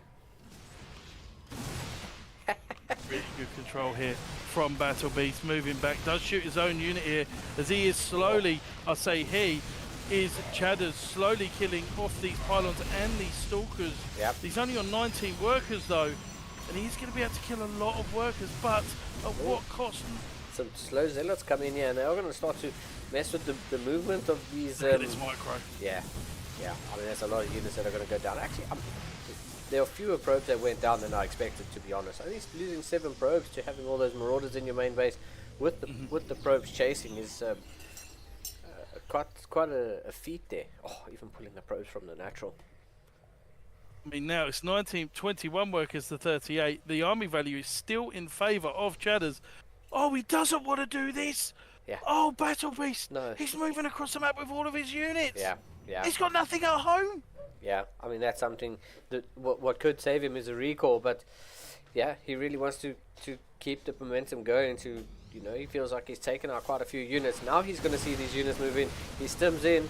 Those units get deleted almost instantaneously, and I mean, this is just, I think the Ripper is going to just be able to muscle his way through this. There's so much DPS moving up the ramp into the Battle Beast's main. Oh, wow. It's going to kill every single worker that's here. Every single worker's going down, and it went from a win for Battle Beast because he had so many workers. All he needed to do was defend the sea immortal. Yeah. He's just absolutely dropped it. Wow. The Ripper, even in the score. What an amazing second game from literally nowhere to where the my lord. Yeah. My lord. Yeah, the Ripper just, I mean, just flipping that one on its head, and yeah, you kind of have to feel there for Battle Beast. Battle Beast actually didn't need to move across the map. You really didn't need to make that move. I think if those units were back at home, you defend that quite easily. You defend that quite easily, but unfortunately, Battle Beast making that decision to move across the map, and ultimately that's what hurts him. And what's absolutely insane right now is we're going into, these are the final these are important, because if again, you can tell the opponents are uncomfortable with the random. It's not the fact that he's playing this way, it's just it's too much to prepare for in such a really high profile event, really, for this caliber of MMR, and for the prize pool.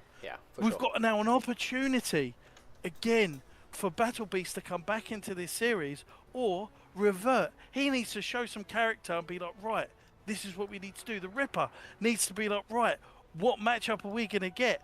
And what bullshit am I going to throw? Because right now, there is stuff flinging everywhere, and I don't know what's happening, because that was an insane opener Yeah. from the Ripper. Great defense from Battle Beast, but then he moved across the map with all of his units. What is going on? Yeah, I have absolutely no idea. I think Battle Beast, when he looks back at that replay, he's just going to be like, oh, man, what a bad move out there. And, I mean, that's probably one of the few mistakes we've kind of seen today. There haven't been many, we were talking about earlier, there haven't been many mistakes that we've seen. And that's probably one of the ones that hurt the most. 100%. And it's just fantastic to see going balls to the walls. And you're seeing different types of build orders here as well, which is fantastic. Yeah. It is really nice to see that variation, and it just goes to show the caliber of the players we're getting in this CSO contender. So, right, I've got a 0% win rate in terms of guessing here, but I'm going to guess ZVP. Right. PvP. Oh TVP. my god! Why do we always? What is this? So, on the bottom left-hand side, bringing the series 1-all from the UK Chads, wearing the blue hot pants. I'm sure he's wearing them at the moment. It is the Ripper. And his opponent in the top right with an unfortunate move out that cost him game number 2. Give it up for the red Protoss player, Battle Beast. Absolute insane scenes here as well. What's this? What's going on here? What is going on? Oh, he's just playing a few little mind games. He's just gonna. Oh man, this is very. This is a great decision here by the Ripper to, just sort of get into his opponent's head, make his racks at home, but not at home, but in an unorthodox position. And yeah, Battle Beast now gonna see. Oh, wait a second. Where is your racks? And I hope Battle Beast goes around and has a look and says, wait a second, is it hidden anywhere else in your main base? He's not going to go check. Is he going to have a look here on the low ground? Oh my god. Nah, Battle Beast is sold. He's sold. That is absolute scenes here. As there is scouts, there's a second gateway. I mean, if Ripper's a salesman, he's done the deal right now. This one's in the post, man. This one's 100% absolutely in the post and on its way. First class stamp. Thank you very much. He is panicking. This is exactly how you play a series. Extremely. I told you it was going to be extremely random. Yeah. Because he is playing random. It is insane. As we do see the Reaper and the expansion come down, there's still nothing. There's still nothing. There has to be a bunker that comes down here if Chadders or AK the Ripper will be able to hold this. And he's got a free expansion. Yeah, for sure. He's scouting everywhere. Look at him. Yeah, he's saying it has to be here somewhere. And I think Battle Beast is going to watch this replay back. I hope he watches the replay back and say, you know what, next time this happens, check that side first. Because, you caught me once, shame on me. Caught me once, shame on you. Caught me twice. He still takes it as a proxy because of the direction of where the SEV comes in. Yeah. The absolute seeds here, Lingland. Look, he's trying to have a look around. He doesn't know. So good. I mean, it's such a good start here by the Ripper. Great. Oh, okay. Such a great tactic to proxy your racks. I mean, it's not even a proxy. It's just an He unorthodox. needs a bunker in the natural. He needs a bunker in the natural. This cannot be pressed clear enough here. Who? The Ripper needs a bunker in the natural? The Ripper needs a bunker in the natural, otherwise he is going to seriously fall to this push. It is too late to grab the bunker now unless Battle Beast goes and scouts around. This is so unlucky here, because if he's going to get to the natural well before the bunker is going to be completed here. This is absolute scenes here. Battle Beast has been forced into an aggressive push, and he's like, okay, well, I'll just walk in and kill all your stuff then. Thank you very much. Yeah, thanks. There's going to be no way this bunker comes down unless there's a lot of SCVs that are being hit. All he really does is need to focus down the SCVs, making the bunker. The bunker is so close to being finished here. Yeah. Oh, it's so close, and I don't think it's just going to... Oh. Wow, that's 5-6 SCVs that land up going down. I mean, there are 4 Marines. Okay, the SCV pool is definitely going to get this one finished, and I mean, the Ripper somehow manages to stay alive. I generally don't know how that was. That was amazing. That was really, really good. And there's 2 mules for good measure. Yeah. Yes, there's a warp prism on the way. Yes, but there's 3 racks going to be producing soon, buddy. Yeah. That's exactly what the Ripper's working with now. Is it looks like Battle Beast is starting to save up a little bit of money for an expansion. He's going to expand now, but I mean the Ripper's bought himself so Stim's much. going to be done, Linglet. I'm so sorry to interrupt you, No. but Stim's going to be finished by the time he gets across the map. Yeah. This is a counter on a counter on a counter. Yeah. What is going on? We're not playing chess. We're playing 3D checkers. yeah.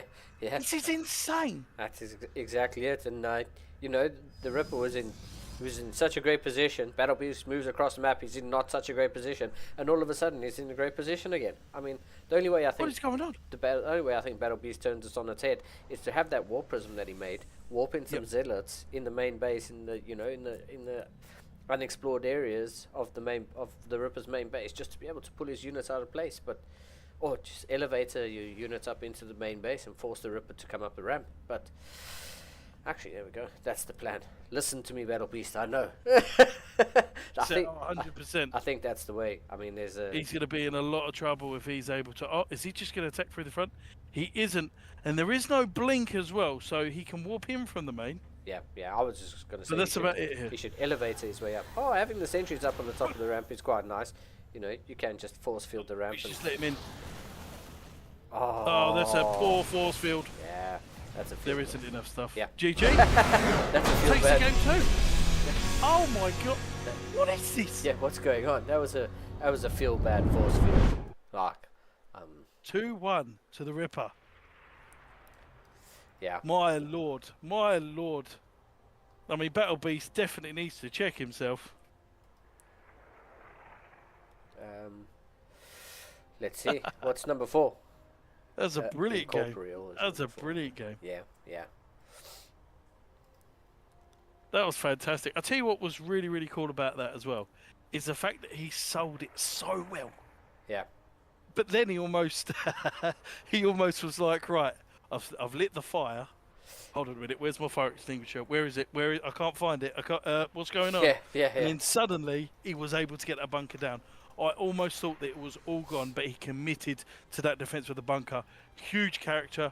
He needs that courage to be able to win this series versus someone like Battle Beast, who is definitely struggling versus random. Yeah, I tell you what, versus players who feel favoured, they do not feel favoured when they're playing Protoss against random. It's the worst race to play against random. Yeah, for sure. Well, that's it. We got one go. We're just waiting for another go, and we'll get game number 4 on the way. Ripper on match point to win his second CSO Contender. Let's see. Let's see how this goes. I don't think Battle Beast was in such a terrible position there. I mean, it's definitely an uphill battle, but the Ripper obviously had a lot more going for him. If you think just the early game scouting around, not knowing where the proxy was enough of an economic damage to throw Battle Beast off entirely? Yes. Like, definitely 100%. 100%. I mean, the good part about this, and just before we go into potentially the last game, and he's got Terran again. I can't believe this. Super. It gets into your head. Yeah. And it's horrible because he plays random and he could do anything he wants. Yeah. He's like a magician when it comes to that. Now, you have to be really solid at your fundamentals to keep someone like the Ripper back. And also, Venny, just a quick one. Venny, if you're listening in the stream, you got 3rd place match to play, I think, mate. All right. Sorry, after you, Linglad. All good. I mean, speaking of the Ripper, here he is, spawning in the top left-hand corner of Incorporeal. It is, the blue Terran player for UK Chads. Give it up on match point for the Ripper. We have on the bottom right-hand side, playing for Team No One, but playing for himself, but certainly feels very rattled because he's playing versus a random player. It is Battle Beast. Yeah, and he definitely has every reason to be rattled with how those 2 games have gone and 100%. How the next one will be going. Oh my god. Is he going to scout around the map as well? There's a fortress coming down. There's 2 barracks on the other side of the map. What's going on, Linglad? Yeah, this is... what is this? Yeah, this is CSO Contender number 42. This is this Yeah. is absolutely, and mind my French, absolutely batshit crazy. Because at the moment we've had proxies, pretend proxies, units flying everywhere. There's Yeah. going to be Marines that are coming out here, and this is going to be proxy double marauder. If it is, I can't look. I can't look. This is insane. Imagine just having. Oh, it's Oh, it double is. marauder. I Yeah, can't yeah. look. Yeah, the audacity, the audacity.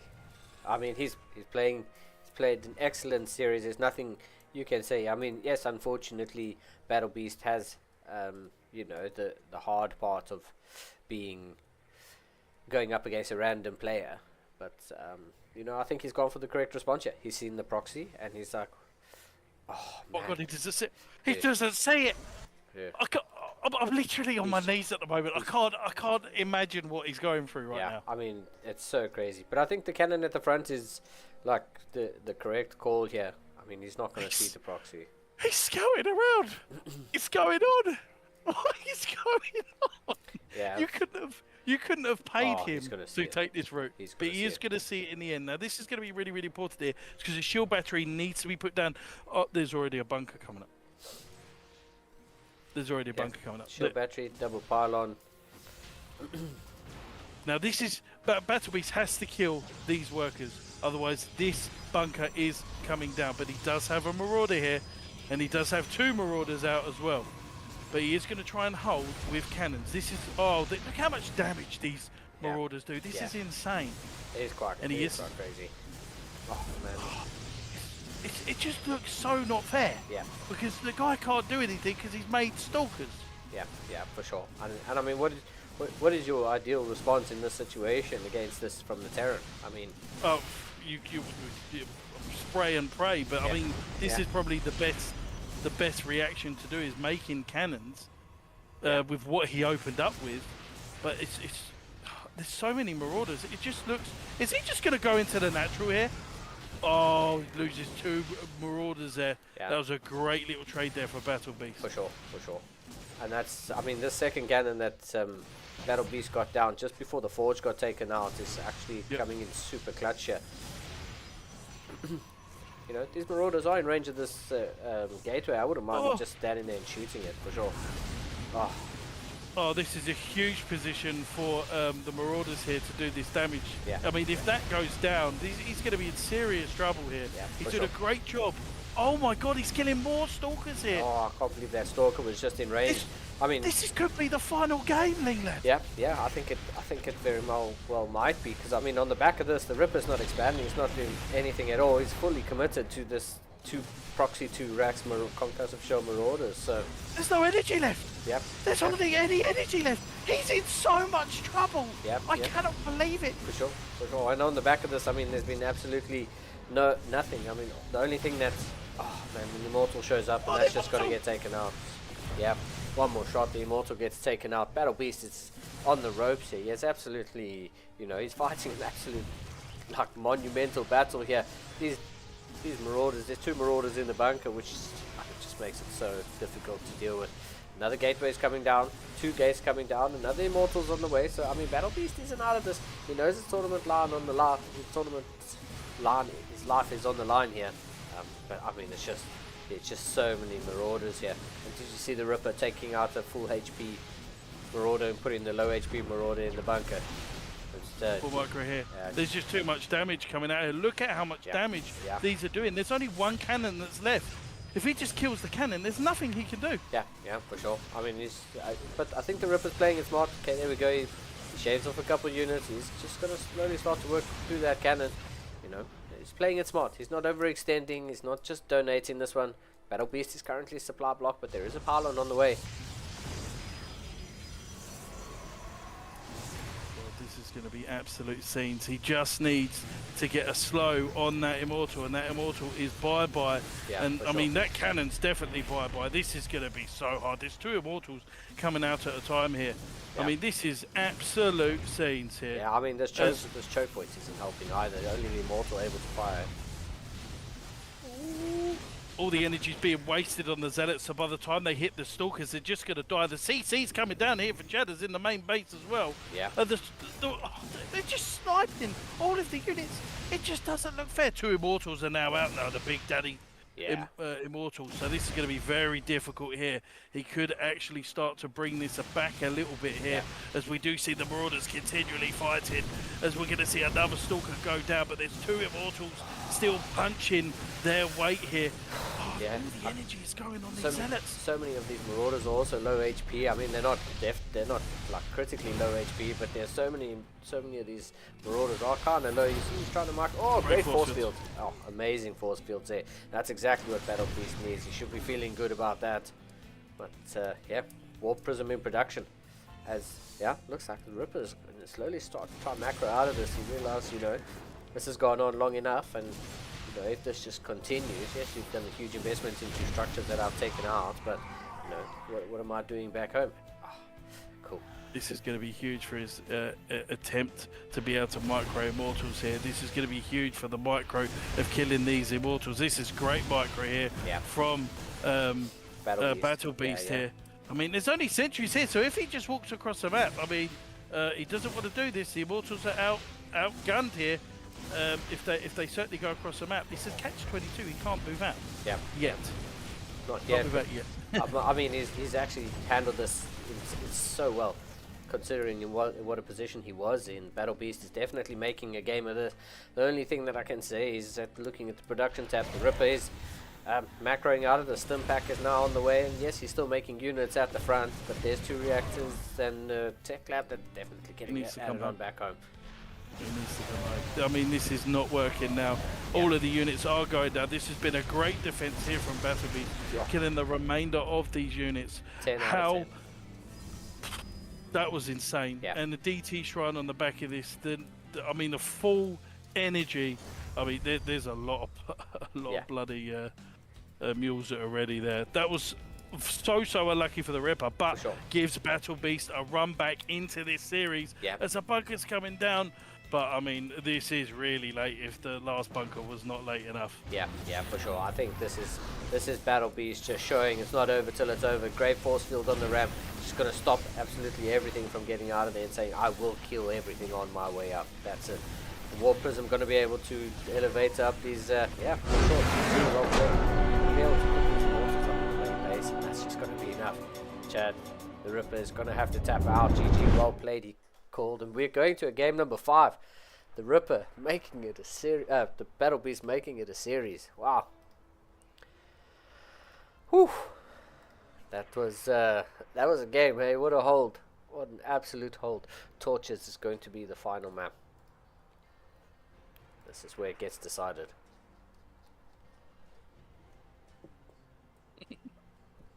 There's definitely some great chatter going on between both of these guys. Battle Beast definitely feeling the pressure. For sure.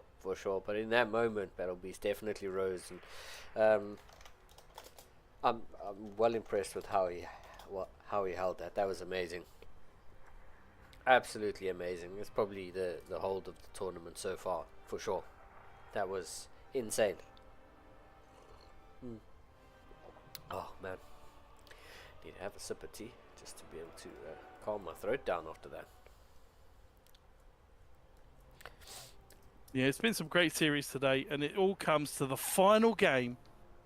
I believe this will be the final game because it's 2-2. Yes, indeed. Oh my lord! And what race would he get next? And quite rightly, Battle Beast is quite frustrated. Yeah. And it's a big. Oh my God. Oh man. It's a blessing, man. So, it's an absolute blessing that I get PvP on a CSO Contender final, man. That's absolutely amazing. Do you want to introduce our UK chat player? That's the final. Well, it is the final game unless we can go into a tiebreaker, which is absolutely not possible at this stage. On the bottom right-hand side, playing for this tournament to win this tournament as random, it is from UK Chad, the Ripper.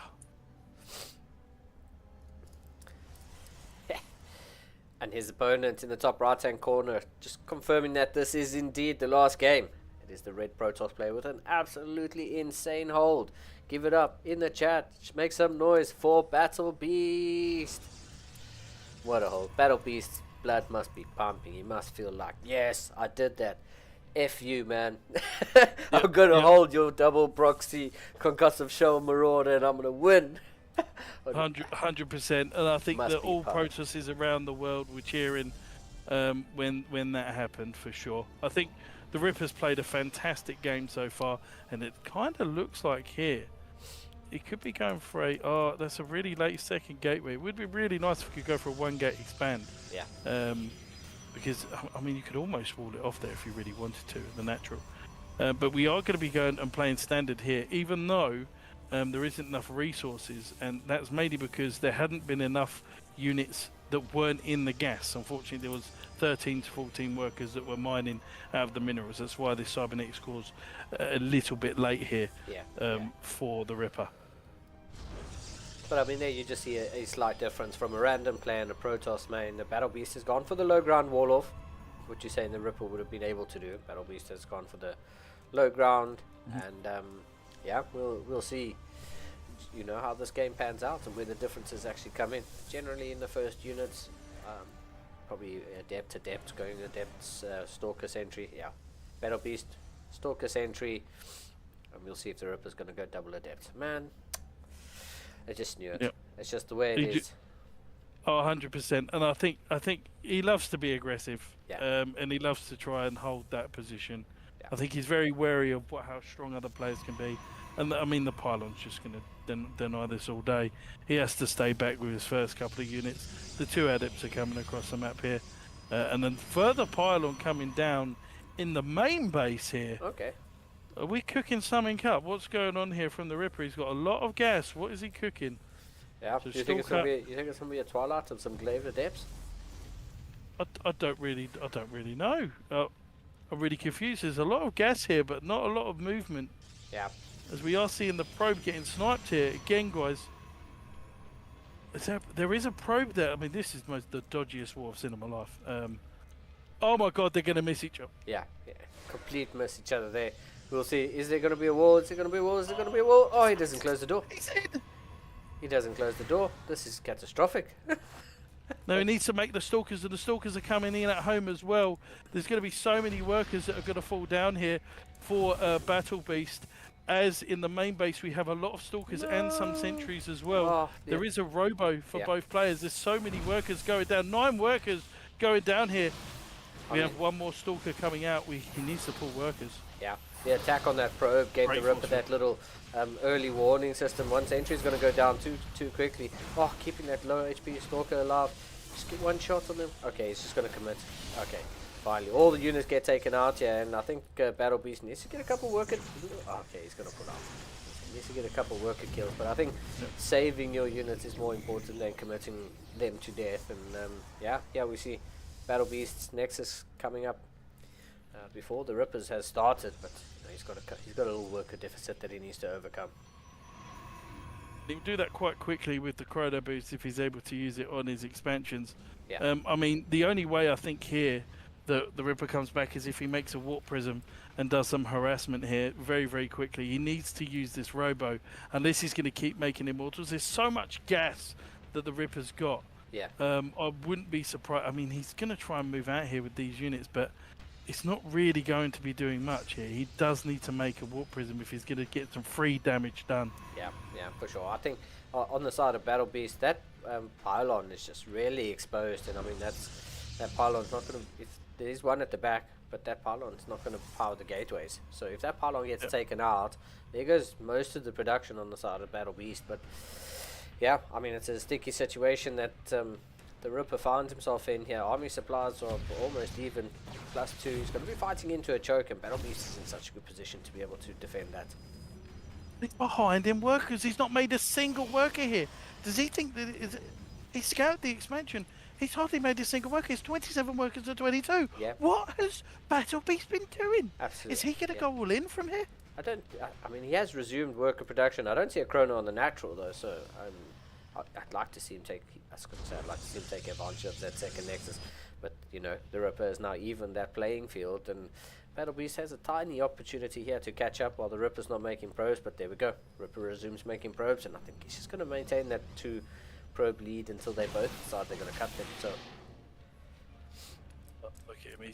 He's trying to. Oh my god! The Ripper does this. He mines out these gold bits so he can take this triangle third, Yeah. or he can be aggressive here, as there's more gateways coming down here for Battle Beast. Yeah. Does he want to be aggressive again? I don't think it's going to work this time because the Ripper's making far too many units for that to happen. Yeah, for sure. And I quite like the Ripper opening up these gold minerals and using the triangle base, because then there's only the one ramp going up into your natural until those rocks disintegrate, and then the right hand side of the map opens up. So you're kind of safe with your third expansion. But there is an observer heading across the map that is going to see, okay, you're opening up these minerals, so you know you are looking to do something, and yeah, this is a good position to get a little scout off and see. But I think moving this observer around is definitely, you know, going to let the Ripper know that you're being watched. Yep. Especially when the Yep. army movement's happening at this sort of level, you kind of notice that shimmer. So yeah, we'll Got see. workers over here. He's going to try and mine out this gold here. I mean, this is a clever idea, but I don't think it's going to work as well as he think it's going to work. But I mean, it's a clever idea. Battle Beast just moved his army away from those gold minerals. He's Oh my just- god! At the worst moment possible, he just moved it. Oh, he's going to bring his army back. It does Oh. have force fields as well, Wow, so gets caught out. this could be very interesting here, Yeah, as we do see a warp prism on the way. yeah. Battle Beast go. It does see There's all the glaives. units. So he's probably going to use those glaives with the warp prism. I know warp prism's on the side of the Ripper, so he's probably going to use the glaives with the warp prism and get some aggressive adept warp ins. Which, I mean, there's space in the main base. There's that shaded corner of the main base of the Ripper that you know, he has no visibility of. But let's see. Here we go. Double immortal in the warp prism is going to be something challenging to deal with, and hopefully Battle Beast can deal with that, or else a lot of workers are going to go down. Yep. And ideally, I think the Ripper needs to go into mass charge lot here. That's his only way forward. As we do see some immortals coming out here, going to be able to kill some of these stalkers. There is no blink as well, so he's going to be able to snipe maybe one more stalker, but that's unfortunate there. 39 workers to 36. There's no more units coming out of Battle Beast, as there is going to be more units coming out for the Ripper soon, but there's only stalkers, and now he's mining out the gold. Yeah. Talk about this for it. I mean, he's going to be able to see this as well. Is he going to be able to stop this? And thanks for the idea. You know what? I'll mine it out. How about that? Yep, 100%. And he sees the fact that his opponent is moving across the map here, but there's nothing he can do but recall into the main base here, as this Stalker's going to get absolutely deleted. And, I mean, is he going to be able to get away with this? Look at No. this. He's denying him all of this. Wow. Charge is still not going to be done. What's crazy is the Ripper is going up to 3 bases here. Oh. You know, oh, wow, that's a pick off. Like, that's an extremely important pick off. The Ripper's going up to 3 bases here in the triangle base, and the Battle Beast has not expanded to his 3rd base yet. So the Ripper is going to have a slight economic advantage. But let's look at the units tab. I mean, there's 1 immortal against the 5 of Battle Beast. Yes, he has quite a substantial stalker lead, but the punching power of the 5 immortals is really stop going to him. hurt. If he could stop him from coming through there, that was his only hope of stopping this army getting, well, practically going all his army here. Yeah. The shield batteries are not going to be there. This is it. Yeah, I don't mean, the forget- Zealots are doing really well. These adepts have glaives. I was going to say, I'd like to see these adepts shave to the other side and get a huge concave. These adepts have glaives, and they're just going to finish their shade on top of everything and let the immortals carry on focusing out. Immortals are focusing down probes. That's not what you want to shoot here. I think the Ripper might just... No, God. maybe not. This is so chaotic. The immortals are just punching here on the side of Battle Beast. There's too many immortals here, and there's going to be another warp in here as Battle Beast is going to be warping straight in the face of the Ripper, Yeah. and the Ripper is losing every one of these stalkers here. And Battle Beast Wow. takes it. Battle Beast takes it after such a crazy game number 3 and game number 4. Battle Beast claws himself up to the top of the podium. Wow. Absolutely insane. Absolute scenes. Yeah, absolute scenes. I cannot believe Battle Beast was not happy playing against a random player. And I think if the Ripper got Terran for a 3rd time there, we would have seen a very tilted Battle Beast. But PvP is crazy. It is. Very, very good tournament here. Absolutely crazy. PvP is just something chaotic, and this is why it is my favorite matchup to cast, because so many things can happen. I mean, so many things can happen. But you know, as the dust settles after the final battle, there we can crown Battle Beast as a champion. You know. Yeah, 100%. And Battle Beast did a fantastic job. If only the Ripper would have been able to save those two Immortals, I think it would have been a much easier fight for him. But I mean, Battle Beast has taken all the UK Chaz down. I think he's done very, very well. And I wish him all the best. I think he's done fantastic, being on the receiving end of so much aggression. For sure, for sure. He's done absolutely such a stellar job, and I think that after that hold on game number 4, I think he's definitely the worthy champion of tonight, because I didn't see how he was going to hold that when those Marauders were just stacked up and they were just destroying structure after structure after structure after structure. It was just like, how do you come back from this? Like, what are you supposed to do as a Protoss? And he just held on and held on and held on, and wham bam, thank you ma'am, Battle Beast gets it done. And he's deservedly so the contender number 42 champion. Here he is. Hello, everybody. I hope you had Hey. an amazing series. Dude, that was Unfortunately, couldn't hold the title. dude, that was absolutely amazing. Thank you for that, dude. What a series. I was just saying, I think if you got Terran for the 3rd time, we would have had a very tempted Battle Beast, man. I was sick of it. I was sick of it, man. I was sick of Terran. I needed Zerg. I always get Protoss at the end. I always get Protoss. Oh man, Always get Protoss at the last leg. It's so frustrating. PvP is my favorite, so thank you. Not my favorite, that's for sure. Not my favorite. I need to get better at that matchup. But I hope you all enjoyed Nah, that thanks, game. man. It's been absolutely amazing to cast some StarCraft, so thanks to you and everyone who participated. It's been absolutely amazing. Well, obviously, I'm glad that we were able to bring this forward from Baby Parcel, keeping that prize pool up. You will see many more games like this moving forward, and I'm only lucky to have been able to participate. Thank you so much, Linglad, for allowing me and Richie to come and join you today on the caster's chair. And again, thank you, Gamer Richie, the coach of StarCraft 2, for coming on and casting with us. I'm sure you had a lot to say when me, Venny, and Fletcher were playing as representing your team. Unfortunately, couldn't bring it home, but we did our best. At least it was tied up to the end. We got as many games as we could out of it. Also, my wrist, I banged it at the first game, and like you know the edge of your wrist, like where your pinky is, Yeah. right at the end of my table, and it's been stinging since like 2 hours ago, Here come the killing me. excuses. Anyway. I have to sneak it in there, Linglad. Come on. Nothing No, wrong, but dude. You 100%, played excellent, man. 100%. Played such Thank a you. great series. Everyone played so great, dude. And Well done to yeah. Power Beast for taking on a random in the finals and getting the W Dude, 3 times. Well done. so Well crazy, done. man. Absolutely crazy. And yeah, man, thanks to everyone who participated and everyone who's viewed. And yeah, don't forget to check out Baby Parcel's website. And if you're interested, there are codes available. So yeah, show some support, and thanks to everyone for participating. Thank you so much, everyone. Yeah. Have a fantastic day. Gentlemen, it was epic. I look forward to the next one. Bye-bye. All right, cheers.